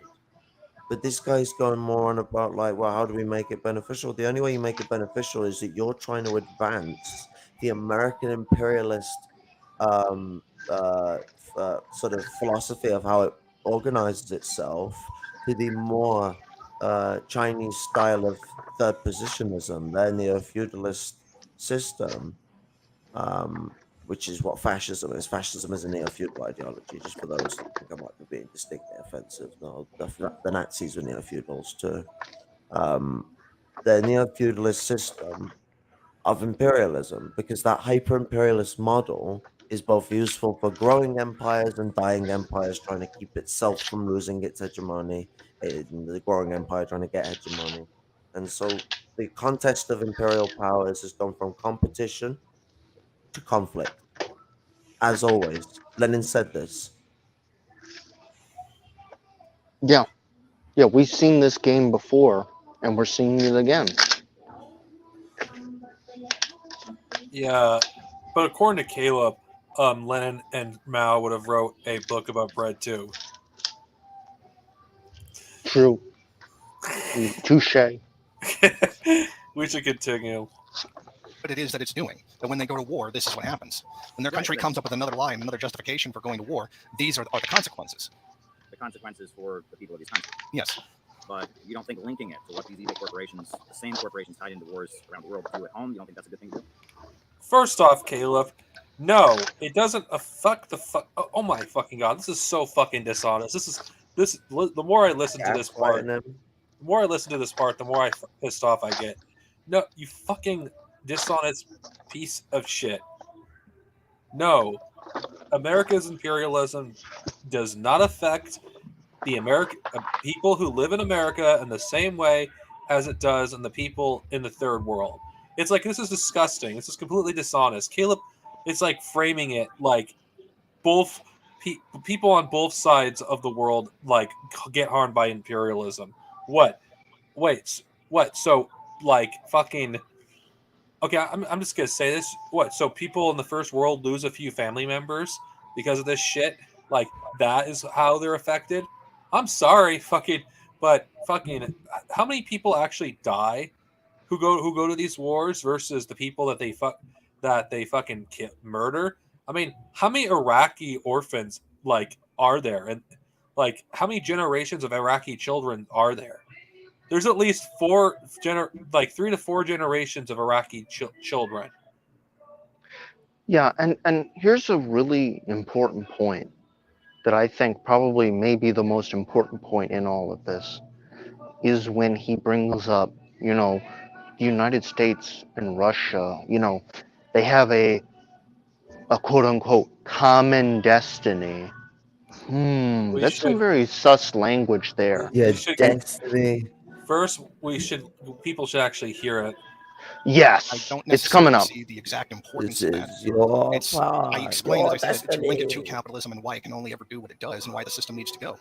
Well, I mean, I look at the fact that, the same corporations that manufacture tear gas that was used against police brutality protesters in Ferguson, Missouri, manufactured tear gas. Your destiny lies with me, young Skywalker. I show that is a way of linking what the Palestinians are struggling against with what the black people in the United States are struggling against by making this, common bond. We're showing that, the big oil companies that are reaping in super profits from these high gas prices are also the big oil companies that have kept Nigeria chronically poor for hundreds of years, despite at this point being the top oil exporting country in Africa, and making those links and showing the same corporations that are hurting American workers are also the same corporations that are pushing imperialism. Pause it a second.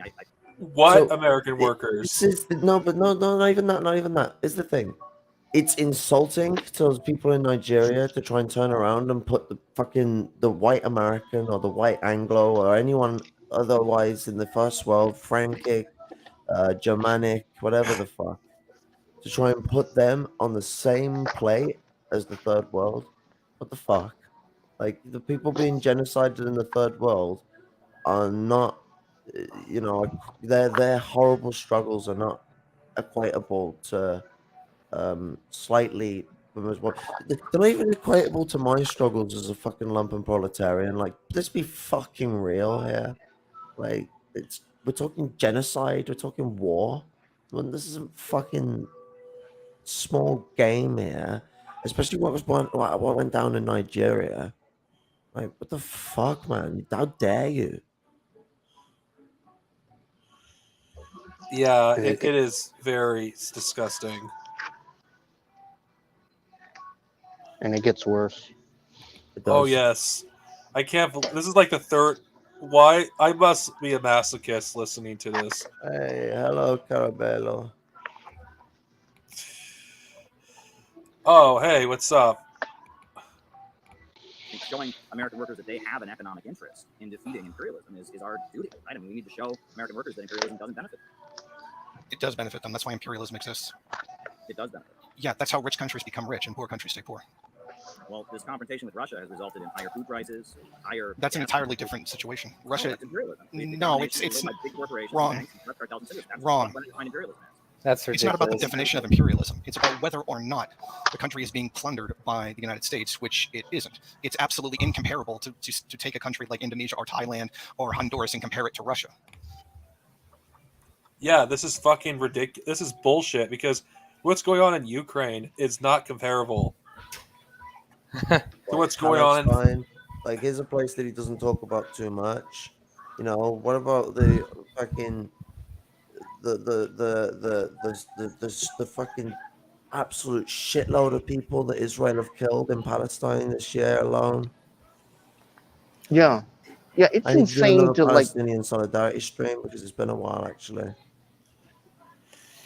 It's insane for him to compare like a few sanctions on Russia compared to like literal genocide in Palestine and Yemen or anywhere else. Nigeria and Also, Yeah. like Caleb's like comparing like an inter-imperialist like conflict to like actual like financial and like militaristic domination even of an imperialist power like the United States against like a third world country, you know, like a Isn't it- colonized country. Like so like for in the case of like Ukraine or whatever, like that's like the inter-imperialist like conflict. Like of course that's gonna have like more nearly an economic effect on each of those countries. But like he's literally denying the existence of the labor aristocracy to deny that imperialism does to some extent benefit the workers of that country. I'll tell you yeah, something but about Gramsci. The neo-Marxists of the 60s always left out. Gramsci said one very important thing about the labor aristocracy and the petty bourgeoisie. They are tied to the hip of the military-industrial complex. He was one of the first people to use the term.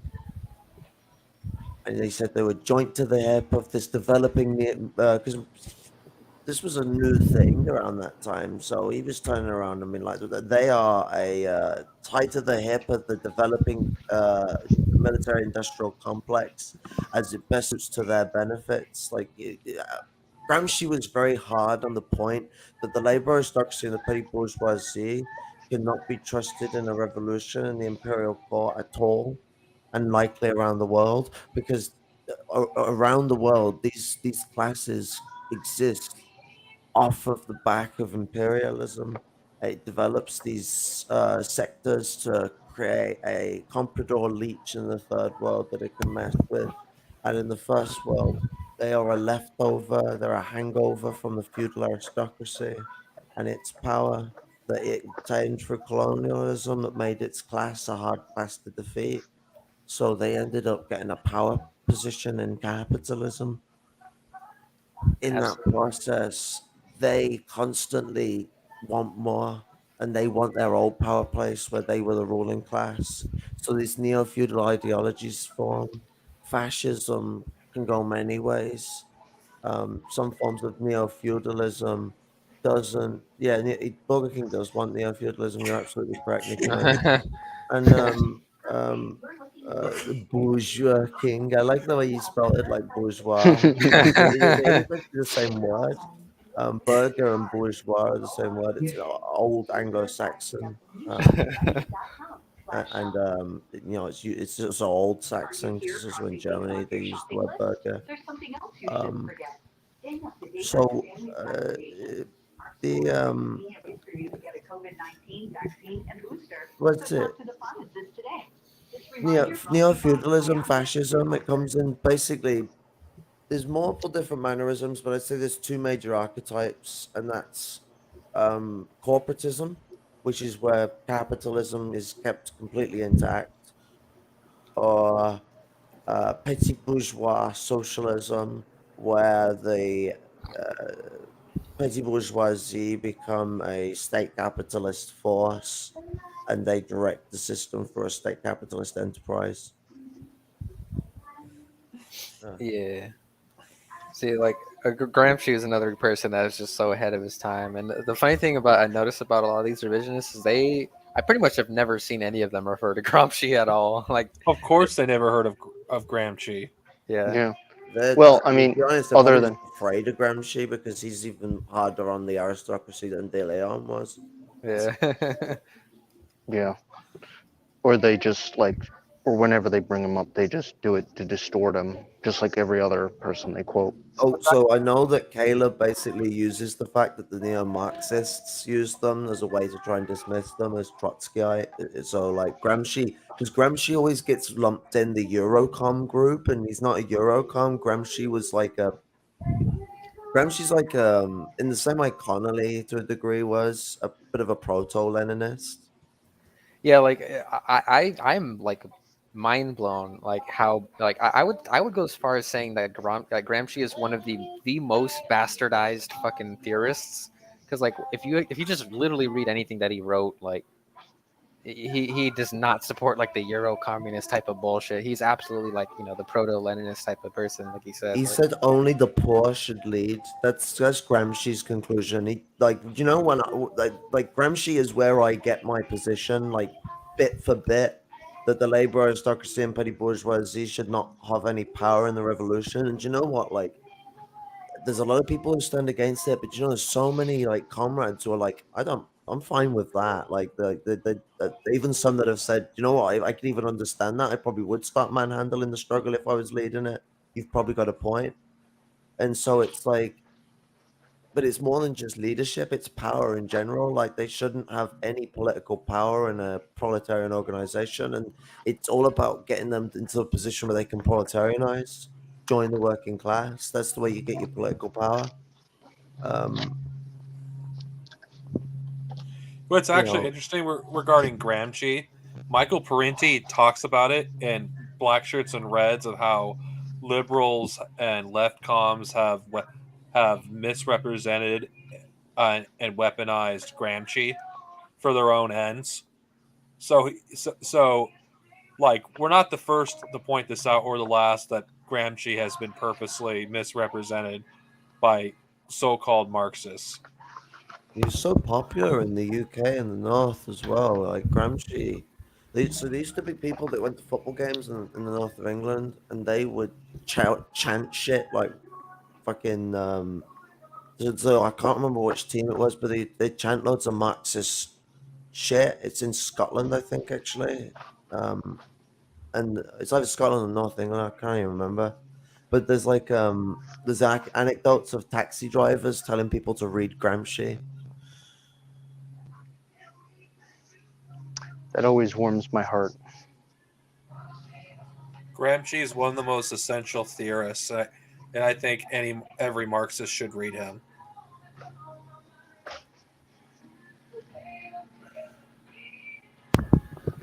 yeah, like, you could just go like. I wish the prison notebooks themselves were like a little easier to find, but like if you find like a PDF of like the prison notebooks, you could just go to any random part of it and just find absolute gems that he wrote.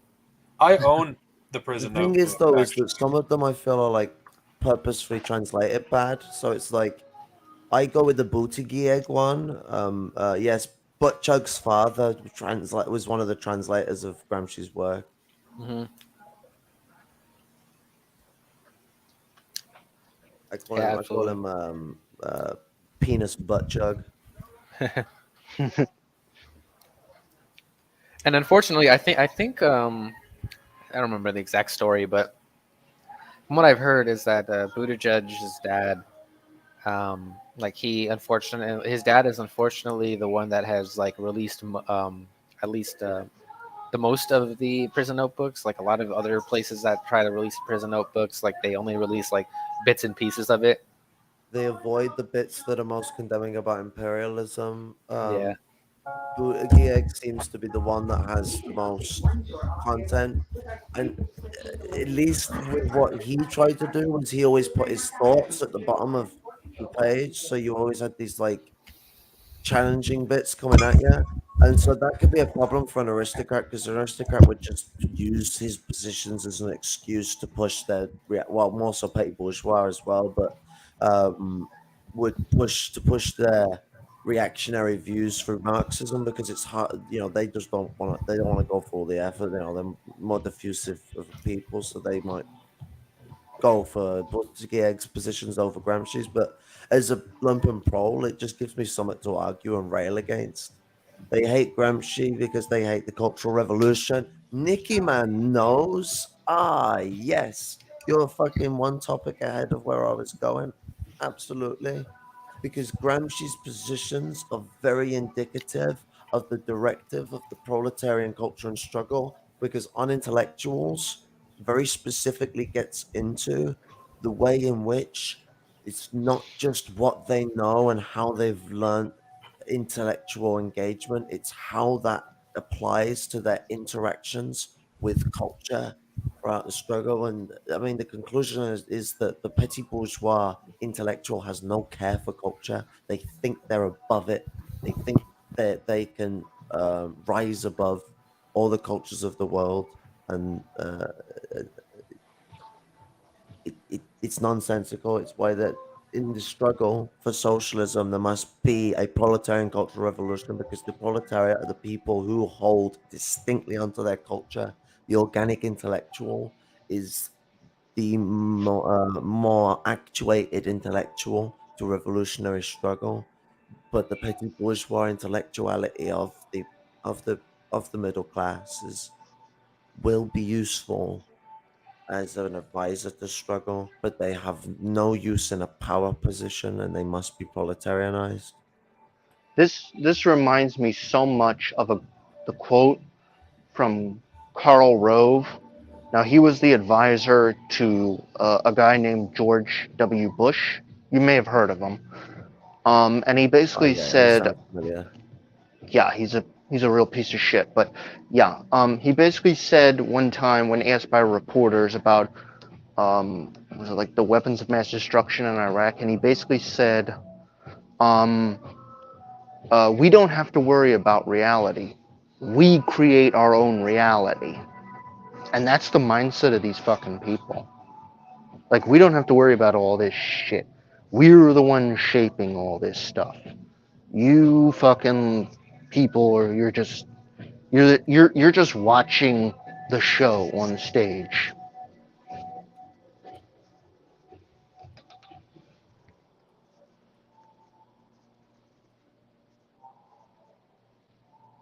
Just letting you know, I'll be back in a sec. I'm just getting some water. No respect, brother. I mean, like, it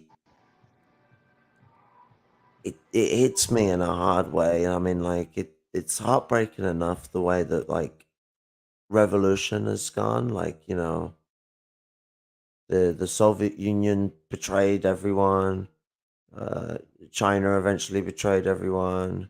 All the other revolutions got toppled over and crashed because of it, if they weren't already having to deal with the Soviet Union or Dengist China manhandling and messing with their society. Um, you know, the um,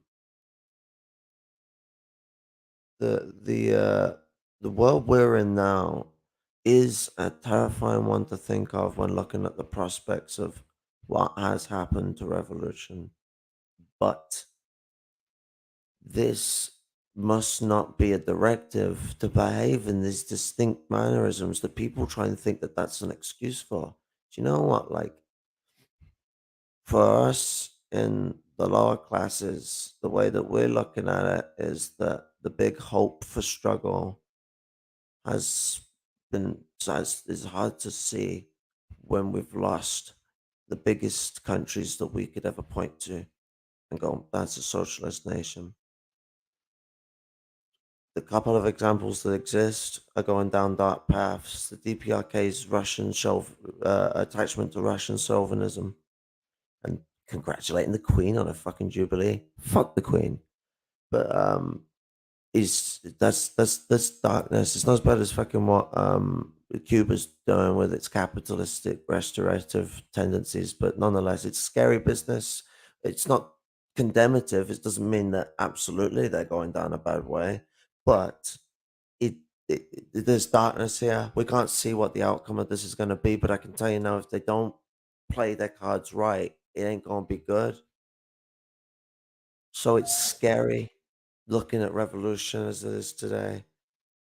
But in the lower classes, we solidify and we look at the future. We look at what we need to do. We look at the anti-imperialist struggle for what it must represent. In the petty bourgeoisie and the labor aristocracy, they use it as an excuse to abandon it entirely and push for reformism and social democracy, which must I use the way social democracy is defined by Comrade Stalin. Social democracy is the moderate wing of fascism, not the left wing of fascism, the moderate wing of fascism. There's nothing more left wing. There's nothing left wing about social democracy. Social democracy is in the same ballpark as fascism. It just plays its game in moderation, and only in the first world. That's where its moderation is. It's kind of only in the first world that it's moderate, because if you look to any social democracy during the Cold War, they were utter savages with the way that they were attacking the third world countries. The British Empire and the French Empire, they were ravaging Africa. It's moderate only to a degree. Social imperialism is a moderate form of imperialism, but social imperialism is not always indicative to a social democracy, because social democracies still require hyper imperialism. And even to a degree, you look at the social imperialism of China, its moderation is dwindling away in the third world. It's starting to get sharper and sharper teeth. Same thing with Russia too. Does anyone here know about the new Maoist movement in China? I know about it existing because I've spoken with Falcone a bit on it, but I don't know anything to distinctly go into detail. I know that there's several different Maoist groups, depending on the region, and I know that uh, a lot of people understand that balkanization is probably going to end up being what will end up happening with China with the struggle, because the way it seems is the West is going to split off from the East with China, and that Manchuria is probably going to try and split away from China too. And I think it's very indicative too, about what we're saying, how we have these revisionists that try to dumb down and dull the revolutionary blade of Marxism here, when they try to either completely distort the revolutionary figures of the past, like Marx, Engels, Lenin, Stalin, Mao, and anyone else, And it's kind of, I think it's very ironic and funny that literally the very first chapter of Lenin's State and Revolution, he already pointed this out too, where he says, quote, "After their death, attempts are made to convert them into harmless icons, to canonize them, so to say, and to hollow their names to a certain extent for the quote-unquote consolation of the oppressed classes, with the object of duping the latter, while at the same time robbing the revolutionary theory of its substance, blunting its revolutionary edge, and vulgarizing it. Today, the bourgeoisie and the opportunists within the labor movement concur in this doctoring of Marxism. They omit, obscure, or distort the revolutionary side of this theory, its revolutionary soul. They push to the foreground and extol what is or seems acceptable to the bourgeoisie. All the social chauvinists are now Marxists. Don't laugh." So that encapsulates exactly what the modern fucking social chauvinists are doing today. All these revisionist motherfuckers that try to basically dumb down Marx, Engels, Lenin, and Stalin and Mao to just common liberals with their bourgeois reformism. I mean, absolutely. But you know what? As one that I'll add to what Nicky Man's got on the screen here. So they actually made the Maoist parties illegal. So there's one thing I do know, and they've sent them underground. They're guerrilla organizations. This could very much create a revolutionary struggle in the next 5 to 10 years in China very easily. I mean, because so the West, anyone who knows anything about China, the West of China is very poorly treated. They build a few cities here and there that are Han dominated, and then the everywhere else is peasant dominated, and they ship minorities from the West to the East to work in factories because they need more and more labor to keep producing because they're doing workshop of the world, chapter 4 of imperialism. Like I like it. China's not imperialism. It's like what do they think workshop of the world is? What do did they read imperialism, or did they just read the 5 points of imperialism? Because they're not the same thing. And Lenin even regretted writing the 5 points of imperialism. He says that was a pointless thing, and everyone just uses it as a way to obscure what imperialism is. Like it's not indicative of what it is. Stop. Yeah, because no country could ever really meet all 5 points. Like it would always be like this amorphous kind of like thing. Like even like the Russian Empire that he called imperious, I think at the time only met like 3 of the points or something. Yeah, it was 3 if I remember rightly. And like so it's like Lenin had to deal with a lot of the problems of petty bourgeois radicalism in the revolution. So when the revolution in October had succeeded, um, these petty bourgeois and like aristocrats are patting themselves on the back for doing the revolution. It's like, what the fuck you on about? You didn't start this. You didn't complete this. You were there. That's it. Like the revolution started in 1905, not 1917, not 1910, 1905, when the workers and the peasants united without any influence from any Marxist or any Menshevik or anyone, and went to the Tsar and told the Tsar what the fuck they want. That's what Marx, that's what Lenin, that's what Stalin, that's what anyone means when they say revolution is organic. The people know the system because they live it every day. Never, ever, ever tell a proletarian, a lumpen proletarian, a peasant, or anyone other that they have to read something like Capital. Capital is meant for academics because they're the only people who don't understand how the system works. A proletarian lives this system. A working class person lives this system every day. They don't need to be spoon fed how it fucking works. Marx literally goes on about what the value of bread is and how that works and how bread works. Like, motherfucker, working people know how bread works. They don't need someone to tell them how bread works. So fucking paid bourgeois people, they got like a butler to go buy them some fucking bread. They need someone to come and fucking wipe their ass when they get off the toilet. They're gonna need to be told what bread works, man. And I don't know, man. I've not read Capital, and I can describe you everything all the way up to fractured lending and fucking the way in which tools of capital are used. The industrial capital is the baseline for how the very pseudonymical high value of finance capital is constructed, because finance capital comes from fictitious capital, and in the modern era, fictitious capital and super profits. I've read Capital. I can already guarantee you that the fucking social chauvinists that are like just always hostile towards us, they have not read it. They have not read a single fucking page of Capital. I don't know why people are so afraid to say they haven't. It's a tomb. I don't want to fucking read it. I'm not an economist. I'm a sociologist. I don't need to.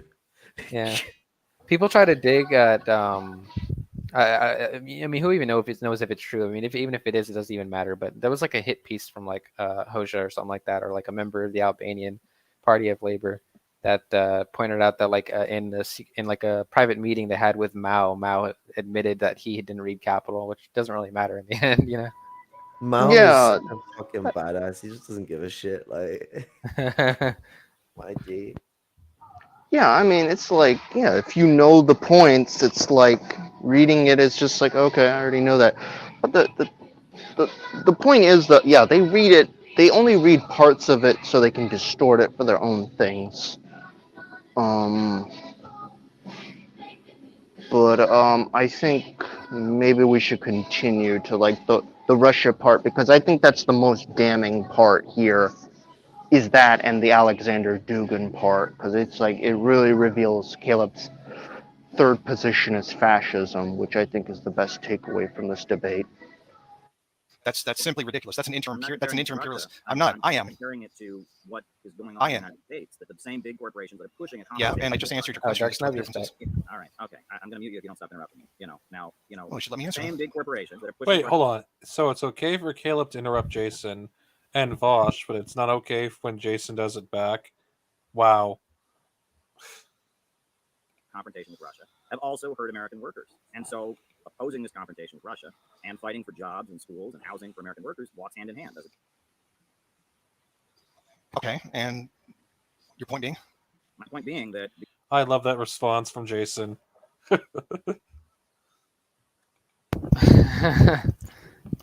Yeah, basically get to the point, asshole. And like, because he's, you know, when someone is strawmanning you or gaslighting you, the best thing to ever do is ask them to elaborate because they're disingenuous, which in the position that they're taking. So it's when you're being disingenuous, you're put back onto the pedestal to reaffirm it. It's hard for you to reaffirm it because you are making shit up as you go along, as well as the shit you've planned to spin. So, you know, Jason's put him in a position because Jason's really pointed out that you can't compare Russia to the fucking third world. these imperialists are not patriotic. They're hurting American workers. They're hurting American. Oh God, we know where this is going. Families. They're setting up a low-wage police state. They set up a prison industrial complex. They're driving down living standards, and they're also pushing for war abroad, and that we share a common destiny. The working people of the United States, their interest lies in standing. Common destiny. Oh God, this. Oh God, this is. Holy. This is your. And let me know when they start doing that. This is. Yeah, that's what I've been trying to do. Your That's what destiny. people have been trying to do. So I don't see what the point of contention here is. Neither do I, and I don't understand why the hostility. But I guess now Because the way you're trying to phrase things. We both agree, based on what you're telling me, that it is our job as Marxists in the Western capitalist country. Your destiny is with me, young Skywalker. And you're struggling against capitalism, and the working people around the world, and they're struggling against imperialism. We agree on that. So we've established a point of agreement. So that brings me to a number. We're here to talk about your statements, and here we go. This is a statement that you made. I got the screenshot. I'm just going to add it here to the screen. So I said, one odd pattern that you notice when looking over the history of Asia is that Christianity, brought by European missionaries, Should we cover this part? Nah, I think we should skip to probably the Dugin part. But yeah, like the whole thing with like his destiny thing, like it's Russia and U.S. need a destiny to keep the third world in check. If you want a neat way for searching for videos, if you get the transcript up, if it's got subtitles, you can press Control F and then just type a word. So it's at the ... thing. So scroll up. The ... next to the share button or the save button. Sorry. All right. Near where it says downloads and subscribe and all that, there's like 3 dots. Okay, I'm used to seeing this on my phone. Okay, show transcript. Yeah, show transcript. Oh, no, it's all right. Like I get lost with these things. And scroll up. It'll be upwards. There it is. And then if you press Control F. See. Or you can just scroll. That's all right. It's not a problem.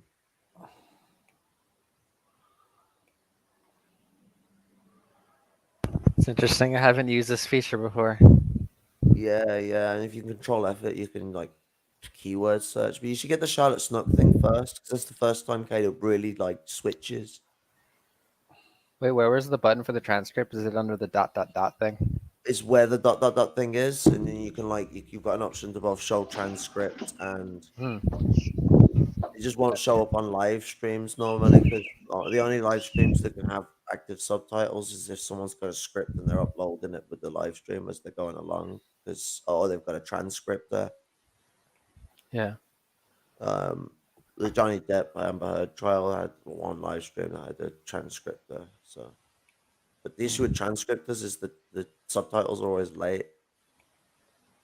Like, do you know what the worst thing is? Is like even though deaf people can't hear because they know how lip movements work, it's still gonna really piss them off in the same way it pisses you off if you can hear it. That's the fucking mad thing about like transcripts being out of time, like Yeah. sync, like like. You found the Dugan area right here, huh? He's talking about Dugan around this time. You got a friend in Dugan.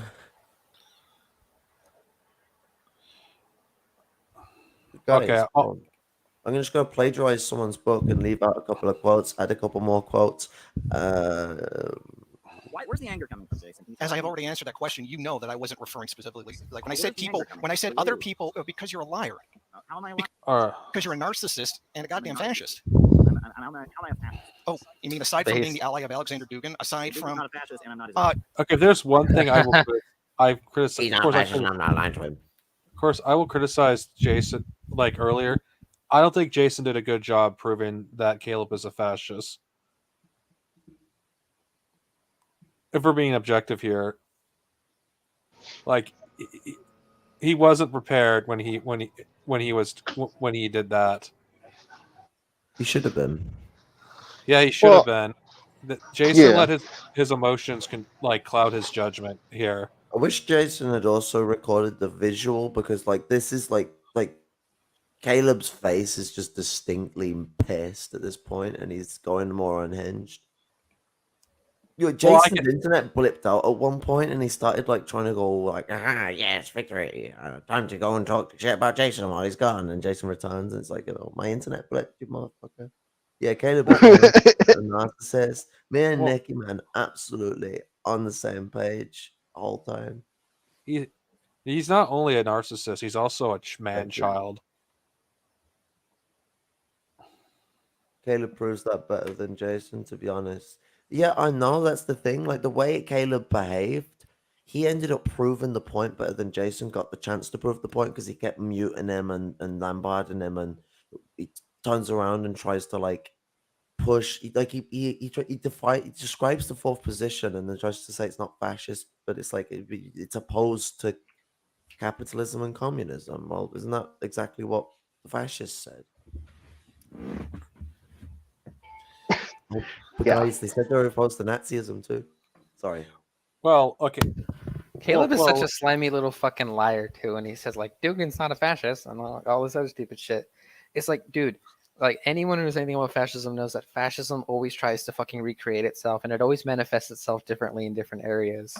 Like for Dugan to say he's not a fascist, like literally, if you actually read his fourth political theory, he's not like criticizing fascism as like it being bad. Really, he's like his main critiques of it are just like, oh, like they were too racist, you know, that type of thing. But like literally cultured thug. Yeah. He speaks of it like he's on the same bench. Like he's like, well, it had its problems. That's what I would say about my own ideology, not fascism. I say fascism is, bankrupt and should not fucking exist. Yeah, for real. Like, because I've cut you off like twice now. Oh, sorry. No, that's okay. I don't mind being cut off. But anyway, what I was saying was, it's the same fucking argument the cultured thug make. The same fucking one. Like, they just made some mistakes in Ethiopia or whatever. It's like the same fucking arguments. It's constructive criticism. Yeah, absolutely. Because it's the same way we talk about like Marx and the lumpen or something like that. It's not like it's not like we're like saying, oh fuck Marx, let's burn some statues or something like that. It's like, it's like. What's it though? I will say this: it's like a Maoist, and I'm a Maoist third worldist, but Maoist is multipolar Maoist, so I ain't got a problem with that. I don't mind having to share the same bench with the Maoists, and because the fourth stage thing is not too much of an importance to me. Like that's just, I'll let that be debated by the people who are more bothered about that core principle. But core discussion, that polemic, that's the word, polemic. But the way I look at it as a Maoist. Find me a Maoist. The motherfucking likes Marx. Like Marx is a fucking douchebag. Like everyone I know is a Maoist is an Engels guy. They like their Engels, they like the Stalin, they like the Lenin, they like the Mao. But Marx is just a no because he's not only is he bashed over everyone's head, he is actually a bit of a snobby, disrespectful dickhead. And even though there is parts where he says you should still work with the lumpen proletariat, he kind of does what a lot of white people do today, where it's like raise them up into the proletarian consciousness rather than acknowledging that they have proletarian consciousness, which is really where a lot of these people who dismiss the lumpen proletariat come from. They try and say that they've got to be raised up like that. So Marx really is still saying the same shit they're saying. He's just saying it nicer. And you can't fall for everyone. It's just somewhat slightly nice, especially when he will quickly turn around and summarize the lumpen bourgeoisie as lumpen proletarians, along with lumpen proletarians. He just smacks them all together into one homogeneous group. And so Marx is a disrespectful motherfucker. Oh yeah, I will say that I like Marx's historical work. That's not bad. Marx was very poetic, so when he talks about history, it's fun. I like a poetic take on history, but so long as it's still historical and materialist, and Marx is vulgarly historical materialist, not in a bad way. I'm just using that word to be eccentric. But Engels is a better theorist. So if I'm gonna go for theory, I'd rather go for Engels because Engels, well, I mean, he had some bad ideas about the lower classes himself, but when he got engaged and with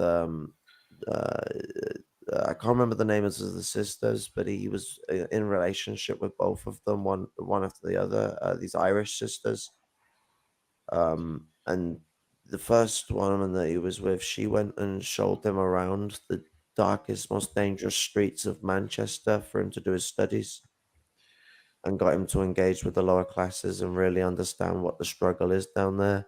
And this is where the quote where he says, I think it's like, give me 2,000 or is it 200? I can't remember. It's like 200 or 2,000 Irish men and women, and I will take the I'll take down the monarchy in I can't remember what was it, like in a weekend or something, or in a month. I don't know. Like he said something like really based. I have it somewhere on my fucking computer. I think it's give me 200,000 Irishmen and then I could overthrow the entire British monarchy or something like that. That's the one. Chad Engels, absolutely, Nicky, man, right on. I think we should get to the juicy parts of this. The succulent parts. Oh God. Yeah, Alexander Dugin is a fascist. No, he's not. The guy who yeah, I did read it, by the way. Okay, so I can't answer once again. This is an important point. The fourth political theory that Dugin invented is inherently anti-fascist. It is contrary to both fascism and communism. Dugin was a founding member of the Russian Oh, we don't Communist get to Party. see Caleb's short shorts in this stream. Party, which was led by Edward Oh, yeah. who was openly gay and wrote punk rock novels. He was considered very liberal in Russia. And then Dugin left and he has something called the Eurasian movement. Now, Dugin opposes both fascism and communism and considers them to be Western ideas. And I don't agree with Dugin. The He rejects Your progress. Asian movement. You can't just call He rejects people like communism. that. I'm in Like, it's favor a bit of communism. offensive. He is against gay marriage. I'm for gay marriage. He's I against mean, abortion. they're Asian. Wait. You're for gay marriage. Didn't you like support the Don't Say Gay bill? He did. He said that the Don't Say Gay bill was necessary for society to stop, fucking like, what was it like? He said like the right wing thing where they're like they're forcing it on the children. Yeah, some basically, shit like like, that. It was stupid. yeah, propaganda nonsense. It's all. the thing. I didn't prep Jason well enough. I should have prepped him on these two things because, like, so I was only requested to prep on Dugan. I did not get in. Well, I did get in a couple of other things that weren't related. But I forgot about these other side notes. Like, I should have told him to go on about how Caleb literally said that Jason was going through 4chan to get Antifa against him. That's funny. No, it's like he supports the "Don't Say Gay" bill. It's like, how the hell does he support gay people if he supports that? Well, don't say gay, man. You offend Caleb. Okay, it's his actions speak louder than words, and he clearly doesn't support them. So let's bring up what he said and go by it point by point. Okay, so Alexander Dugin apparently was a founding member of the Communist Party of the Russian Federation, and the Communist Party of the Russian Federation is third position as Nazi Party. Now also the one guy who was part of the National Bolshevik Party was gay. Like, okay, and Yeah, that's irrelevant. I actually didn't know Dugin was involved with the creation of the KPRF, but that's not surprising to me, considering the KPRF are literally just controlled opposition who support their own imperialists. So Let's continue with this juicy stuff. I'm for abortion being legal. Dugin and I Wait. agree on Western capitalism and imperialism. Wait. Abortion being legal. Then why do you support the overturning of Roe v. Wade then? and the guy who he literally like is endorsing in this fucking debate as well, Keaton Manspread, he also supported the getting rid of Roe v. Wade. So does fucking Haas. He supports it too. It's like, what the? It's like, you fucking lying piece of fucking shit. I swear. The more Caleb hates Antifa is pretty much evidence enough. it's like, I'm sorry, but this watching this debate is just pissing me off. The more I fucking listen to this, he's such a fucking liar. Oh my god, fuck. I can't believe I watched this on my lunch. Jesus, I was pissed off when I finished it, and I'm even more pissed off just listening to this. Mate, this is why I'm so fucking anti fucking petty bourgeoisie. They're such scumbags. Fuck them, man. Oh god. Like, there's a couple of good ones here and there, sure, but fuck the petty bourgeoisie. They can suck on turds. So what? Ernst Röhm of the SA was gay. That doesn't mean anything. Being a fascist. Or anything. yeah, being a fascist. this is identitarian chauvinism, basically what he's doing here. He's weaponizing, identity for his own ends to beat down said identities, literally. Ed, you're right. This debate was a waste of time. It was pointless for Jason to even do this in the first place. But I got to have a great fucking engagement with Nicky Man. Nicky Man's on fire. Like, every time he says something, he's just speaking my mind. He's tapped into the fucking ether. If he wants to come on, dialectical materialism. This is what I mean. Like, people must always be dialectical materialists, because that's where we all start coming to the right answers and the right conclusions. And if he wants to come on, he's welcome to come on. Do you want to come on, Nicky Man? Yeah, you're welcome to come on. Like, it's open. All brothers and sisters are allowed. Yep. Or you can watch The Neighborhood for us in the comment section. The MK Ultra drug cult, though. So. Yep. I guarantee you, Mao fucking bunned hard, though. So. All right, let's get to the juicy part. I was happy to sit down with him. I'd be happy to sit down with any anti-imperialist. That is my job, as we talked at the beginning of the debate. My job. Wait a minute, why have you never once sit with Abby Martin, one of the biggest anti-imperialist voices? What's really anti-imperialist of Dugin? Supporting an invasion of Ukraine and arming nationalist groups and giving them nationalist flags that have Russian imperialist symbols on them. It's like, seriously, you anti-imperialist voices. Oh, Mickey Man said yeah. It's like, why haven't you never appeared on Empire Files, Caleb? If Are you on Discord or something so we could message it? Yeah, or should we just drop it in the chat? I'll just drop it in the chat. Well, what's it? If you're free, Adam, you can come on too, mate. Although it's probably like 3 in the morning where you at. Yeah, it is 4 a.m. where you're at. So. Hey, I'm all about like getting new voices on here. Yeah. I mean, I on my channel, I need to get like I want to do a channel ad where it's the song voices of the voiceless, because like that's sort of my process. What I want to do on my channel. I want to give the platform to the little guy. Well, we all are little, but everyone here is smaller than I am, so I want to give everyone here a chance to actually speak. Yeah, the limit in the thing is 6. Because we're fine. What's it? We need to work on like an MRN cross fund to get you a device that could run OBS so you can do more streamlined streams. I could probably run OBS on my computer. It's just StreamYards. I just don't do like long streams often. No, OBS is just easy. Like it's just as easy. Because you just have to add people to a Discord call. And when you press start recording, it's exactly the same screen where you put a title and a description in. But you have even more settings, and you can put low latency on if you've got quick enough internet, and so the delay that happens doesn't occur as much. Well, my State of Star Wars podcast that I did before that thing happened, most of those podcasts were recorded on OBS. Oh, I see. You probably watched the Rise of Skywalker podcast I did. That was done on OBS.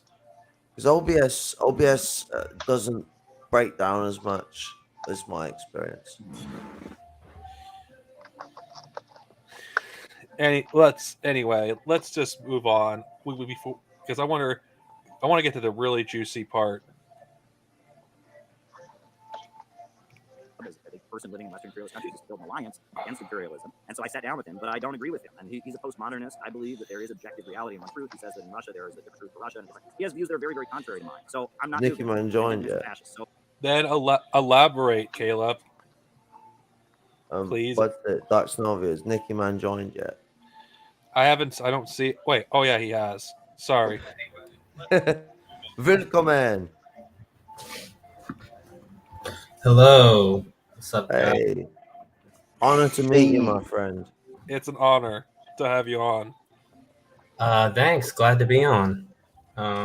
Actually just discovered your channel, Dark Synovia, because I actually got it recommended, the stream you did about, like, I think it was a few weeks back, about the Pat Sox. So Socialism for All recommended it in his like community tab, so I found it.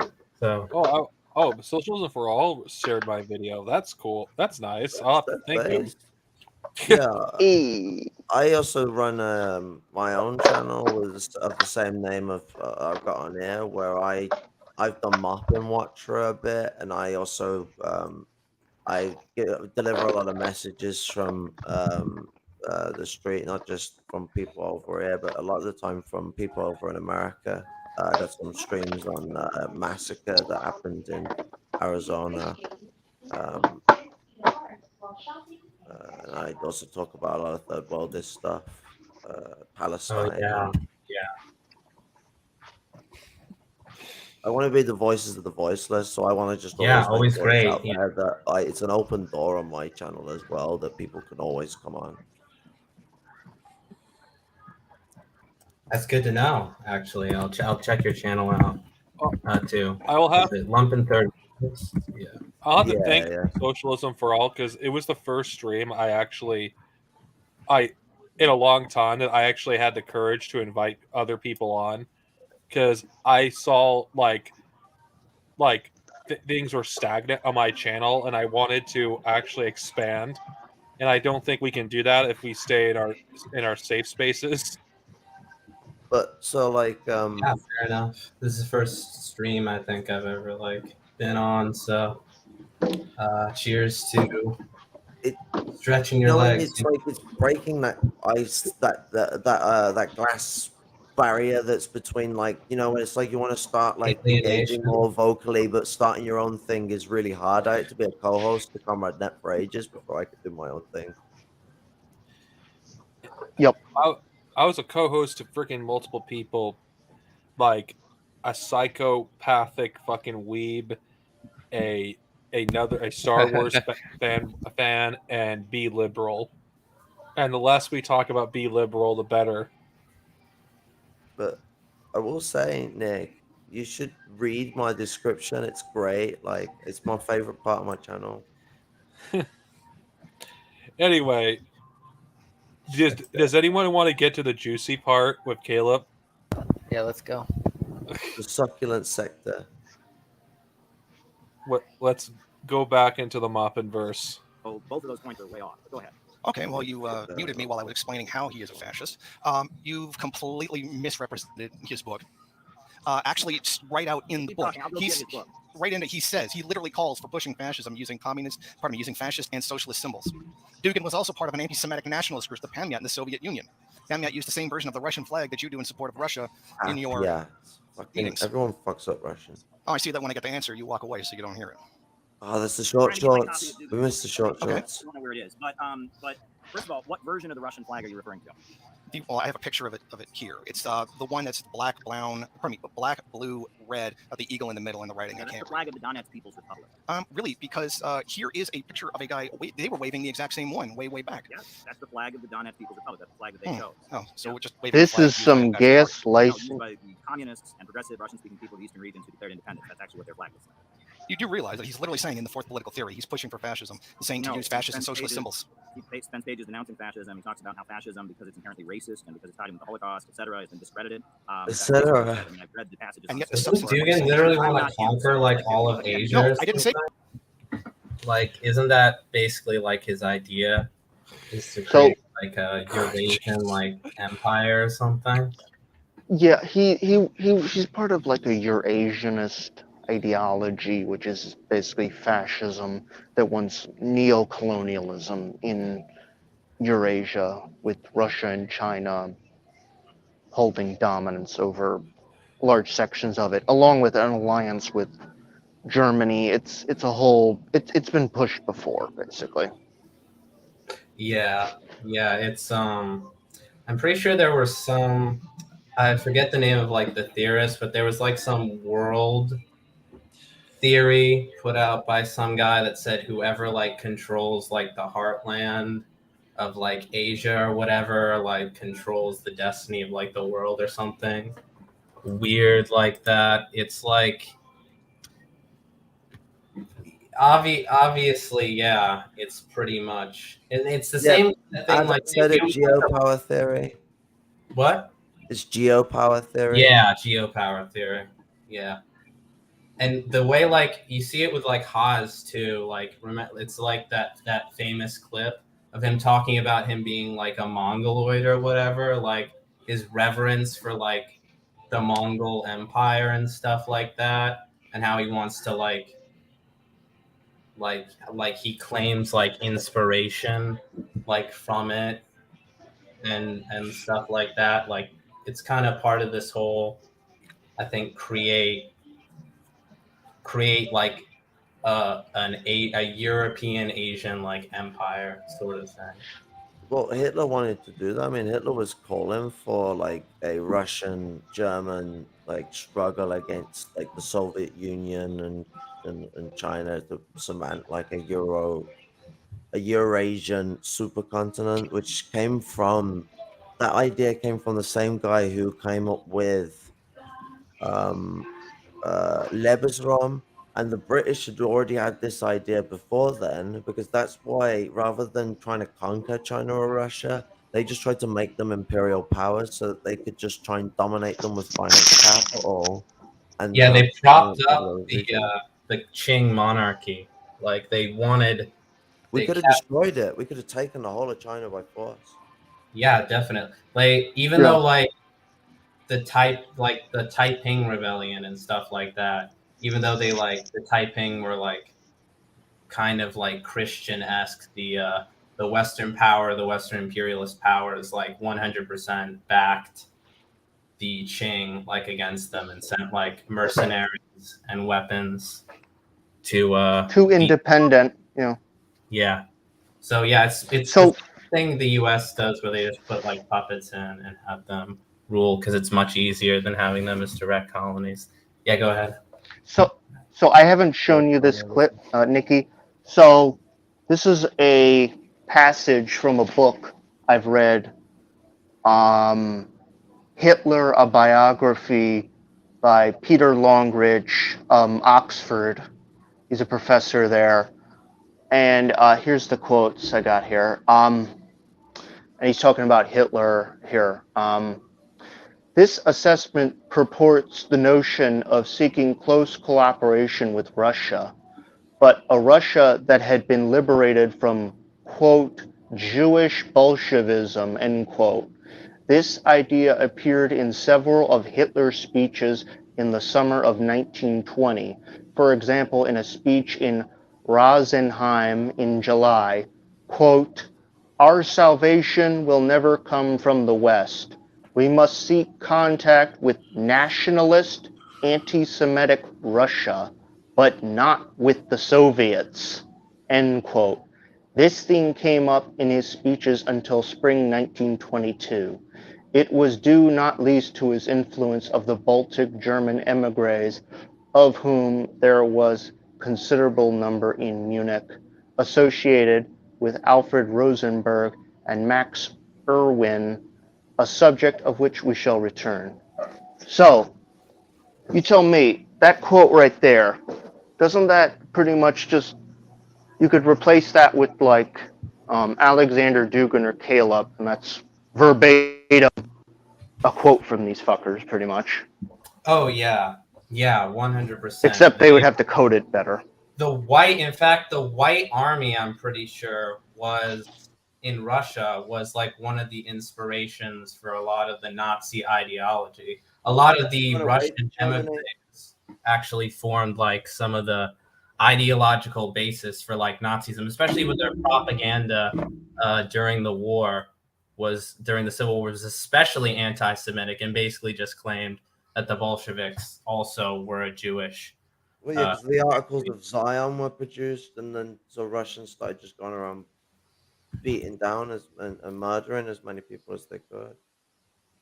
Yeah, definitely. So there's definitely a continuation, from that, and also, imperial. Again, with Khrushchev though as well. Khrushchev is as the mind of a white Russian.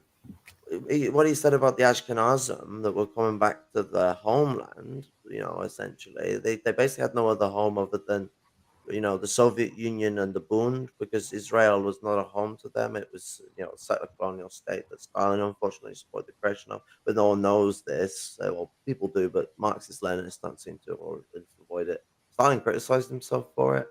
So, people need to look further and look what science says rather than just alone on what he does, because it's interesting. But the Jews coming back, he called them a horde. That's what Khrushchev called them. And this is the way I put this. You know how I define the two forms as neo-feudalism? Interestingly enough, I would not call Khrushchev a petty bourgeois socialist. He tried to privatize the Soviet Union in so many different ways. He is a fascist. He wanted to restore a corporatist style society, and that is why you had people like Brezhnev, who still operated the social imperialist empire in the same way that Khrushchev did, but were not seeking the private property developments because they wanted petty bourgeois socialism. There was two factions in the Soviet Union, really, in the petty bourgeoisie, and they're come up with by the petty bourgeois socialists and the outright fascists.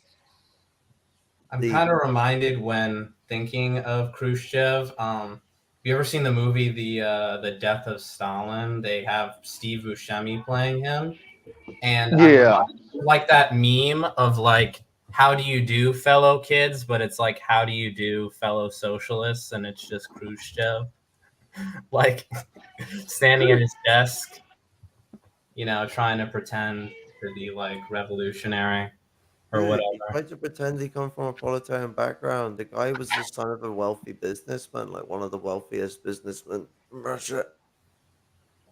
Yeah, yeah. But come on, guys. The corn meme. He also claimed, He also called No, think the about this Jew. 1 second before you go on. Like, I just want to say this. Think about how classist it is. The people look that he's got goofy teeth and no hair, and they're like, "Oh, well, he must be proletarian." That's actually how they think. Some people even think he's a peasant. Guy's a fucking son of a wealthy businessman. They're all that inbred. Yep. And I also want to go on too. He also called the Jews coming back from literally like, surviving who literally survived the Holocaust from their shelters or where. He called them, quote, a murder of crows, pretty much. Oh God. And that they're just coming back to their houses that are occupied by Ukrainians. It's like, oh, get the fuck out of here. We don't want you fucking here. Why can't you just, Not like those you bunch people of, came yeah. from Ukraine and Russia. It's not like that's where they originally used to live before the Articles of Zion and the Russian Empire had them removed. didn't Khrushchev like kind of pretend to be like a Ukraine? Wasn't he like, he was either, I forget, he was either born in Russia and then he moved later to Ukraine, or he was born in Ukraine and he moved later to Russia. I forget Yeah, which. he was born in Russia and moved to Ukraine. He's like the opposite of Trotsky. Trotsky was Ukrainian and always pretended to be Russian. Yeah, and he's probably, Khrushchev, I mean, based on the time he was born in, he was kind of part of like the colonial-esque class of like the Russian, the Russification, of the czars, and the colonization of like the other regions of the Russian Empire. He's kind of, I think that's where he kind of inherits maybe a bit of his like colonialist Petty mindset. bourgeois class consciousness, because like everyone thinks class consciousness is like the way right wingers push the red pill, where it's just this one direction it takes you, and it's like, nah, the red pill can go right or left. Class consciousness is indicative of how this determines. So petty bourgeois and labor aristocrats have a class consciousness that is antithetical to revolutionary struggle and therefore must be eliminated for class suicide. And that's where they have to tie themselves to the consciousness of the proletariat. It's why they can't have any power in the revolutionary structure, because as it's shown, even decades into the revolution, they haven't been proletarianized enough to have positions of political power. Yeah, I mean, yeah, definitely. The proletariat should like always like, take We the should best. form government, and it should be like the proletariat, and obviously those whom are like lumpenized by disability or otherwise. But in socialism, they wouldn't be lumpen; they'd just be disabled proletarians. They get to, those people get to decide. The people who are of their consciousness of, the proletariat, but the labor aristocracy and the people bourgeoisie. Like everyone thinks it's like we're being undemocratic by like, pushing them out a bit like that. But really, what it is that they need to proletarianize, and that's the biggest influence to get them to proletarianize. You can have power in the system. Once you proletarianize, you show to us you're not going to destroy the system. Khrushchev is the same camp as Trotsky. Once he took power, Gorbachev too. Yeah.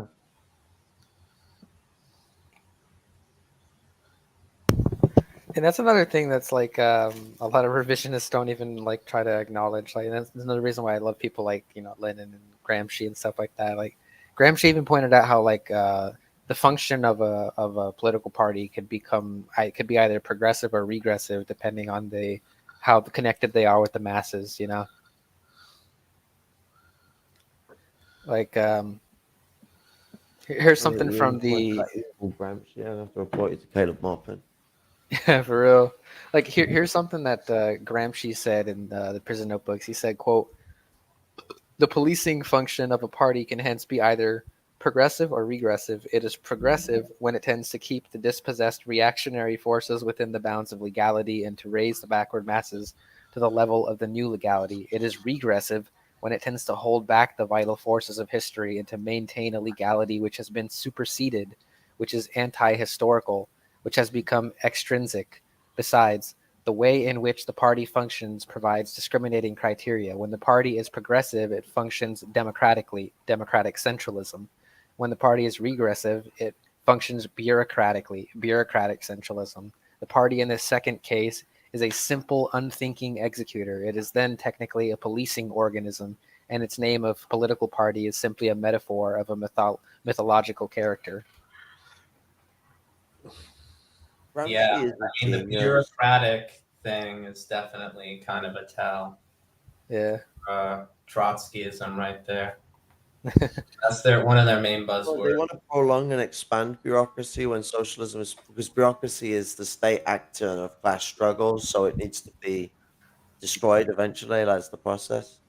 Yeah, like look at the trade union debate that happened in the early 20s in the Soviet, or it wasn't even the Soviet Union yet, but Soviet Russia, between Lenin and Trotsky, where they were vehemently opposed to each other because Trotsky wanted to bureaucratically run the labor unions as like a military. Like both Lenin and Stalin criticized Trotsky heavily for that, called him a bureaucrat.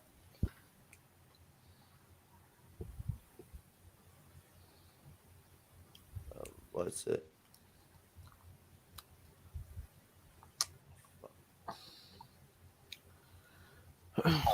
It's okay.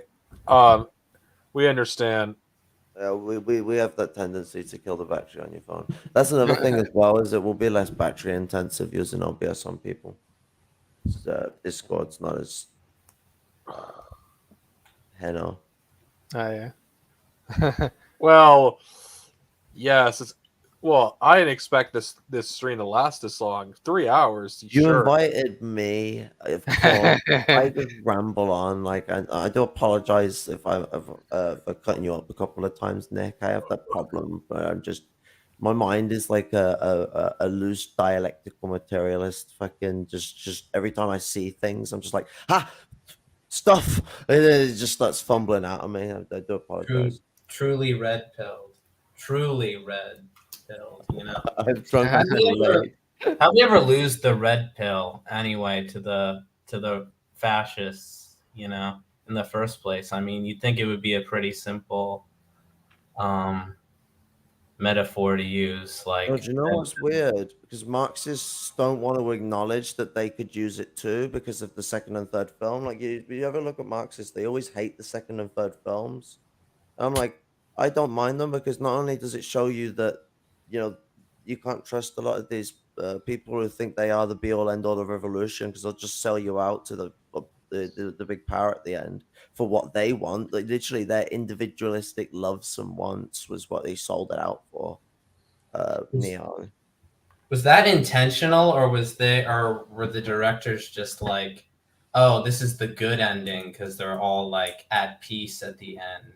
Or whatever. Is that petty bourgeois? I think it might be the petty bourgeois mindset, because all their Marxist influences came from neo-Marxists, but Eurocoms especially, French Eurocommunists, which are, from my experience, are the worst. And that's not just because I'm English, I promise.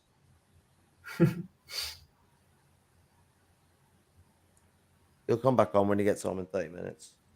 Respect. Are you still going to be streaming that long, Dark Synovia? I don't know, actually. Let's I've been invited. We might be here for weeks. Okay, let's actually progress a little bit. Yeah. Hey, you were him. Talk to Dugan. Dugan said this, so therefore, and it's No, can I answer that? Not what you say he is. Can I answer that? I talked to him one time. I don't agree with him, so your logic doesn't add up. No, can I answer that? It's not because you talked to him one time. It's because you were palling around him. It's because you want, and let me answer. And because he was so nodding along with you when you were talking about the bankers who were influencing things. As a Marxist, you would know that it's not a conspiracy by the bankers to ruin America. It's just capitalism. It's doing what is profitable. It's not something that's specifically targeted as trying to destroy America, which, by the way, you did specifically say in that thing. And that's why he was nodding along with you. Yeah, muted my mic again. Now, if you read Lenin's book, Imperialism, the Highest Stage of Capitalism, Lenin makes clear that one of the defining aspects of imperialism is the dominance of finance capital. And Russia, as a country that was devastated after the fall of the Soviet Union and economically plundered, they have rebuilt themselves up, and they are fighting against the same big banks and corporations that are destroying the lives of American workers, and that we have a common destiny. The common destiny again. They've quote unquote rebuilt themselves up. I wonder how, Caleb.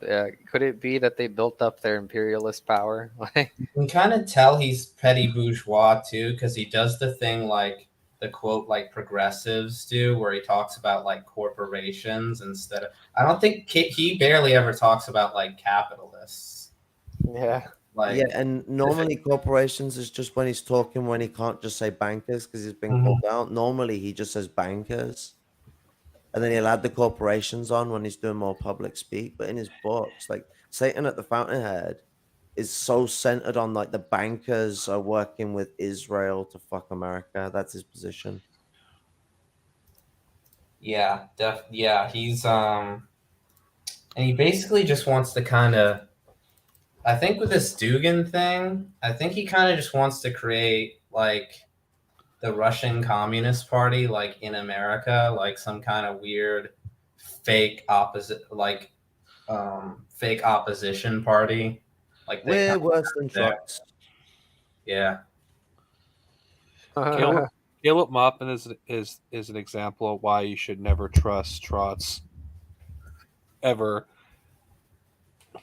Absolutely. Petty bourgeois people, once a trot, always a trot. Because when workers, they get a hold of Trotsky, I know a few people have gone for this. It's like a couple of weeks. They like Trotsky, maybe a month or so. And then they realize that the guy's a piece of shit. An anti-Semite, mind you. So Trotsky, I say mind you, I'm not really directing at you. I always use that in the wrong context. But Trotsky was... he went around destroying synagogues during the Russian Civil War and the Russian Revolution. Like, just destroying loads of Jewish stuff. Like, people flirt the fact that Trotsky has Jewish heritage. Sure, Trotsky was an anti-Semite. He spoke with the Bund. He also destroyed their fucking religious structures. I don't think the Bund have any respect for him. Well, I know they don't. But it's fun to speak in hypotheticals when you're dealing with trots, because their whole ideology is a hypothetical. Fucking got him. Sorry. They're kind of like the Labor Party, where they're like, we're gonna be a strong opposition. Well, no, they're your Royal Majesty, Royal Majesty, the Queen's royal opposition. Yeah. Oh God, I can't. This is torture listening to this. There are big banks and big corporations tied in with big oil companies that have a financial interest in trying to crush Russia. That is basic Marxism. That is what Lenin wrote about in Imperialism, the Highest Stage of Capitalism. This is a pretty honest understanding of things. The fact that I talked about how imperialism, he's never even read that book, is defined by Lenin as the rule of the world by trusts, cartels, and syndicates, the dominance of finance. Oh yeah, and I talked about struggling against lying about it. Critical of the Western class for failing to do so. And you interpret that as somehow me wanting to kill all Jews or something. That's ridiculous. Well, you muted me right in the middle when I was trying to explain it, and I had already explained the difference between the two. I never said bankers weren't ruining the country. You keep going back to that, which is something I haven't denied. No, you just attacked me for saying that. No, I attacked you for the way that you phrased it. You dog-whistled anti-Semitism by saying it that way. You knowingly, it's hard to claim that you're not being a fascist when you keep allying yourself with right-wing movements and ideas like the Freedom Convoy. And can I answer, or can I mute you? Oh, this is a good bit. Okay, good. No. This bit's good. Like, this is where Caleb really starts to lose the argument because Jason just smacks him down on the Freedom Convoy. Like, Caleb gets so smacked down, he eventually goes, so what? Like he drops all the ruse of lying to him and goes, so what? Like, as if to come and open that he actually supports them. What are you supposed to do? And trust me, it gets good. Oh my God. What's actually interesting that I could actually tell Caleb is losing it, and but just by the tone of his voice.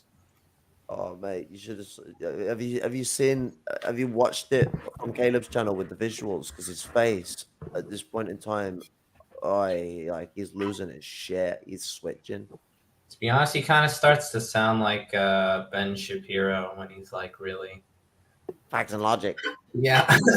But the worst thing is it's not facts and logic that get you through. It's facts and pathologic. You have to be pathological in how you look at the stuff.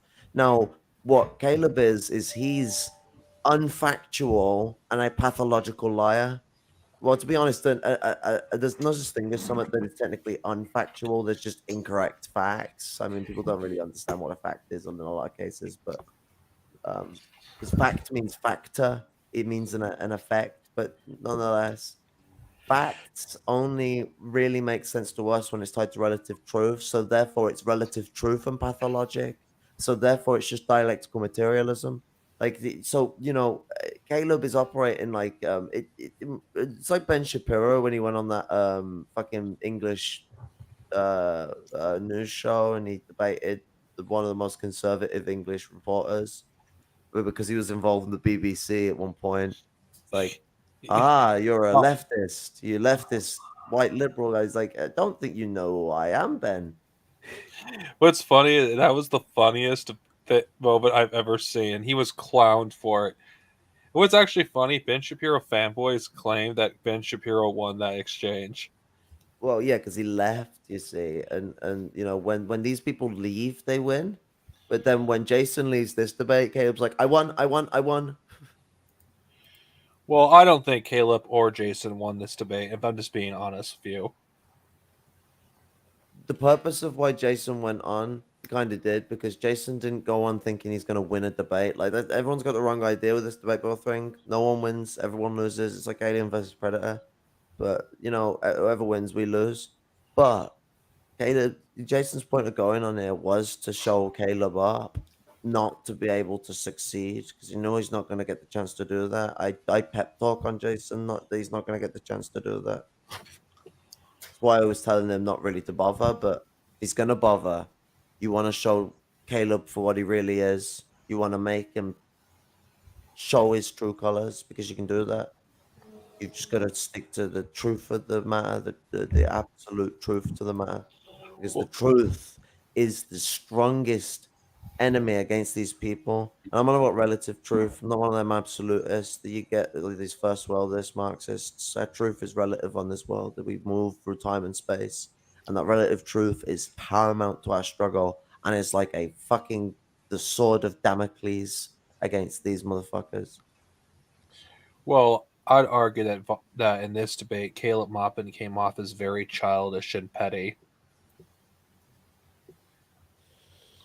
It's not just childish, narcissistic, and to be honest, sociopathic. Yeah. Yeah, Caleb's literally just one of those, honestly, it's like he never got out, or at least maybe that's how he got into it. Like, he's never gotten out of like the LARP phase of like communism, or like all he really likes about it is like the flags and like some of the aesthetic or whatever. He's like kind of trapped in this like permanent, like childlike almost state of like lacking, like, of course, any real substance to it, because all of his positions are actually, fascist, not communist. And disingenuous. When you're disingenuous, you can't put too much substance to it, because you got to avoid applying so much substance, because otherwise your story will keep changing and you won't be able to keep it straight. So he's trying to keep it vague as much as possible so he can keep his followers on his stuff. And he's already done it several times before we got to this point, but it gets really bad after this point, where basically he just constantly mutes Jason to keep reaffirming and solidifying past points, so that he can solidify a negative image of Jason for simplification of argumentation. Well, the thing is, we've already covered that actually earlier. Yeah, Caleb's kind of like Vosh with the muting, to be honest. He's worse than Vosh. No, I watched the Vosh debate, like the one Caleb had with him, and I don't know if Stone agrees with me on this one. I don't think anyone does, but but compare to Caleb here, Vosh came out as the reasonable one in their debate, and that's saying something. Yeah, like Vosh is well. There's the thing is that like Vosh is worse than Caleb in like a general sense because he's a pedophile. But Yeah. Vosh is an immature child who's not as articulate and as intelligent as Caleb, and doesn't read as much literature as Caleb. Caleb doesn't have those books on those shelves for show. Let's be real. The one thing to understand about the pay bourgeoisie, they like to know about everything or think they know. Let's put it that way. But they don't know from experience, and they don't choose to learn from experience because they've never been taught that way. They're pay bourgeois intellectuals. This is why Gramsci is so important. They read and read and read, and that's the way they try and understand everything. And they will always go by the book. Oh well, in this page of this book, he said he's against the thing that he's doing. Um, yeah, if I said I don't shit on the floor while I'm shitting on the floor in front of you, you're gonna go, oh well, he doesn't shit on the floor. It says in the paper, it says on the tombs, doesn't shit on the floor. I know I saw him doing it, but no, the books told me so. Like, and you know what? We got loads of people who are becoming discouraged with books because of this. And you know what? Like, pay bourgeois and labor aristocracy treated like that's not like something that's um to give any credence to. Like, you've not got to like look into like okay and understand why that happens because you know what? I understand why it happens. It's because the snobs that fucking guard these books treat us all like morons.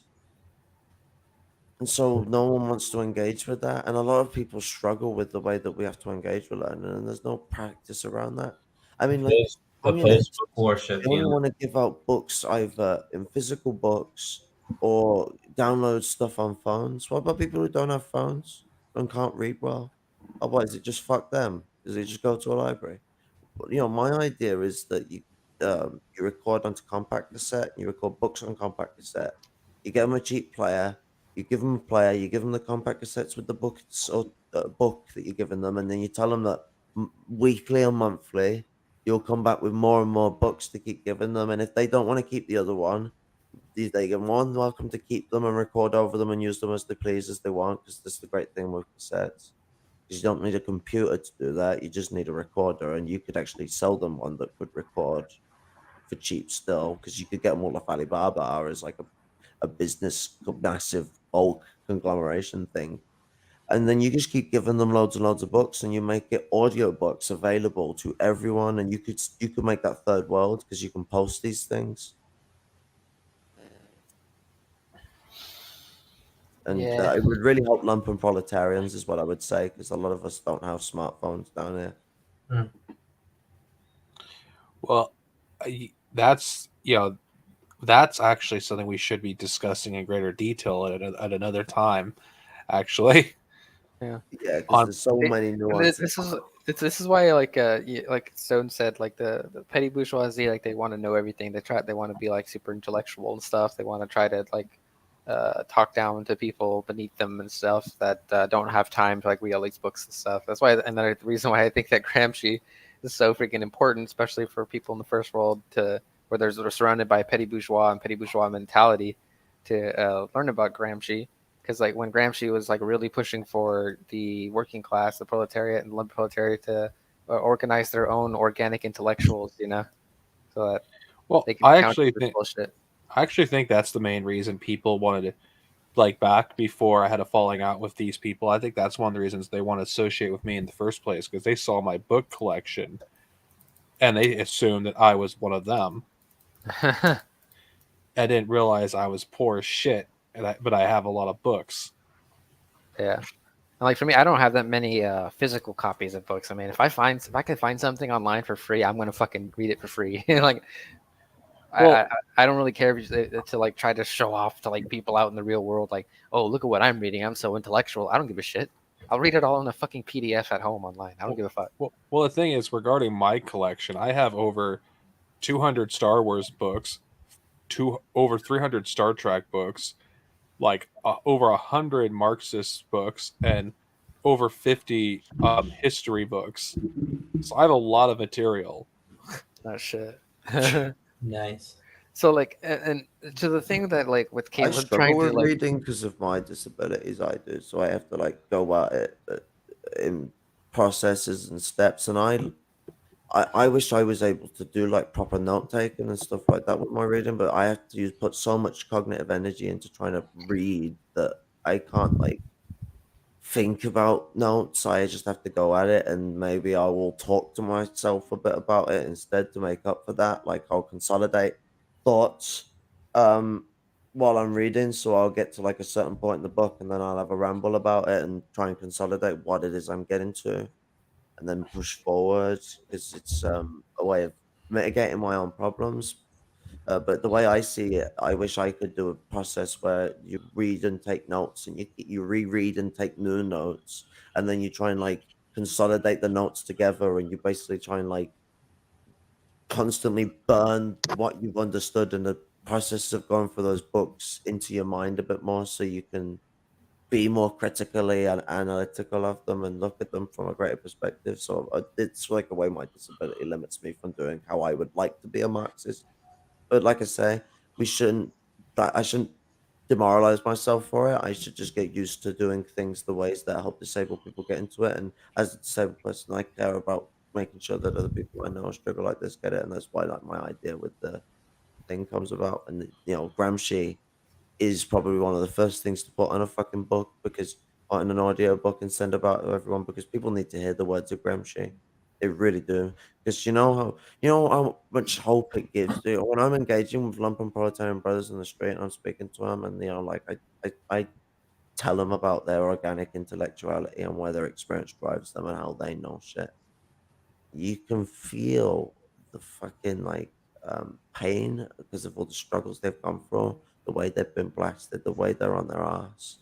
But you can feel like the sense of like pride that you're building off of, their pride that they've survived, the pride that they're still in struggle, the pride they're still moving on.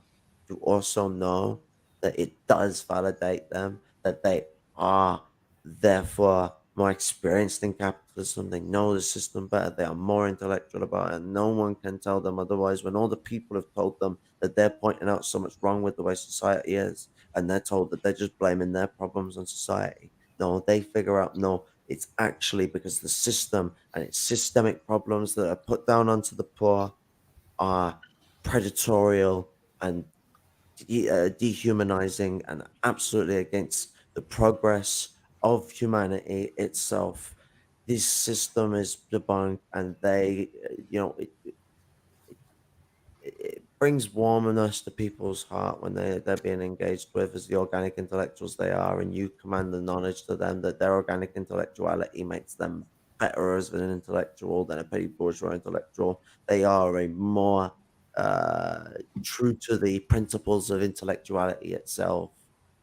absolutely. Like they study reality as they experience it all the time, and they have those experiences drive them forward. And that's why the Panthers very strictly said you need observation and engagement. It's experience that drives people forward. They need to experience you helping them. They ain't going to help. They ain't going to join you because you said so. Yeah, it's always the case, throughout history, the stories of the oppressed and, the lower classes have never been told. I mean, you can see that especially with like ancient civilizations where there aren't that many writings, like that have survived. Almost all of them are from these aristocrat like intellectuals giving their own perspectives on history. Like, for example, like Cicero and other like aristocrats like him basically gave the entire and it's only really kind of with the you know um, Marxism really that has allowed, through historical materialism, the actual histories of these people to be understood, beyond just like these quote unquote like great men and these intellectuals who have hogged up all of the education throughout history.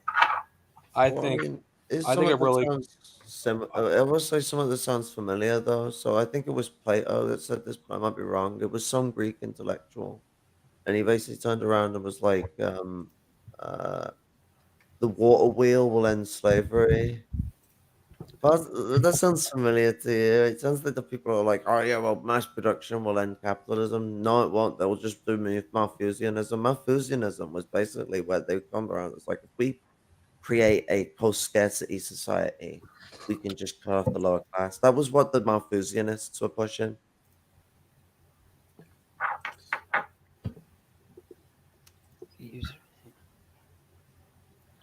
Yeah, and like, I just find it really funny that Caleb. I don't know how he could even like try to say that Dugan is not a fascist here. It's ridiculous. Anyone who even bothered, it just shows you how low he sees his audience, like how little he thinks of them. That they, like, because like literally all you have to do is pull up anything from fucking Dugan, like anything that he's written, and see that clear as day that he is a fascist. Okay, here's a quote from Dugan. Quote, he says, "I am superior to blacks," end quote. That's Dugan. So this guy is an absolute racist as well. He thinks he's superior to black people. Yeah, and like he said like all types of fucking crazy ass shit. Like He used to sing Nazi songs in pubs in the 80s. yeah, like The state of the Soviet Union by that point, that he wasn't thrown in the gulag for that. yeah. Here's something he said. Another quote that he said. He said, "There are liberal countries, there are communist countries, and there are fascist nationalist countries. Others are absent and are impossible. In Russia, we have passed two ideological stages: the communist and the liberal. What remains is fascism." He's literally saying that like the next stage for Russia is fascism. Literal third He's positionism. actually saying Putin now is fascism.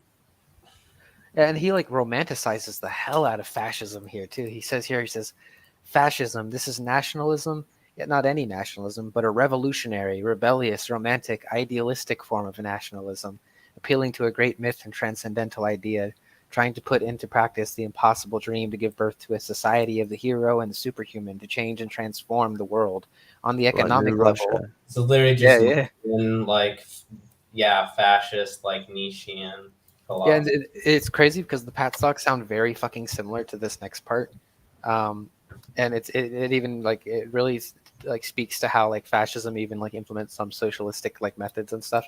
So here's what he says. He says, on the economic level, fascism is characterized rather by socialist or moderately socialist methods, which subordinate personal individual economic interests to the principles of national welfare, justice, and brotherhood.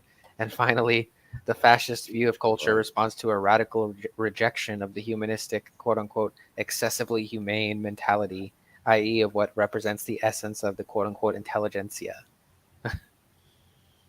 Humanism is not about being humane. Humanism is Victorian, the civilized against the uncivilized mentality, where it's a supremacy mindset. Humanism is not a humanitarian one. I mean, Yeah. he very rightly says this is about surrounded in the bourgeois intelligentsia, but it's not. It's not. Humanism is not humanitarian. Like that's what I say. Marxism, Maoism basically has already moved away from the humanistic elements for the most part. But Marxism needs to be a humanitarianist ideology, not a humanist one. Hegelian humanism and is from Victorian humanism. They're both the same thing. They both play the same fucking dime because they're both based off Greek humanism. And we know that fucking he was ballying about with a lot of the Greek stuff because that's where he got dialectics from. Yeah. Dialectics was never a new thing because the human brain works like that. That's just how nature works. And because, like, um, you know, this is one thing I love about being autistic because we have rather left side brain activity. We get to be even more dialectical with the way that we operate because our brain is just breaking everything apart all the time. We have to look to everything to its finer components. That's why, you know, some of the most eccentric Marxists did bare autistic shit. Like fucking Stalin used to T-pose, spin around, and scream when you have hypersensitive overload when he was a kid. and he has that autistic, dry sense of humor. Like if you ever listen to anyone who's ever talked about Stalin, like he has a savage but very dry sense of humor where it's like he just he's a ball of fucking fun. Like he's a gaff and a laugh and a geezer. Like he's the kind of guy you want to light a spliff up with. I Yeah. think we should continue with this, With like Dugan. with this like word vomit. Yeah. No, you did. You openly supported the Freedom Convoy in Canada, which was a fascist movement. I literally. Oh my god! Laughing like a little schoolgirl. Psychotic on full speed. Play that again. That's hilarious. Actually, this is not on 2x speed. It's at 1.5. 1.5. It sounds psychotic when it's When just you keep slightly allying yourself quicker. with right-wing movements and ideas, like the Freedom Convoy. And can I answer, or can I mute you? Oh, okay. You're saying Okay, things that good. are untrue, but continue. No, you did. You openly supported the Freedom Convoy in Canada, which was a fascist movement. I literally played the video of the guy who leads the thing talking about great replacement, talking about how there was a literally conspiracy Joker. to get rid of- Yeah, I showed it. Well, No. sorry, Falcone showed it when we The were. RCP streaming didn't it. lead it. One guy showed up with Nazi flags. No, today. not He one said a guy. movement- The a leader of movement, it. The leader of it is an anti-Semite. What was the issue at hand in the Freedom Convoy? Fascism? Was Oh my I god! fucking muted him again. He hadn't even finished his answer. Like the guy was an anti-Semite. He was calling for. He was saying that the great replacement was happening. He said, stuff like that. I showed the video on Falcone's stream. Oh, great. It's like Jesus. It's like this is ridiculous. I mean, fucking god. If you press Control F, you can search keywords. Okay, so, I'm sorry. Okay. Oh, it's gone back to where it was. Okay, I'm almost there.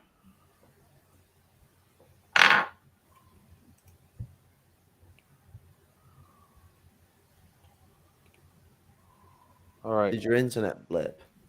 because I supported a movement of truckers, of which one leader you claim. Yes, That's it not is. telescoping. That's Are you only done? Wednesday. Oh, telescoping again. That's not telescoping. You literally supported his movement. Yes, it is. Yes, That's it not is. telescoping. You're actually there for it, and that's why the majority of Canadians didn't. Essentially, yes, they were calling for Justin really? Trudeau. Okay, I'm going to answer. Because you would. Capitalism. This is a pretty honest understanding of things. Yeah, yeah, yeah. About how imperialism, which is defined by Lenin as the rule of the world by trusts, cartels, and syndicates, the dominance of finance capital. And I talked about struggling against it and made a speech critical of the Western left for failing to do so. When Lennon And says the you interpret cartels, that he's on as about somehow me wanting to kill all the Jews or something. capitalists. Oh, and you the muted me right in the middle of I was trying to explain it, and I had already explained the difference between the two. I never said bankers weren't ruining the country. You keep going back to that, which is something I haven't denied. No, you just attacked me for saying that. No, I attacked you for the way that you phrased it. You dog whistled anti-Semitism by saying that. Bankers weren't the Okay, only knowingly, members it's of, hard like, to the claim that you're not being a cartels, fascist like, the when you keep cartels allying is yourself with just right-wing big movements. It's not just bourgeoisie. anti-Semitism. Freedom Caleb Convoy. also Can I wants answer, to or can I mute you? continue Okay. capitalism. You're saying Okay, things that good. are untrue, but continue. No, you did. You Yeah, openly he's doing supported the Freedom anti-Semitism Convoy in by Canada, which saying was a it's about fascist the movement. bankers, like the cartels, it's about the I big literally played the bourgeoisie. video of the guy who leads the thing talking about great replacement, talking about how there was Lenin a only conspiracy mentioned by people bankers to because get he's rid of. talking about finance capital and they're a part of the structure. Like, what The RCP fuck? didn't lead it. One guy showed up with Nazi flags. No, today. not one guy. The leader of it. Um, The leader of it is an what was the anti-Semite. issue? What was the issue at hand in the Freedom Convoy? Fascism, where they marched? Oh my god. I just that laugh is still stuck in. Like, I'm gonna have nightmares because of that. Oh, it's like Caleb playing stupid. Oh my god. Essentially, yes, they were calling for Justin Trudeau. Trudeau. Okay, I'm going to answer. Because you exactly weren't actually there for it, and that's why the. Caleb Maupin's support of the Karen convoy is very hypocritical. It's like, oh, I'm against terrorism. Supports a literal fucking, protest that terrorized an entire town. He's like, oh, the leader isn't representative of the movement, or like whatever, like complete, like what do you call it, like telescoping or something like that. It's Yeah, like, basically, he's calling pathologization, telescoping. I even used the word for what I was doing myself in the stream that I did with Falcone, because on her channel, because like I just wanted to piss them off. But he's basically saying pathologization is telescoping. But these people were stealing food from homeless, like soup kitchens, like going in armed and threatening people for the food, like. Because they tried to turn them down because they're not homeless. They're petty bourgeois and they have lots of money. They can go eat at McDonald's or something like the fat fucks. No, they wanted the free food for the homeless for themselves. Well, yeah, they don't believe the homeless deserve it because they're not business owners or Because they're whatever. not Canadian Confederates. Yeah. Oh, God. No. Yeah. This is gonna get worse, isn't it? The majority of Canadians didn't support it. It's because, see, yeah, I know they had a few Sikhs in there too. That wasn't the point. Okay, they don't count, right? That wasn't the point. That Man's wasn't the trying to point. answer. The guy Dude, who ran it, they guy who led literally it, fucking the guy who was assaulted the like chief financial operative for it, he was the guy that you sent the indigenous people donations to, was saying, yes, this is about great replacement, using the term Anglo-Saxon race. This is a way of getting around the censors. If you say white, then you get censored. Again, I am trying to answer and you're interrupting me. Supporting that, full well knowing that they were asking for the Liberal Prime Minister to step down, holding the country hostage in order to do so, in order to take their hand-picked person from their far-right group, to take. You know, this goes to prove that Caleb Maupin is not against terrorism. He knows full well what the Karen convoy, goals Did are. What support they January stood for. 6th as well. Yeah, so Caleb Maupin's very hypocritical to call us ultras for supporting terrorism, which we don't, when he supports literal terrorism against working class people.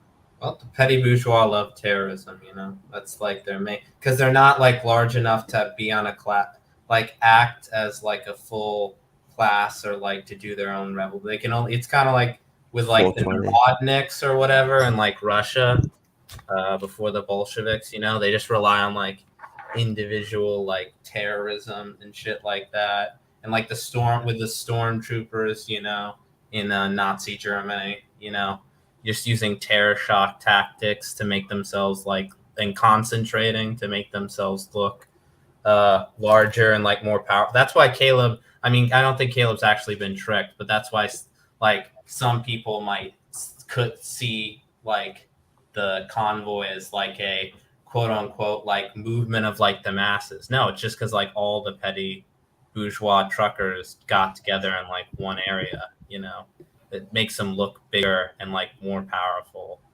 than they actually are. Yeah, thankfully, like YouTube actually showed me it was a really small video from like literally just a random trucker guy, not really that politically active or anything like that, and it had like 60 views or something like that, and I was really interested. I found it really interesting because he was basically giving his thoughts on like the whole like trucker strikes and everything like that, and he expressed that he was very annoyed by the trucker convoy, saying that they're not really even focusing on any trucker rights, like anything that actually benefits them and their job.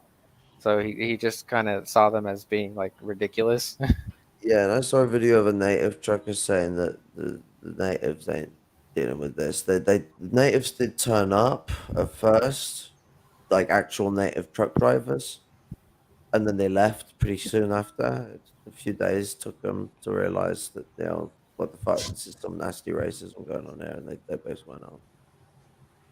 The only natives that would have remained are the few poor sods that have been brought into white supremacy because of the eugenic way that they do like so America from like above Canada and the US and Mexico, and I think it's the same for South America too. They have this mentality where the way that they judge the native population is that a lot of them will only classify, and the Pat Sox do this, they only classify those whom are like fully like they only descend from native people as native. People who are like have any bit of European in them, they don't classify them as native, which is really, really disrespectful and eugenic. Well, yeah, the native people were like they attempted to breed them out of existence, basically.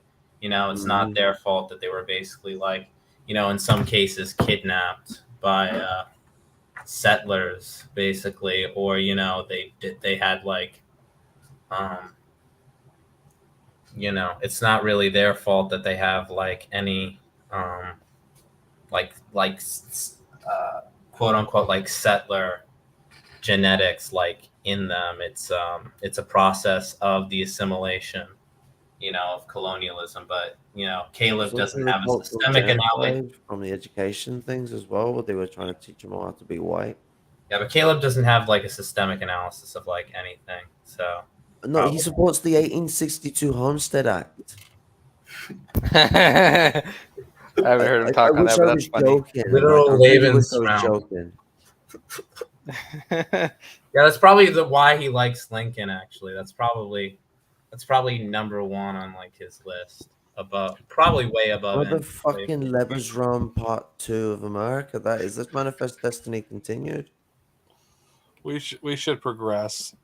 Unfortunately, This isn't progression. This is Opposition. regression. We must Prime Minister. regress. That's not even That's just a what you should protest. say. It's almost an attempted coup, and it was entirely right wing. Their arguments were entirely right wing. Most of the companies, the truckers that were involved in doing the whole thing, were actually business owners. They weren't. The vast majority of them weren't even regular working people, because one got to wonder how they were able to do that instead of working. So no, you literally misrepresented the entire thing by your statement just there, and you openly supported a guy who was supporting fascism and calling for great replacement theory. Yes. You supported his movement. I don't know, telescoping again. That's not telescoping. You literally supported his movement. Yes, it is. Yeah, That's it not is. telescoping. That's Are you only done? one. Are you done? May I respond? All right. So you're claiming that because I supported a movement of truckers, of which one leader you claim, I mean, I haven't seen the evidence. You claim It wasn't that just he's one. saying, he's saying All the things leadership were basically. I supported a movement that had a guy in it. Therefore, More than one I'm a fucking fascist. guy, So Caleb. I sat next to a guy who's clearly not a fascist, and I must be a fascist, even though I disagree with that guy who is himself not even a fascist, too. Yeah, angry. no, you don't. Caleb, there were several fucking leaders of that movement that were all involved with that shit. Fucking liar.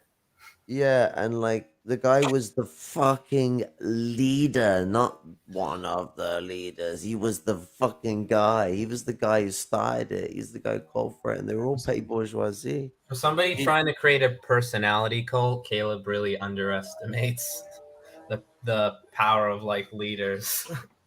On Like purpose. he's not a leader. He is the leader. Supreme leader. Il Duce. So- It's like his entire ideology represents their organization. It's like, come on, Caleb is dishonest here. He knows Like- that he's full of shit. But the thing about this as well, Dax Novi, is so on fucking point. Like think about this. The fascists would not allow him to be the leader if he wasn't worthy of it.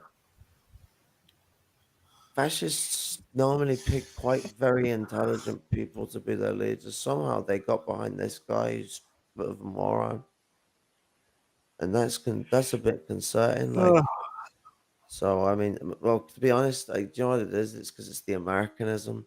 Like Canadian fascists who do Americanism, they always are a bit fucking brainless. But this petty bourgeois guy, he knew a lot of stuff.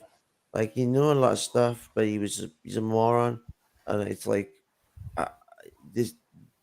this is the educated morons that we've all been getting told about. People like this who think they know everything. The next thing you know, they're talking about blood sacrifices and Anglo-Saxon race and shit like that. Like Like a so, witness yeesh. to go around in like a suit or whatever, and like he would pretend to be like the good, quote unquote, like, or the new well dressed like sleek Nazi.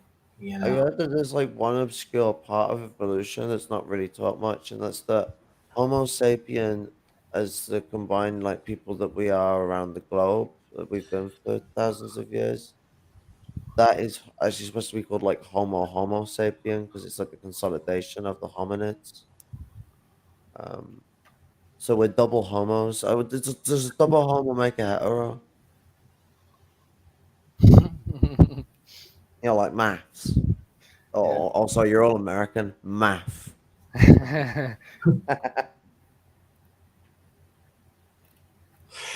All right, let's unfortunately Regress.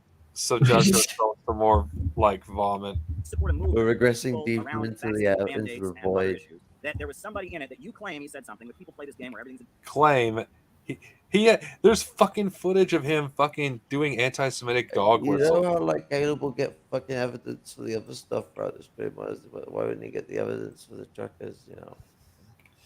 There's little fucking evidence on Jason's channel. There's a little evidence outside of Jason's channel. Multiple times of this guy basically doing Iranian fucking rants.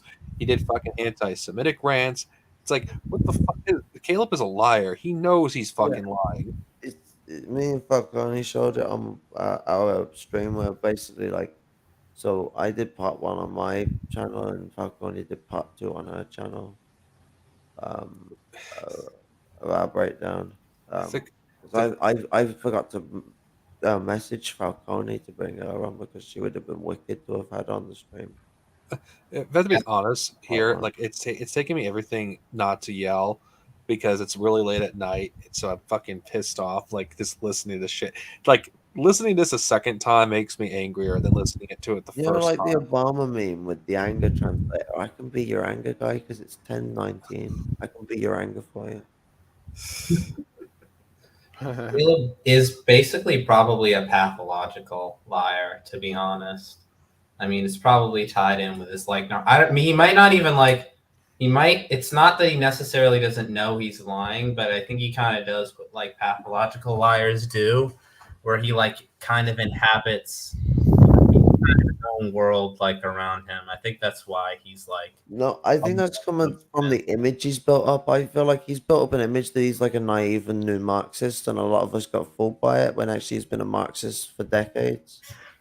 Like since he was a little kid, and I always find it funny. I'm like, you know, he got told to shut up about talking about Marxism when he got into it. I got told to get out, and I got told to get. I got told to pack my bags and leave when I joined the Communist Party.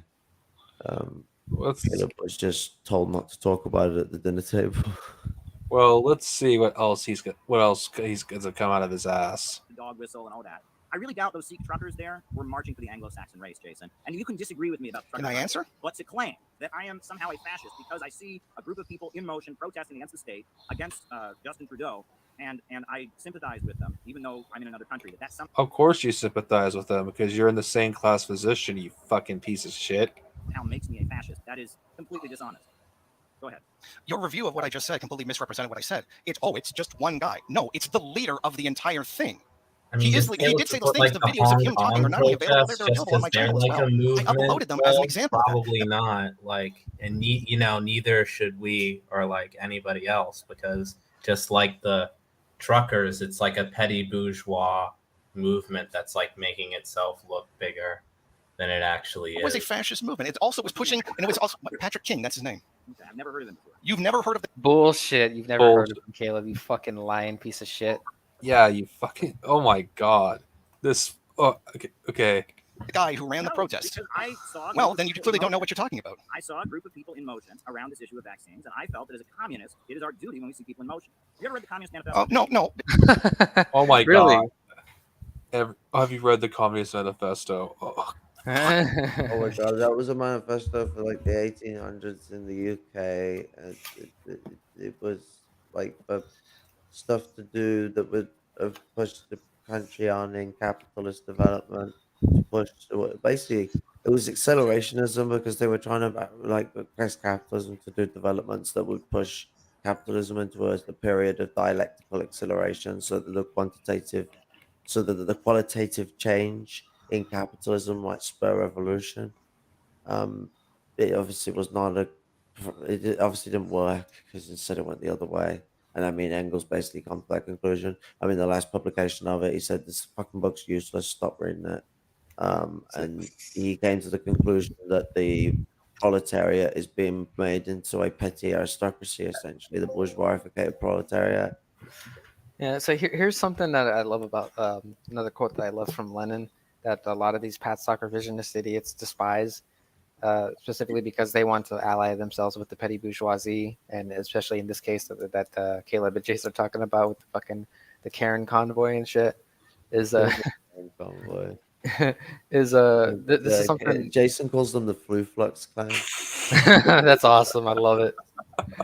Here's what Lenin says, and it's specifically in a work titled "A Caricature of Marxism," where he goes over a bunch of revisionist talking points. It's a very good work. I suggest everybody here should read this one. But here's something he says kind of near the end of it. He says, "Imperialism is as much our mortal enemy as is capitalism. That is so. No Marxist will forget, however, that capitalism is progressive compared with feudalism, and that imperialism is progressive compared with pre-monopoly capitalism. Hence, it is not every struggle against imperialism that we should support. We will not support a struggle of the reactionary classes against imperialism. We will not support an uprising of the reactionary classes against imperialism and capitalism," unquote.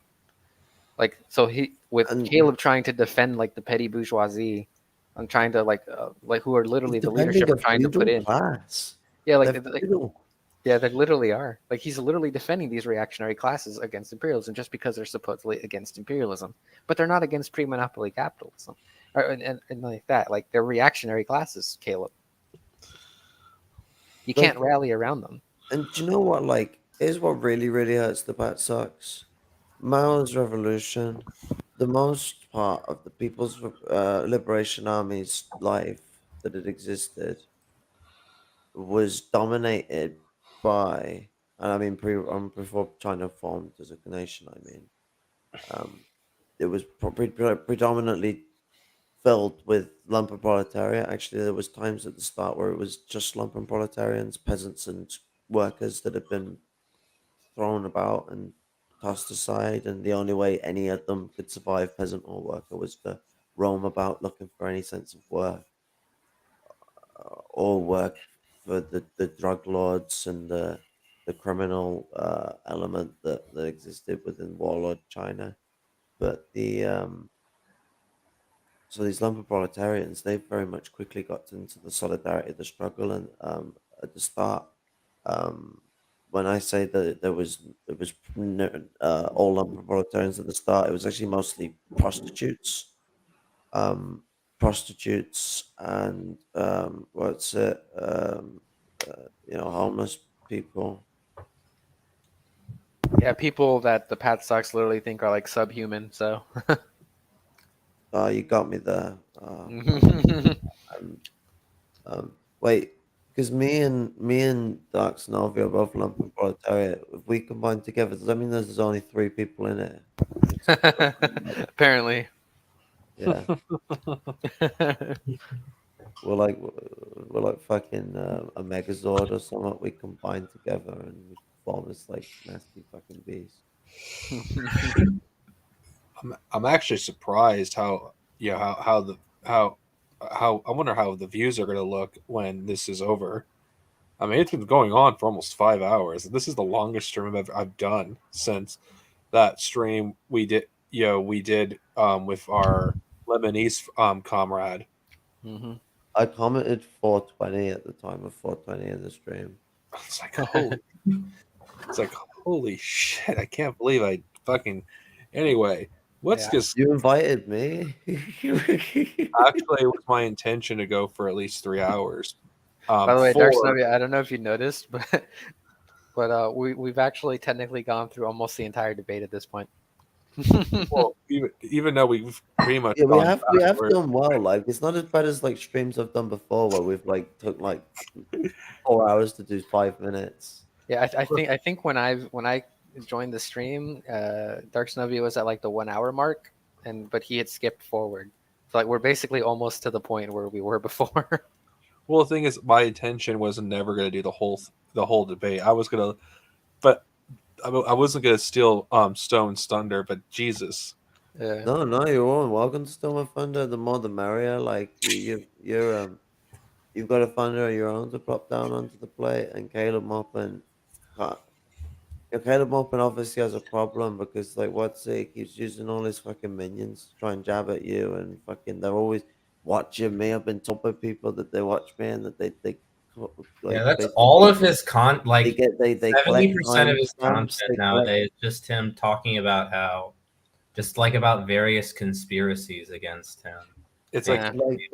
he had that Bela bro fucking collecting timestamps throughout my videos of times where they can like take me out of context, and then doing streams where he'll make it look like he's just randomly selecting parts of the video. It's a way of looking like, oh, I'm just honestly finding different parts to look at this. Look, this what I found. Oh my god, when really they know what they're looking for.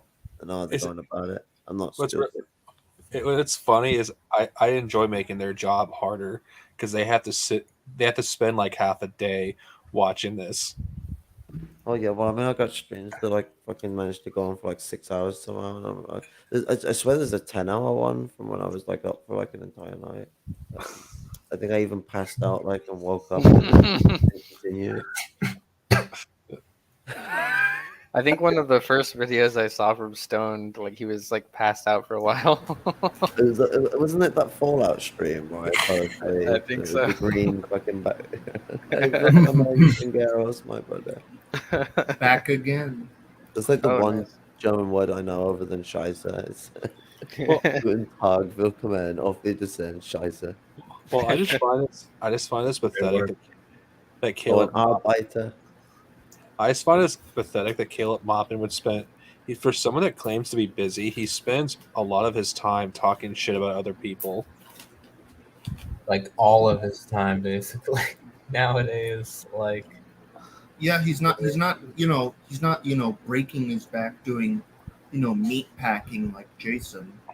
Like, he's just sitting on Not Twitter, even doing like organizing, like revolutionary organizing or anything. It's just like Caleb would get so much more done if he wasn't so fixated on what people think of him. Jason's stressful problem is that he's always being attacked from all angles, so it's putting him under a lot of pressure. And so labeling is a very dangerous thing. It's a nasty game. It's abusive psychologically, because eventually it gets to a point where you struggle to plant yourself and get yourself on a stable ground because you don't know what people truly think of you, because you've always got this thought in the back of your head that like, oh, okay, all the shit that I'm getting that's more than the compliments I'm getting is the truth of the matter. That's what it ends up feeling like. To be honest, I'm used to people stalking me, as strange as that sounds, because I have multiple people that hate watch my content. I have fascists in the Star Wars fandom that hate watch my content, who are obsessed with me. I have the Maupin and infrared cult and be liberal. It just, to me, I just find it funny because they're my biggest fans. But I mean, like, the thing is, like, they can't really get to me because it's not just sticks and stones. It's not even just that simple, but that is a part of it. It's more so that because they're coming from a disingenuous position, their position can be dismantled. And when you start dismantling their position, it puts them in an absolute fucking havoc moment where they're going to have to try and keep control of the situation that they've eventually in. yeah, it kind of reveals kind of their fascism, in the similarity kind of like the infrared Maupinite like crowd in their like brigading tactics and like bombing comment sections. Just it bears a very lot similar of to like. similarities. I wouldn't be surprised if a lot of them were doing it as like open out and out Nazis. Like Yeah, like it's the type of shit that like Nazis do and shit. Well, Jason actually brings that up later on, that infrared actually has an actually named organized group in a Discord that I think Jason actually names what this organization is, that goes around and tried to make up a smear about him, about CP. They tried to make they tried to accuse him of child pornography because it's an easy way to get people cancelled. And it's quite dude, I interesting fucking because then guarantee that- Haas, after like crafting this fucking shit up, got caught being a pedophile. You know, when people go around thinking of ways of accusing people of bullshit, they think of things that they are and are a part of because they're projectors. You know, bourgeois people are not very creative. Always keep that in mind. Yeah, I was about to say that. Like, I'm sure there's like like more than a few people in their fucking little cult have like CP all over their fucking computer, dude. Fucking bastards, nasty little fuckers. Mm-hmm. Let's like progress through this like hell. Yeah. It wasn't the people in motion. It was a nonsense claim that vaccines were some kind of conspiracy and that people were trying to. No, they were pushing. They were pushing conspiracy. I am trying to answer you. They were saying more than one thing. He was saying more than one thing. It was about the vaccines, and they go, "Oh, they're trying to kill us with it," and then going on about replacement theory. I am trying to answer you. You are misrepresenting what I say. You misrepresent in reviewing what I say, and then say, "Well, what did I do wrong?" You are completely misrepresenting the fact that he is the leader. It wasn't just because you supported it. It's because this guy was in it. He's the leader of it. So his opinion of the movement and his running of the movement is kind of actually really important. The rest of Canada recognized that it was a far right-wing movement. It was getting money from the Conservative Party of Canada. That was published. Why are you supporting a far-right movement just because the masses want to do it, which it wasn't even the masses? The issue at hand was the vaccine mandate. Was it not? That was part of it. Part of it. But if it was for the vaccine mandate, and it was solely for the vaccine mandate, then why were they asking the Prime Minister to step down? Because Justin Trudeau presided over that and has been presiding over Canada not doing well and working families suffering, and the right wing has hijacked the anger that a lot of working people in Canada feel, just like they're doing here in the United States. And again, this movement really wasn't regular people. It was largely business owners. It was funded by right-wing extremist groups. By the way, the Globe and Mail, famous Canadian... No, of course you don't know about that. You don't seem to know anything. All right, well, okay, you don't know all the things that were put out in the Canadian media upon investigating. Okay. All right. In the Communist Manifesto, this is what it says. Communists everywhere support every revolutionary movement against the existing. I think people who read the Communist Manifesto should sit down and think about what they've done and not do it again. Degree of development at the time. Meaning that when working people are in confrontation with the state and when they're out there rallying against the ruling class, that you support them. But you bring forward communism. You challenge the backward ideas they may be espousing as they do it, but you support them when they're in a confrontation with the status quo. That is my understanding. And we made the mistake. We should have done this with the Tea Party. And we should have done this with Occupy Wall Street. We should have done this with Black Lives Matter. If our job is to exist in the Western capitalist countries, to get working people to understand they have a duty to align with the people of the colonized world that are fighting for their independence, it should be our job to see working people who are in motion and try to get them to understand that they have a common enemy with the people who are out there. These fucking people weren't fucking workers, you fucking lying sack of shit. And keep in mind, too, when he's talking about that quote that we support every movement, he very specifically in another stream, not only did he say we must support the quote-unquote most backwards peoples, but we also need to support no matter how backwards they are, but also no matter how racist they are. He openly admitted, yeah, we need to support racists. Like literally, straight out said it. It's just their projection, you know. They're doing it again. They're just projecting their own conservatism onto the people of the third world because they want to think they like represent them. They don't seem to understand that left-wing struggle is the process of the third world, and the third world isn't conservative like that in the same sense. Like, you know what? Traditionalism and conservatism are not the same thing, Caleb. Conservatism is an Anglo-Saxon feudal ideology originally that wanted to reject, it wanted to stick to mercantilism during the development of liberal capitalism, and then it eventually turned into a liberal capitalist party in the neoconservatists in the 1800s under Sir Robert Peel, the same guy who invented the police force based off the colonial garrison. That's why the British police force has, you know, the big hats that have the big helmets, the ones that. Yeah, they look like the safari hats that like the colonialists and like the imperialists had in like Africa. Well, that's actually a hat that's typically used by a lot of colonial garrisons.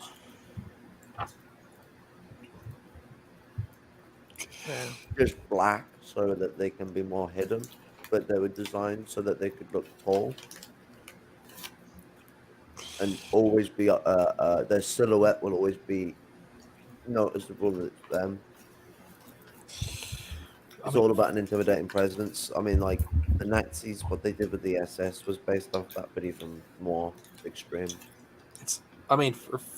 God. Oh, I'm amazed Jason kept his cool as long as he did. I'm just gonna be honest with you. I wouldn't have been able to last this long. I even said that. I mean, if I was debating Caleb, he would have already backed out. He would have already backed out by this fucking point. Because I would not have let him fucking get away with his revisionist bullshit. Jason tried to, but he just muted him. But like, I wouldn't let him get away with his shit, but I probably would have lost my temper at this point because of the muting. Because he would just keep muting me. As soon as I stumble, he'd mute, or as soon as I start to get to a critical point, I'm about to absolutely have him mute me. Like, I don't need debating with the moderator because he can't be trusted. Oh, if he muted me and then unmuted me, I would just the first thing I would say is just I'm gonna continue where I left off before you muted me, and then I'll answer your new question. and then I'm just gonna keep on doing that until he lets me speak and finish my actual point, because then he's just gonna be accruing more and more time that I need to actually speak. Oh yeah, do you know what? Like it's like when I have like autism moments where I'm like trying to really affirm a point and someone's trying to disingenuously push from it, and you're just like, no, I must affirm this point, and you just want to stick to it. Ben, Like, he's showing his like inner Ben I'm gonna process. Shapiro. I like that. I'm gonna keep that in mind if I ever get in an engagement like that. I typically avoid debates, but if I kind of wanted to offer it out, I would go for it just because it'd be funny. He's channeling his inner like Ben Shapiro again, where he's like Caleb has to have like control over the microphone. Like I'm surprised in what setting. Why does like Caleb have control over whether like Jason is muted or not? I'll bring that up because Jason said very specifically Caleb would not debate him unless he had control over the power to mute or not. He very specifically did not want a third party to get involved, and would not debate unless he had the power to do it. Because that's how much of a little fucking piece of shit that he is. Classic narcissist needs to like control the situation and like it's because Caleb is a fucking pussy. Mm-hmm. He's a fucking pussy. Like using coward. Yeah. It's like, you want to know why he did it as bad as he did against Vosh? Well, the guy was a shitty moderator because Caleb Maupin wasn't able to do what he did here and steamroll fucking Jason. I like the fact that, so I just noticed, I like the fact his title, he's gone for a similar format to how I've done like the Maupin watch thing. I like that. That's synergy. Jason, my G. Let's continue, unfortunately. The world that is struggling against imperialism. So, not a Canadian, never went to a single one of these protests, but I saw a group of people. Then why the fuck are you supporting it, you fucking dishonest cunt? This is Maupin Watch rallying Case against Edition. Justin Trudeau, who's backed by the big corporations and banks. He's the face of Canadian imperialism this time. We have and just I thought, entered the world of additional Case. vaccine mandate, something that even though I'm vaccinated, I'm opposed to. I think that supporting their right to be in the streets and opposing the government taking their money and shutting them down in a rather undemocratic and harsh way, I think that might be the right thing to do. And no, I don't agree with this. These fucking people were fucking petty bourgeois, you lying fucking... Oh, fuck! These people deserve to lose their wealth. They deserve to lose. I don't agree with the one guy who shows the flag, but when people are in motion, it is our duty to go and support them and bring them away from their... Are you saying that the American people are going to get poor? Then I have a question, Caleb. Why didn't you have this energy for the Amazon workers? No, think about. Has anyone here watched the Jason? Has anyone here watched the Jason Unruhe debate that he did before, where Caleb's like, "Are you denying the what was it like? It was like he made an American exceptionalist position about the American people, but it was like the unlimited potential of the American people." You know, I got an idea, Stone. Let's do that debate next as a follow-up. Sure, if you want, like, I could have a lot of comments to make on that. That would be a good idea. Of course, not tonight though, because we'd end up being there for like 8 hours and fucking. I could also do that as well. I've watched the debate at least 20 times due to extreme autism. Oh, you poor bastard! I'm terrible for rewatching things a lot. Like, to be honest though, it's kind of good though because that's how you foundate knowledge, is that you have to relook into things.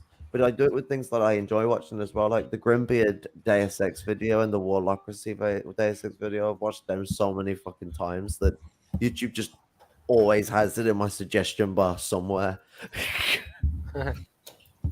Well, I recall when Libertarian Socialist rants, like, yes, had his best video about the top 10, regimes that America backed. I watched that video at least once a day at one point.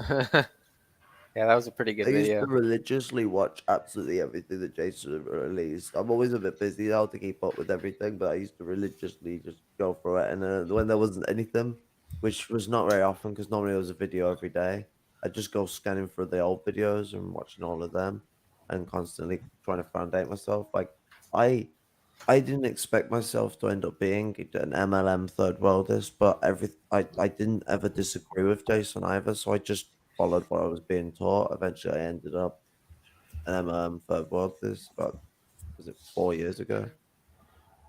Yeah. Let's Spent see. 2 years as an ML. Let's progress. Oh God, I hope. No, not 2 years as an ML. Wait, maybe 6 years ago then. I how long? Wait, 2016. I became a. Oh no, it'd be 4 years ago then. I don't know. I'm getting my years mixed up. Let's just continue because my memory's falling apart. Getting old. They should be rallying for socialism against Justin Trudeau, not for this right-wing stuff. Do you agree with that? That quote isn't the problem. I'm not disputing what is said there. I'm disputing in what the truckers were. They were not a revolutionary movement. They were a bunch of conspiracy theory nutbags who were overwhelmingly supportive of QAnon, who already believe that Canada is a socialist country and that Justin Trudeau is a communist because allegedly son of Fidel Castro. That quote I'm not disputing. What I'm disputing is the substance of what the truckers were and what they were doing. So you don't feel you have any responsibility to Trudeau's the change. son of Fidel You don't think Castro. there's a group of people that are in a confrontation with the imperialist government who have backward ideas. You might have a responsibility to go to them and get them to change how they see things. If you think that's what you're doing, you're insane. Well, I wasn't doing anything. I was here in the United States. Yeah, they were literally exactly, reactionary Caleb. Okay, so you can support a completely reactionary movement, one that was looking to essentially pull off a fascist coup if they could. I think the issue was vaccine mandates. No, they were also asking the prime minister to step down and be replaced with one of their own handpicked individuals. I saw a That's literature table at Occupy They Wall literally Street. tried to like bring up a fucking like provisional fucking government, They turn around and do it to right-wing movements. and they tried to ally with the Conservative Party. Media said something you say is great placement. So therefore, all these truckers are Nazis. All of them are fascists. No, it's not about the vaccine mandate. It's actually a fascist Even again from a right. Oh, now we have to back Justin Trudeau, and if we don't, you're a Nazi. This is how nuts mainstream leftism has become. Well, you just. He's not even saying you should back Justin Trudeau. What the fuck? Yo, Jason fucking hates Justin Trudeau, you fucking liar. Yeah, what an idiot. And it's always like one or the other with these people. Like if you're not in a complete agreement with us, you're for the fucking liberal imperialists. Like no, it's like black and white. It's campism, really. Campism is their entire ideology. It's Sorry, I took over you, Dr. Novia. You might want to start again. I'm going to quote my favorite Star Wars movie. You either are with me or you're my enemy. For real. And that quote came from a guy named David Frum, who was the speechwriter for George W. Bush, who said that in the 2002 State of the Union. You're either with us or with the terrorist. You made me swallow my chewing gum, you funny fucker.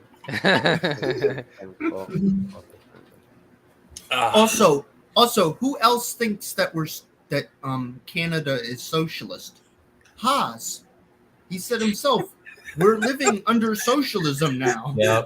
So, we've always been living under socialism since the very beginning. It's like Haas thinks that like socialism or whatever, or like all we need to do is like change like our fucking idea, like change the idea, change our mindsets, and like we'll be like a perfect socialist society. Like no, the entire economic system has to be uprooted. Well, I don't think Haas actually believes that. Haas is actually he's just I know I've already said this, but I think he works like with some organization, like he's doing it to purposely make communists look like a bunch of crazy lunatics, and he's succeeding for the most part, unfortunately. And Caleb's a fucking idiot if he thinks that like a lot of the truckers that were at the protest, there was obviously a couple of legitimate ones that were just naive and ignorant and didn't know like the actual backing of like the movement that they were in. And they were. I mean, obviously, like we should have gone there and like tried to like explain that stuff to them. But I mean, overall, like if you literally look at like Pat King's streams, like there's literally like on one of his streams where he had like tens of thousands of fucking viewers at the time, and he orders like the people that are watching him to like honk, and all literally outside of his window you can hear like a shit ton of fucking truckers just honking and shit, like as soon as he said to do it. Okay, you want to know something that's also like something that makes me sick? The real truckers, those who actually had legitimate grievances, their protest was completely ignored because of these fascist pieces of shit.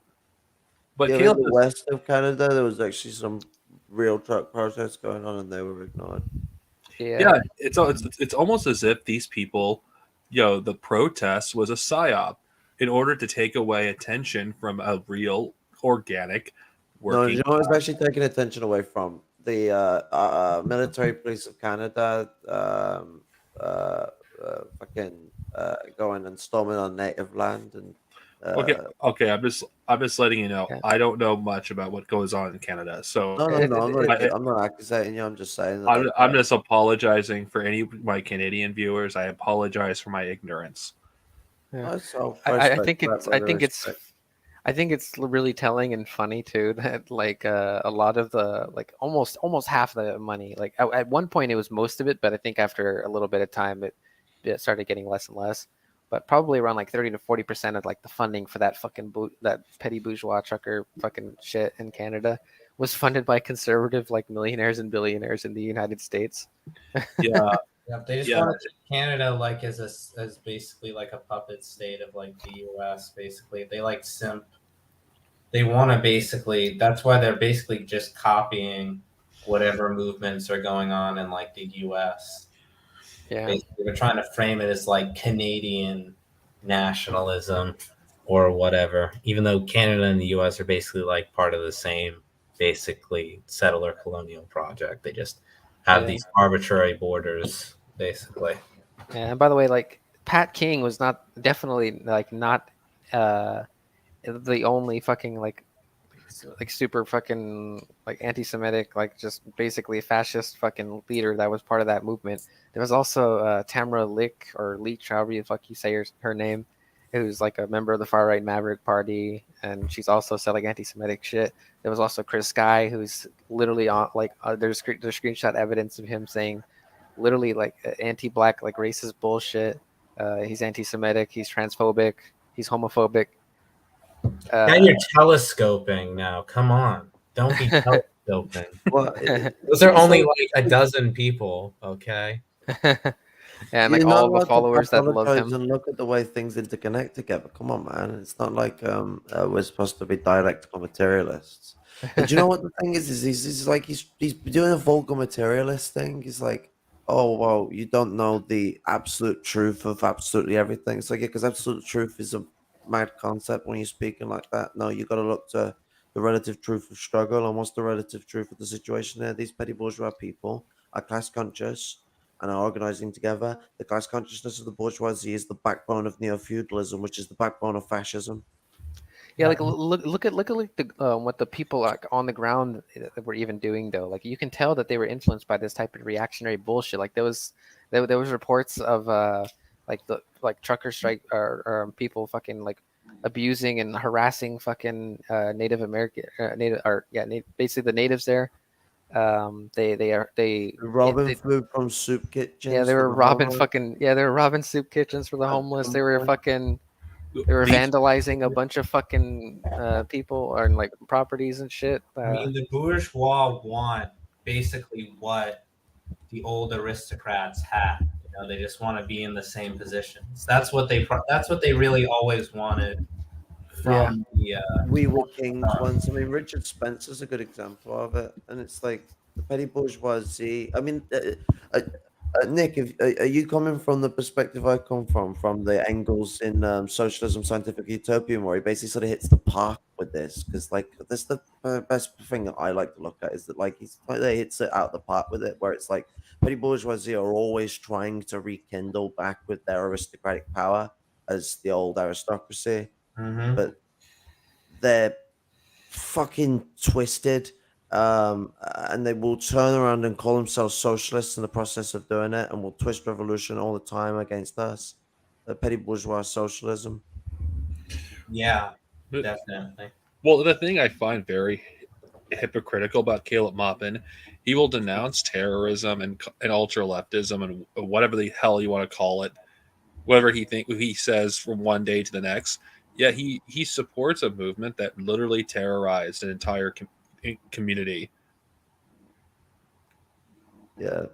Sorry like- for putting you up there a bit, Nick. Oh no, you're good. No, It's like how can you say you're working class when you have a fucking movement that literally like wrecked an economy of an entire town, terrorized the entire town, and refused to leave when the residents told them to leave. Yeah.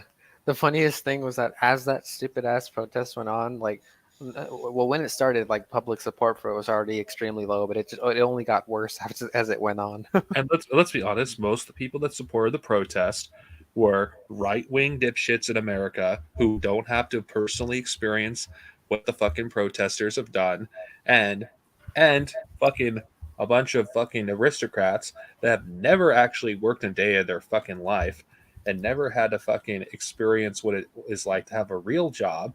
And most of the thing that they fucking complain about, and the reason why they support them, is because, oh my god, I have to wear a fucking cloth on my fucking face. Oh my Yeah. god. Just like, It's like- minor annoyances. Yeah, how fucking devastating. Like, come on. Literally putting the petty and the petty bourgeois.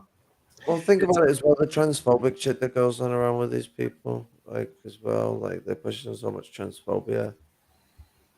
Absolutely. It's like Because now it's not just the great race replacement; it's the great gay replacement too. oh god, I didn't even know about that one. Like, Jesus, it gets Oh, weird. well, they think everyone's gonna turn people into fucking femboys or something. Oh god. Oh I mean, god. they When the unironically believe that, which is why they like fetishize like the strong man type of shit, you know? I mean, the Nazis are projecting again. You know, it's another case of projection because they're the ones who love all that. They have this whole like they consider it like a joke, of course, you know, but they have this whole like femboy thing going on, and you know, like Yeah, with the SS. Cortez, who had like a cat boy who like literally filmed himself going on a date with like this cat like boy Twitch streamer on YouTube. So yeah, it's just like I mean, like the actual Nazis, like the actual SS, had like a femboy thing going on as well. There's photographs of them dressed up in dresses. Ernst Rome. Yeah. Well, I mean, it was also like during the war, like there were still SS people who were like cross dressers. All right, we've been in here People who for. went and burnt all the books on what like trans people. Oh, okay. Who had been studied there and you know Okay. set back the trans fucking struggle. Like, All right. decades. Okay. Okay. As much as I would like to do this forever, we should conclude this because it's almost 3. Yeah, I gotta go to bed. Yeah, it's almost 3 for me too. I gotta be up in like 5 hours. Okay. Well. Okay. Let's finish By this. saying I was trying to defend Justin Trudeau, which is not true. Also, it's not just one guy, as I have said repeatedly. A point that you keep refusing to acknowledge. He was the leader of the movement, and you can't claim the leader of a movement's opinion isn't significant. And second of all, there were a multitude of issues there. They are fascist. They did. It was on their website. They were asking Trudeau to step down and be replaced by their own hand-picked person who was a far rightist. You cannot claim that was not a reactionary movement or, oh, it's just one guy. Literally, the demands of the group were to have a far rightist put into power undemocratically. What would you call it? That's you might be able to change that by seeing a bunch of working people in motion having backward ideas and showing them that you oppose. Wow, utopian bullshit, Caleb. You're not gonna change their fucking mind like to that. answer your question before you cut me off again. You really like to do that, mute me when I'm trying to answer you. You fucking coward. You're the one muting. Where does rage come from? Seriously, You deliberately misrepresenting what I'm saying. You repeatedly lying. Yes, you are lying. You are a liar. I don't have the anger that you Yes, have. I didn't say anything about that. I didn't say anything about you being angry. I called you a liar. No. I'm gonna 2021. forget it. Forget it.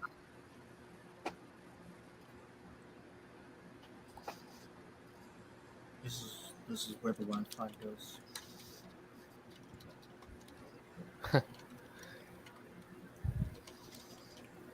Caleb didn't even really have a response to that, like an actual proper response. Like his utopian bullshit was just like, well, don't you think we should go change their opinion? Well, he actually basically goes, and what? We go down and speak there. Like, it's basically because he's been caught out. So he's like, well, you changed the mind. You can just battle them in the marketplace of But- ideas. Okay. Yeah, unironically, that's what I literally what specifically he's said saying. though. Before I let you go, on that, I will state this as well. But that I specifically said that they have no problem working with people who are anti-Semitic or far right. because it's not their ideas, but we can't. They want to Okay. obscure them. But sorry. Go Okay, on. I think we should finish this. We're basically, he said we were trying Well, to Nick had frame something me to for say. CP, that we were trying to frame him for child pornography. He never presented a shred of evidence to back that up either. This guy has I a wonder if record of Caleb thinks we deception, can and I will change give the him mind credit. of like I will give him bankers and credit. shit. Oh, you want to come back on, Jason? Oh, you want to come back on? You still want to My internet cut out. Okay, I thought it was a rage. Okay, Right. by the way, I actually did present evidence that Haas was trying to set me up for that. But I put it right on my Twitter. And what do you know? Exactly the screenshot of the people in his Discord server talking about it. I'm not in his I'm not talking about you. I'm talking. Okay, actually, we've already covered this. Yeah, we have. So- That's what I'm saying. Yeah. All right. So it comes full circle.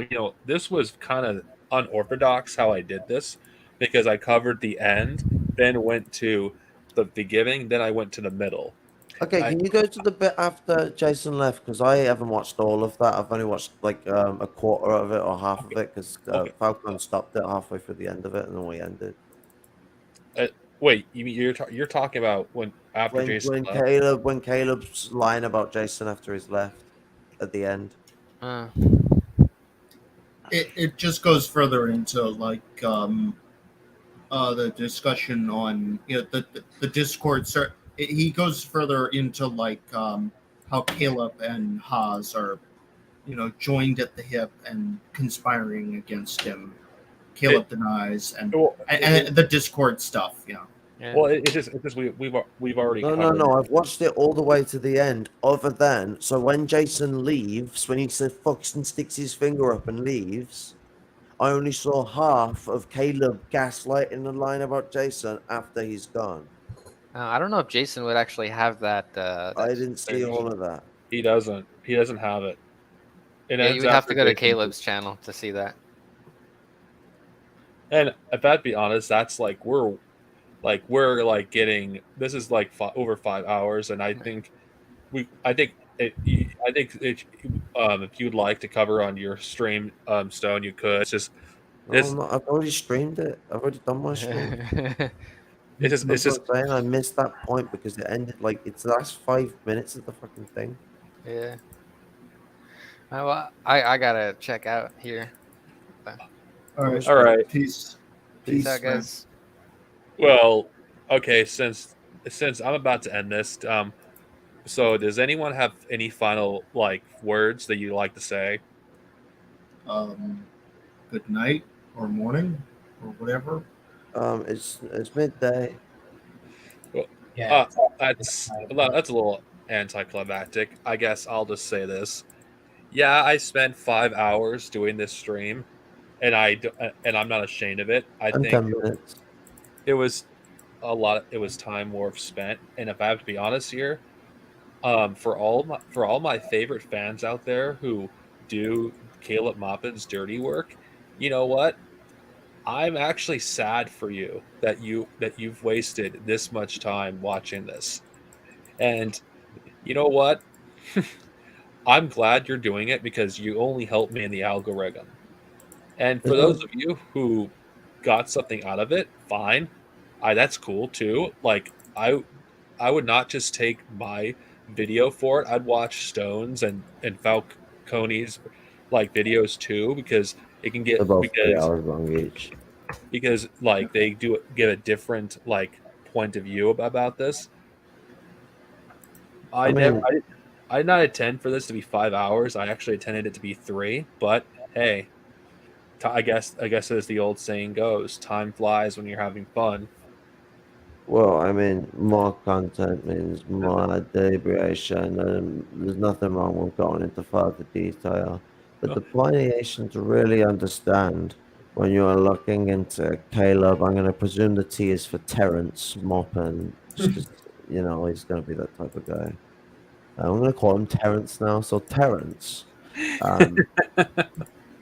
Muppet, he's a petit bourgeois radical through and through. And petit bourgeois radicals, whether they are petit bourgeois socialists or they're just an outright fascist or neo-feudal, and both ideologies you could use the not the more socioeconomic definitive of fascism, because that's obviously how I'm breaking this up, but you could still throw fascism in both names. They are both really fascistic forms. I mean, Neo-feudalism itself is a core foundatively fascistic ideology because of its foundation as a uh, consolidation of petty bourgeois class consciousness. And so, whichever direction he goes, it does not matter. And it seems corporatism has been his choice.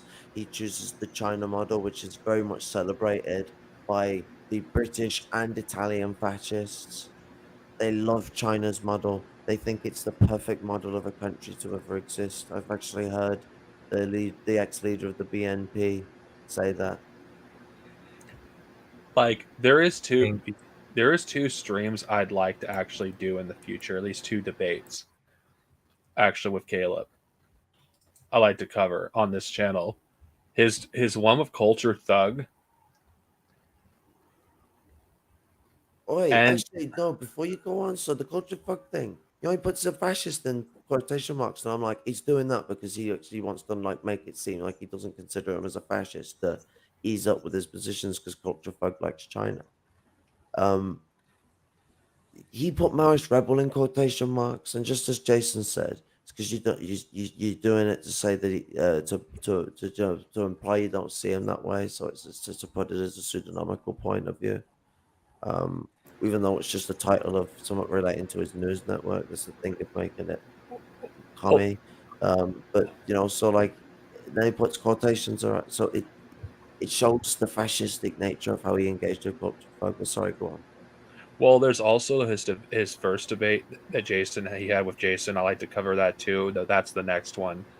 The other Oh, one yeah. after it, I like to cover is his debate with that one guy from before Charlottesville. Augustus Sol Invictus, I think. Yes, the reason why is because those debates are very telling about Caleb's fascism. That it's been out in the open for quite a while. Now, I do not intend to do every single Caleb debate because there's fucking too goddamn many. I'd rather just do the ones that are most essential. I think Stefan Montague is the one I'd like to cover too. Interesting. Yeah. I mean, Caleb pretty much just wants, as far as like my concluding thoughts, and what really kind of like shows Caleb's fascism is, I think he kind of wants to like create, like I was saying before, the American version of the Communist Party of Russia, like some kind of opposition within like a fascistic regime that is like run by like Trump, like the MAGA people. I don't even really think he maybe I think Caleb's enough of like an egotist where maybe he does want to be like in charge or whatever. And maybe Caleb's just like a Fed, to be honest. Like could be either way. Well, the thing is, we got to be very careful about throwing that around because he uses that like for his opponents. Doesn't mean it isn't impossible, but there's just no evidence that Caleb is a Fed. Yeah, that's why I think it's more likely he's just like he genuinely just wants to create this like opposition. Well, he probably does have some ties to foreign governments when it comes to like sabotaging like communism in America and abroad. So I do think that's possible theoretically. I mean, he works for Russia today, so. But then again, it's a complicated thing, and I don't want to indulge in it because if we do this with no, like say, oh, he's a Fed, there's no evidence that he's a Fed. We have none, even though it may be possible he could be a Fed. He could be like an undercover like agent working for the government for all we know. I'm saying I wouldn't be surprised, but I'm not saying there is no like real evidence. The thing is, he doesn't even support the US's positions on stuff. The thing is, it's possible, but we can't prove it.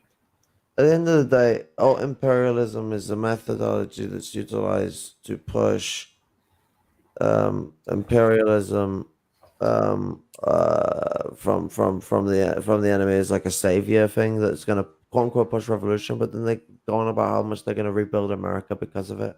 So they're so socialists. They're full of shit. They're pulling twisty, wisty little lies.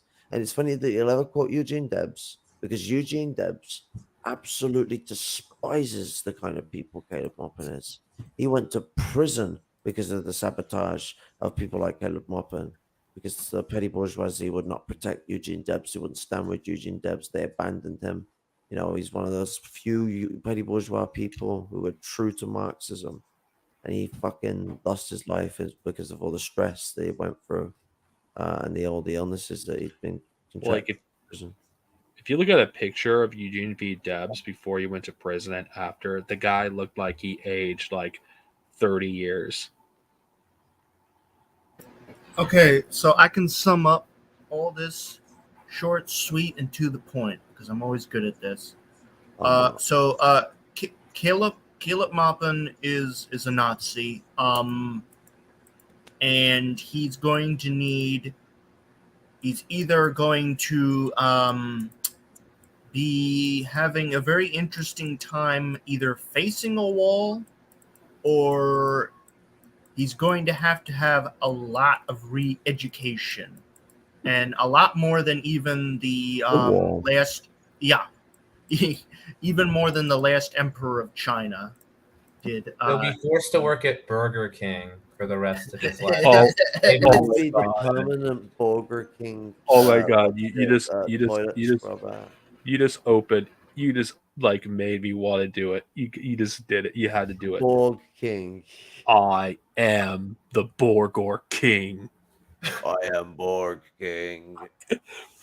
I'm sorry. I'm sorry, but the thumbnail. You disturbed the Borg. The thumbnail I made for this stream is a masterpiece, in my opinion. Did you like my thumbnail? Anyway, I think my thumbnail for my stream was fucking brilliant. I don't have any much left to say. Red salute, comrades. May the force be with you, and fuck Caleb Maupin. Yeah, fuck you. All right, thanks for having me on.